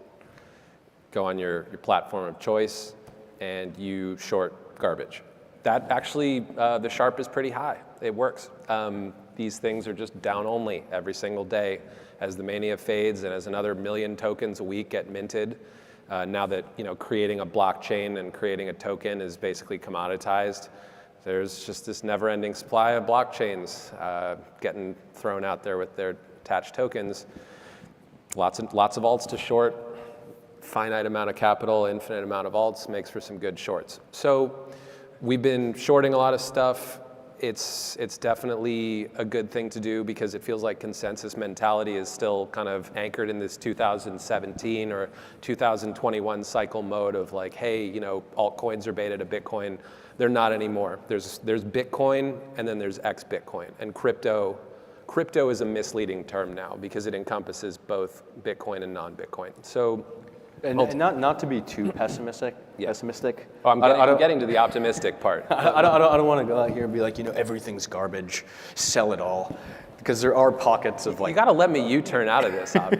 No. You're the bear now. I'm the bull. Okay. No, basically to finish the thought, my point was, who is this guy anyway? My point was, I think that's going to work for another 2 to 3 months. I really do. And I think, just going back to the Bill Gates technology truism, after all, this is just tradable technology, right? The Bill Gates saying is, People overestimate what technology can do in 2 years and underestimate what technology can do in 10 years. Maybe you shorten those cycles a little bit because crypto's faster. I think people are, we're in the sort of despair phase where overestimation of crypto's near-term potential is being reckoned with. But just listening to the previous panel in the green room back there, it's abundantly clear that this asset class is going to enable some pretty spectacular, financial outcomes. And that's why we're here, and we really believe in this stuff. It's just a question of how do you navigate the short term, be short stuff, be short bad stuff, and then how are you going to know when the turn comes? My particular way to have my fingers on that pulse, just in the spirit of what Avi said, giving you actionable insights. During the last podcast that we did, during the Trump crypto summit, it was clear that Cardano is not, they were walking back their comments about how Cardano was going to get included in some sort of strategic reserve. And that it was abundantly clear during the conference that no sovereign buying of Cardano was going to happen. Equally, we noticed that Litecoin was well off the highs ahead of a potential ETF approval. So I did a pairs trade. While we were talking on the podcast, I shorted Cardano. I got long Litecoin notional neutral. Week and a half later, my P&L on that is flat, which makes no friggin' sense, right? Litecoin has a story, Cardano has a bad story. There should be some P&L in there, either proving or disproving my thesis, but it's flat. They're like on a percentage basis, they're trading tick for tick, which means that all that's going on right now is market maker on market maker violence. There's just one correlation algo battling another. This pair hasn't moved. As soon as fundamental stories start to reemerge and I show P&L on trades like that, or you do, that's when you know a turn is coming. That's when you see that it's not just like this big macro algorithmic correlation trade within crypto and that suddenly there's a little bit of buying of the good stuff and people are getting out of the bad things. That's when you know that actual catalysts are taking place. So I think we're in short mode while it's just algo on algo violence for, I think it's going to be 2 to 3 months, but my fingers are on the pulse with a couple of these pair trades. I'll say I'm starting to see a little bit of green roots in one specific sector, which is the RWA sector. I want to go back to the point about stablecoins. Like I said, you're not going to make money buying stablecoins. So what can you take away from the trend? If people are saying, oh, stablecoins are going to be the next really big thing, your question has to be, well, why? Like, why are stablecoins growing so much?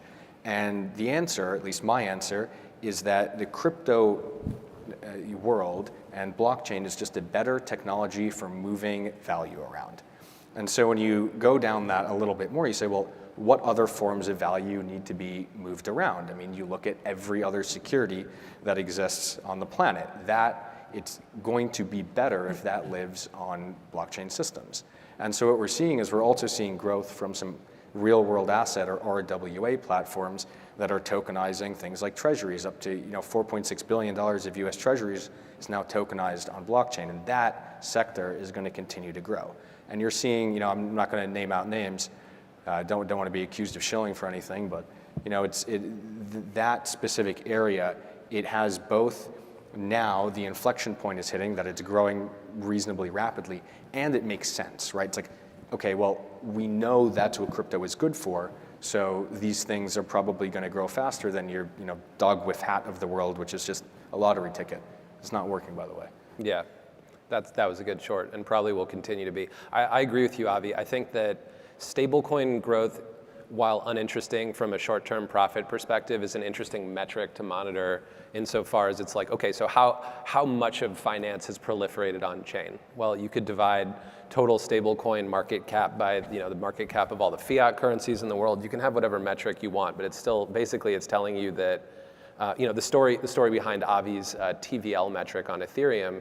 Yes, in ETH terms, it's below the 2021 highs, but it's been rallying a lot recently from the 2022 lows, all stable coins. What's that telling you? Well, okay, more money's moving on chain, and the next thing that the money on chain is going to want to do is earn yield, and the thing after that is it's going to want to trade tokenized equities, and the thing after that is it's going to want to tokenize startup equity, and people are going to, we collab on some software projects. Tokens are a great way to align people really easily across sovereign borders without a whole lot of paperwork. It's an awesome, it's awesome tech. We all believe in it. We're all aware that if I want to send you $1 here in a developed market, it's easy. You can do it in 10 seconds on Zelle. If I want to send you 1 share of SPY, the S&P ETF, it's going to take 2 weeks, 1 million questions, and 2 hours on the phone with somebody. We all believe in crypto for that purpose. So it's a question of when, not if. And yeah, I agree that stablecoin adoption is definitely the metric to look at for when that happens. What's this red clock ticking down to a minute? We don't have a moderator. I think we just have a minute left to talk to each other. Must be that. We can go speed round. Speed round. What's my last name? Do you remember it? It's Van Berg. Okay, good. No, it's Van Borg. Oh, okay. What's my last name? Feldman. There's no D. Feldman. It's my biggest pet peeve. It's like we try not to be so pessimistic on things, but at the end of the day, I mean, that's how you survive in this asset class. Is you kind of have to be pessimistic because it's so easy to get caught up in the hype. I mean, I've been through this cycle quite a few times, and at the highs, you're looking at your portfolio and you're going, I am the most brilliant man that has ever or woman that has ever existed on this planet. Look, it's just straight up. I'm never going to sell. This thing is going to change the world.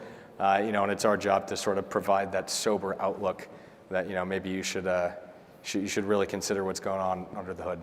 Thanks, Avi. I'm going to go have a glass of cold water. Thank you guys for sticking with us through this monologue. Appreciate it. Thank you so much.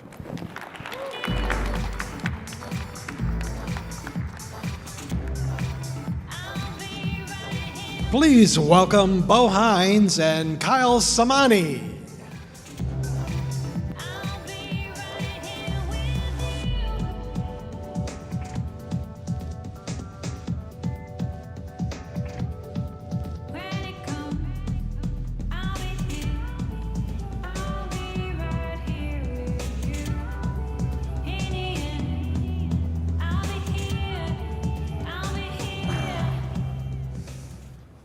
Alrighty, good afternoon, everyone. I know it's almost lunchtime, so we will not keep you too far away from your food. But everyone with me, I have Bo Hines. Bo is the Executive Director of the President's Working Group on Digital Asset Markets within the White House. Within his capacity, he works with David Sachs, who is the White House crypto and AI czar, to coordinate the White House's role of government and the whole economy and their approach to digital assets. Bo, welcome to Digital Asset Summit. Pleasure to be here. It's great to be here with you, Kyle. And not to be confused with the White House Digital Asset Summit that occurred 10 days ago. That's right. Awesome. Well, Bo, let's jump right into it. I think this is your first time at an industry conference since you started the role. So for those in the audience who may not be familiar with you, can we start with your background and just how you ended up working with the president on crypto policy? Sure. Well, I have a very unique background as it relates to this space. I actually played football my freshman year at North Carolina State, and I ended up playing in the Bitcoin Bowl, which was in St. Petersburg. That sparked my interest in cryptocurrency. Became a pretty avid trader after that, bought my first Bitcoin shortly thereafter as well. But it's amazing to see everything that this space has gone through, really in the face of headwinds. I think this is the first time that we have tailwinds at our back, and the president is extraordinarily excited to capitalize on that. I ended up going to Yale, where I finished my undergraduate degree. I ended up going to law school at Wake Forest, where I studied internet and blockchain law, which was a new and emerging field in the legal space at that time. But shortly thereafter, I ran for Congress, ended up falling just about a point short in my congressional race, which was a swing seat in North Carolina's 13th at the time. In North Carolina, we like to draw maps for sports, so those district lines have changed quite a bit over the course of the last few years. But alongside of that, created a growth equity firm with 4 other partners. And we specialize in the data tech and marketing space, but I stayed an active participant on the retail side in terms of investing in this space. So I've seen a lot of the challenges that you guys have faced. And I have empathy to the fullest extent, just in terms of what you guys have dealt with lawfare, with unfair regulatory practices. Everything this industry has been through has been different than other industries in the United States, and that's something that we're keen on changing. Awesome. So you've now been in this role for a little bit of time. Can you share with everyone here what exactly is your role? Yeah, so this is a new office in the White House, and this is something that we started discussing on transition shortly after the president's victory of how are we going to address this industry? How are we really going to change the practices between interagency that have been ongoing for the last decade and a half? And we decided that it would be best to create an office in the White House that dealt directly with this space. I mean, that's how fantastic of the work that you guys have done to propel the industry forward, really over the course of the last 4 years, in the midst of a very authoritarian, unfair Biden regulatory regime as it related to digital assets. But I got together with David Sachs, our AI and crypto czar, who's just a brilliant human being. Obviously has immense experience in digital assets. He's taken it upon himself to sacrifice a lot to be in his role. So it's an extraordinary opportunity to work with him, and I know at the White House we're very fortunate to have him. The president made a fantastic decision with that. But we started kicking up exactly what this was going to look like, and I think that we determined it would be best for our office almost to act as an administrator and or Sherpa between interagency activity, industry, White House policy, and really what's happening on Capitol Hill. I think that one thing this industry lacked for quite some time was having a vessel that could ensure that everyone is singing from the same sheet of music. I mean, there are differences of opinion in every industry, but this is really a coming of age for digital assets in the crypto space, and we wanted to make sure that we were shepherding that in correctly. We'll come back to kind of like y'all's role and how you interface with industry here in a minute. But first, I just want to touch on like probably what I think is the most pressing question for entrepreneurs in the space. There are a lot of folks, still to this day who may look at very talented entrepreneurs who may look at crypto and just be a little skittish because they've just seen all the negative headlines in the last few years. And look, we still don't have legislation from Congress, although fingers crossed that's going to come soon. But in the meantime, before we get legislation, what assurances can you provide those potential entrepreneurs that the changes that are going to be implemented by the president are going to be real and sustaining and ultimately supportive of their entrepreneurial efforts? Well, I think we've made tremendous progress over the course of the last 8 weeks to deliver on the president's promises. He's promised this is going to be the golden age for digital assets. He's promised to make the United States the crypto capital of the planet, and we fully intend on delivering on those promises. He said at the summit this past week that he's going to make sure that we end any rules and regulations that undergird Operation Choke Point 2.0. That's already in process. We've seen what the OCC did a couple of weeks ago. And I'll refer back to the Day 3 executive order in which the president created the working group, which is comprised of interagency actors and other White House offices. We have these landmarks. So we're past the 30-day landmark in which interagencies were supposed to do an internal review and or audit of everything they touched relating to digital assets in terms of rulemaking and provide us with reports of those things. We've gone through those reports, we've compiled them, and now we're approaching the 60-day landmark on March 24th, where we're going to come together and they're basically asked to produce recommendations for us. That leads us to the 120-day landmark in the EO, in which we're supposed to provide a full report of everything that interagency actors are doing and what they can do to ensure that innovation in the space is protected and that we remove all the barriers from institutional adoption as it relates to digital assets. And I think that we're well on our way of doing that. It's just going to be a process, but one we want to move expeditiously on. I think the president's made that very clear. Yeah, I could just say, adding just a little color to that, our expectations on November 7th when we woke up were things would get better, and the work that, Bo, you and your team have done in the last 8 weeks is wildly exceeded our expectations. So very, very excited to see the continued rate of progress. Well, I'll just say to that, I think it's worth giving a shout out really to Hester over at the SEC and all the work that she's doing. We have Brian incoming at the CFTC, who's going to be phenomenal. Our partners over at Treasury with Secretary Bessent, they've just been phenomenal actors to work with. So I feel like we have a very unique opportunity and time to make monumental change as it relates to this space, and we need to capitalize on that. We need to make sure that the United States is the leader in terms of digital technological advancement. I think that this tremendous opportunity doesn't present itself very often with any industry. So we're excited to capitalize on that and move forward very quickly. Awesome. Next up, what can we as an industry expect to see from Treasury, SEC, and CFTC in the coming months? I know we've seen a few things like the SEC's Crypto Task Force and Commissioner Persh and UADA have done an awesome job there. But is there anything that you're really excited about from these agencies that you think the market doesn't kind of appreciate yet? Well, I think there's a couple of things. I'll pivot back to what happened in the first couple weeks of the administration when on Capitol Hill, the Senate and the House announced a bicameral working group as it related to digital assets. I think that the market didn't fully appreciate how impactful that really was. These were both chambers coming together saying that they were going to enact meaningful legislation as it related to this space, and they understood the importance of the United States leading the charge on digital assets. And so I'll start there. And in terms of interagency activity, I think you can fully expect each of these actors to deliver on the president's promises, which are to remove any of the barriers that undergird Operation Choke Point 2.0. I think that we'll start moving expeditiously on that after these recommendations come in at the 60-day landmark. And I think that a lot of these actors can move on these things independently. It doesn't always take an executive order. And I think in this case we have phenomenal actors at these agencies that will move quickly to remove a lot of these things. And we're just excited to work with them along the way. Awesome. So last week, the Senate Banking Committee had a markup on the Genius Bill proposed by Senator Hagerty, and the House Financial Services Committee is now working on their companion bill called the Stable Bill, put forward by Congressman French Hill. Can you give the White House's perspective on how close we are to getting stablecoin legislation on the president's desk and ultimately into law? I think it's imminent. Obviously we saw that vote come out of the Senate Banking Committee in an extremely bipartisan fashion. I think it was 18-6, which was fantastic to see. I think our colleagues on the other side of the aisle also recognize the importance for U.S. dominance in this space, and they're willing to work with us here. And that's what's really exciting about this. There's not many issues in Washington, D.C. in which folks can come together from both sides of the aisle and really propel the United States forward in a way that's comprehensive. And this is one in which we can. And I think that that's such a unique opportunity for all of us to take advantage of, whether it's institutional players, whether it's digital asset players. We should just be very excited about what's to come.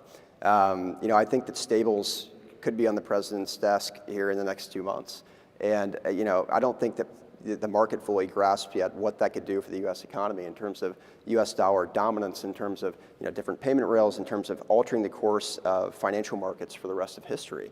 This is going to be a massive piece of legislation that really propels the United States forward, and that's something that we're very much looking forward to. And we're also extremely thankful for Senator Scott and his leadership at Senate Banking. We're extremely thankful for Chairman Hill with House Financial Services and many other actors as well that are propelling this forward on the Hill. And we just look forward to working alongside of them as partners and offering whatever support we can to make this process expeditious, and then it's on to market structure. Before we get into the market structure, you all hosted the White House Digital Asset Summit a week ago, 10 days ago. Thank you for the invitation. It was a pleasure to go. I know a lot of people have been asking what was discussed behind closed doors. I'm really not allowed to talk about that, but perhaps you can share a little bit with everyone else here, what were Bo's biggest takeaways from the summit? Honestly, I think we just touched on it a little bit here with most of the folks from this space were saying we need these things to stick. You can do anything with the power of the pen from the Oval. But the reality is, if you have an incoming administration that's not so friendly to the space, those things can be reversed rather quickly, and we don't want to see that happen. I think that under President Trump's leadership and everything that he's done to usher in positive changes as it relates to this industry, our colleagues on Capitol Hill are extremely excited to enact these meaningful pieces of legislation. As the president would say, I think that we're hoping for a big, beautiful Rose Garden ceremony for digital assets and the legislative initiatives that they're working on there. And I think that the president laid it out at the summit. He wants to see these things done before August recess, and I think we're well on our way of accomplishing that. So the night before the summit, the White House dropped a fun EO for everyone, including the Strategic Bitcoin Reserve. I'm sure everyone in this audience is a little curious. Can you just share some inside baseball on how this EO came to be? Well, we delivered on the president's promises that he made on the campaign trail. The president was adamant about creating the SBR. We wanted to make sure that we did it right in a way that respected Bitcoin for being so unique, and also gave credence to innovation in other spaces of the digital asset world. So, for us here, we look at Bitcoin, it's not a security, it's a commodity. It has intrinsic stored value that's traditionally accepted. It has, as David likes to describe, the immaculate conception. There's no issuer. And that's why, as you saw in the executive order, we compared this to digital gold. It's something that's imperative for the United States to have, retain, continue to build on. And I think that's worth pointing out that the way that this is constructed, we talked about ways of acquiring more Bitcoin in budget-neutral ways that won't cost the taxpayer a dime. And what I like to say about this president, I think it's high time that our president started accumulating assets for the American people, which is what President Trump is doing, rather than taking it away. And I think that's one thing that we really wanted to make clear in this executive order. And we're looking forward to working with our partners at Treasury and the Secretary of Commerce in order to find those budget-neutral ways in which we can acquire more. I've been asked all the time, it's like, how much do you want? And I said, well, that's like asking a country, how much gold do you want, right? As much as we can get. All right, so moving from Bitcoin to kind of the other, so this Digital Asset Summit, talking a lot about tokenization. Larry Fink likes to go on TV these days and talk a lot about tokenizing assets, tokenizing funds. So far, we haven't seen much of this for US equities just yet. Are there any things that your team is thinking about that might be able to help accelerate this tokenization of traditional assets? Absolutely. I mean, we want to be on the forefront of adoption within every facet of the space. And I think that's one that could really revolutionize the financial markets for the rest of history. Just in terms of what access would be allowed for retail investors, institutional players. This is something that could invite, just an enormous crowd into the space that's never really participated before.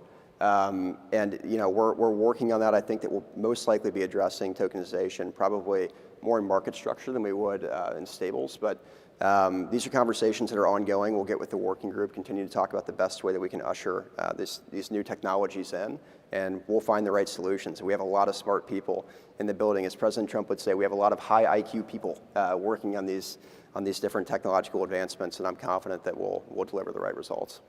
Awesome. One of the things President Trump did very early on was repeal SAB 121. I think his was called SAB 122.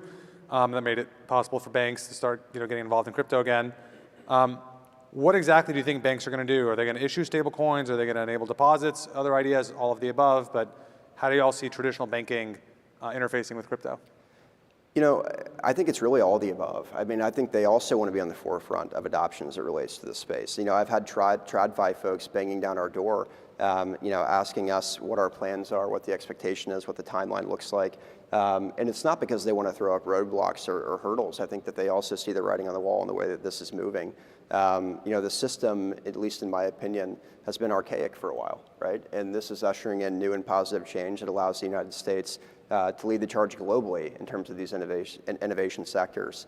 I think that there'll be tremendous participants, and I've said repeatedly, we can have these amazing pieces of legislation, but if we don't have institutional adoption, then really it's null and void, right? I mean, we need to lead the charge in terms of this institutional process, allowing these players to come in, find their roles in the space in a way that makes sense for their businesses. But I think there's a lot of creative people out there in the private sector that are going to find ways to integrate their systems into what the digital asset space is doing.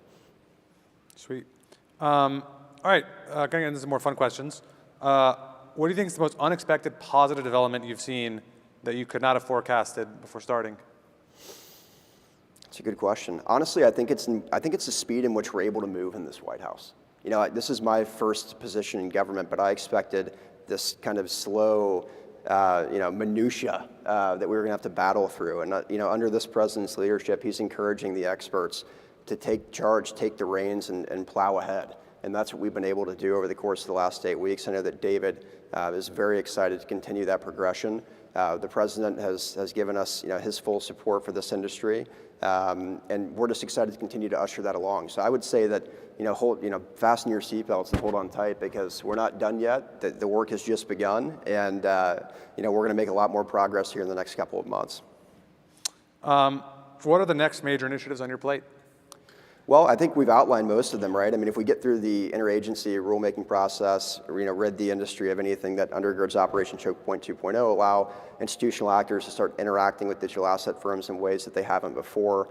If we get stables done and market structure done, I mean, David and I could work ourselves out of a job here pretty quickly as it relates to the crypto space, which is a good thing, right? I mean, look, I'm a small government guy. Small government, yes. But at the end of the day, we felt like this office was necessary to usher in this change, and I think that so far under David's leadership, under the president's leadership, we've been able to accomplish a lot of that. But like I described, we feel as if there's this very unique window in time to make these monumental changes. I think that we've tried to frame that for folks on the Hill, folks within interagency, saying, look, when we have the wind at our back, it's time to move, and we plan on doing that. And then last question for everyone, or for you.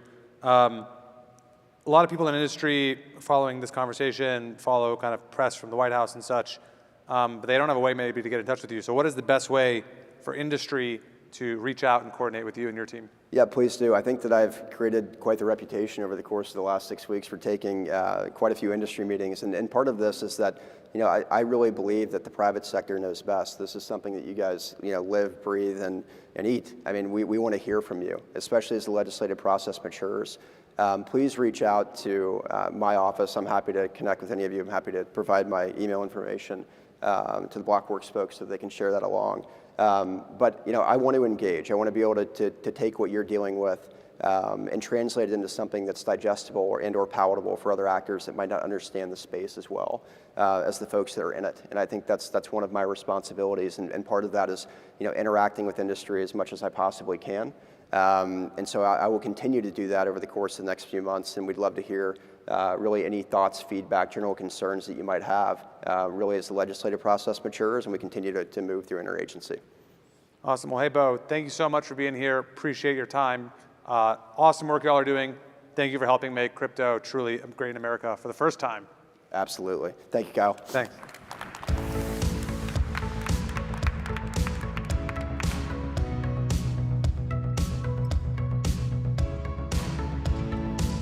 Please welcome back Mike Ippolito. All right, everyone. Hopefully you all enjoyed our first morning of main stage programming. We now have 1 hour for lunch, so head out, go to the right in the expo hall. We're going to have food for everyone, and then starting in about an hour, we're going to be down 1 floor for both of our afternoon breakout stages. So again, that's down 1 floor from where we are now. Go get some food, go get some more caffeine. We will see you in an hour.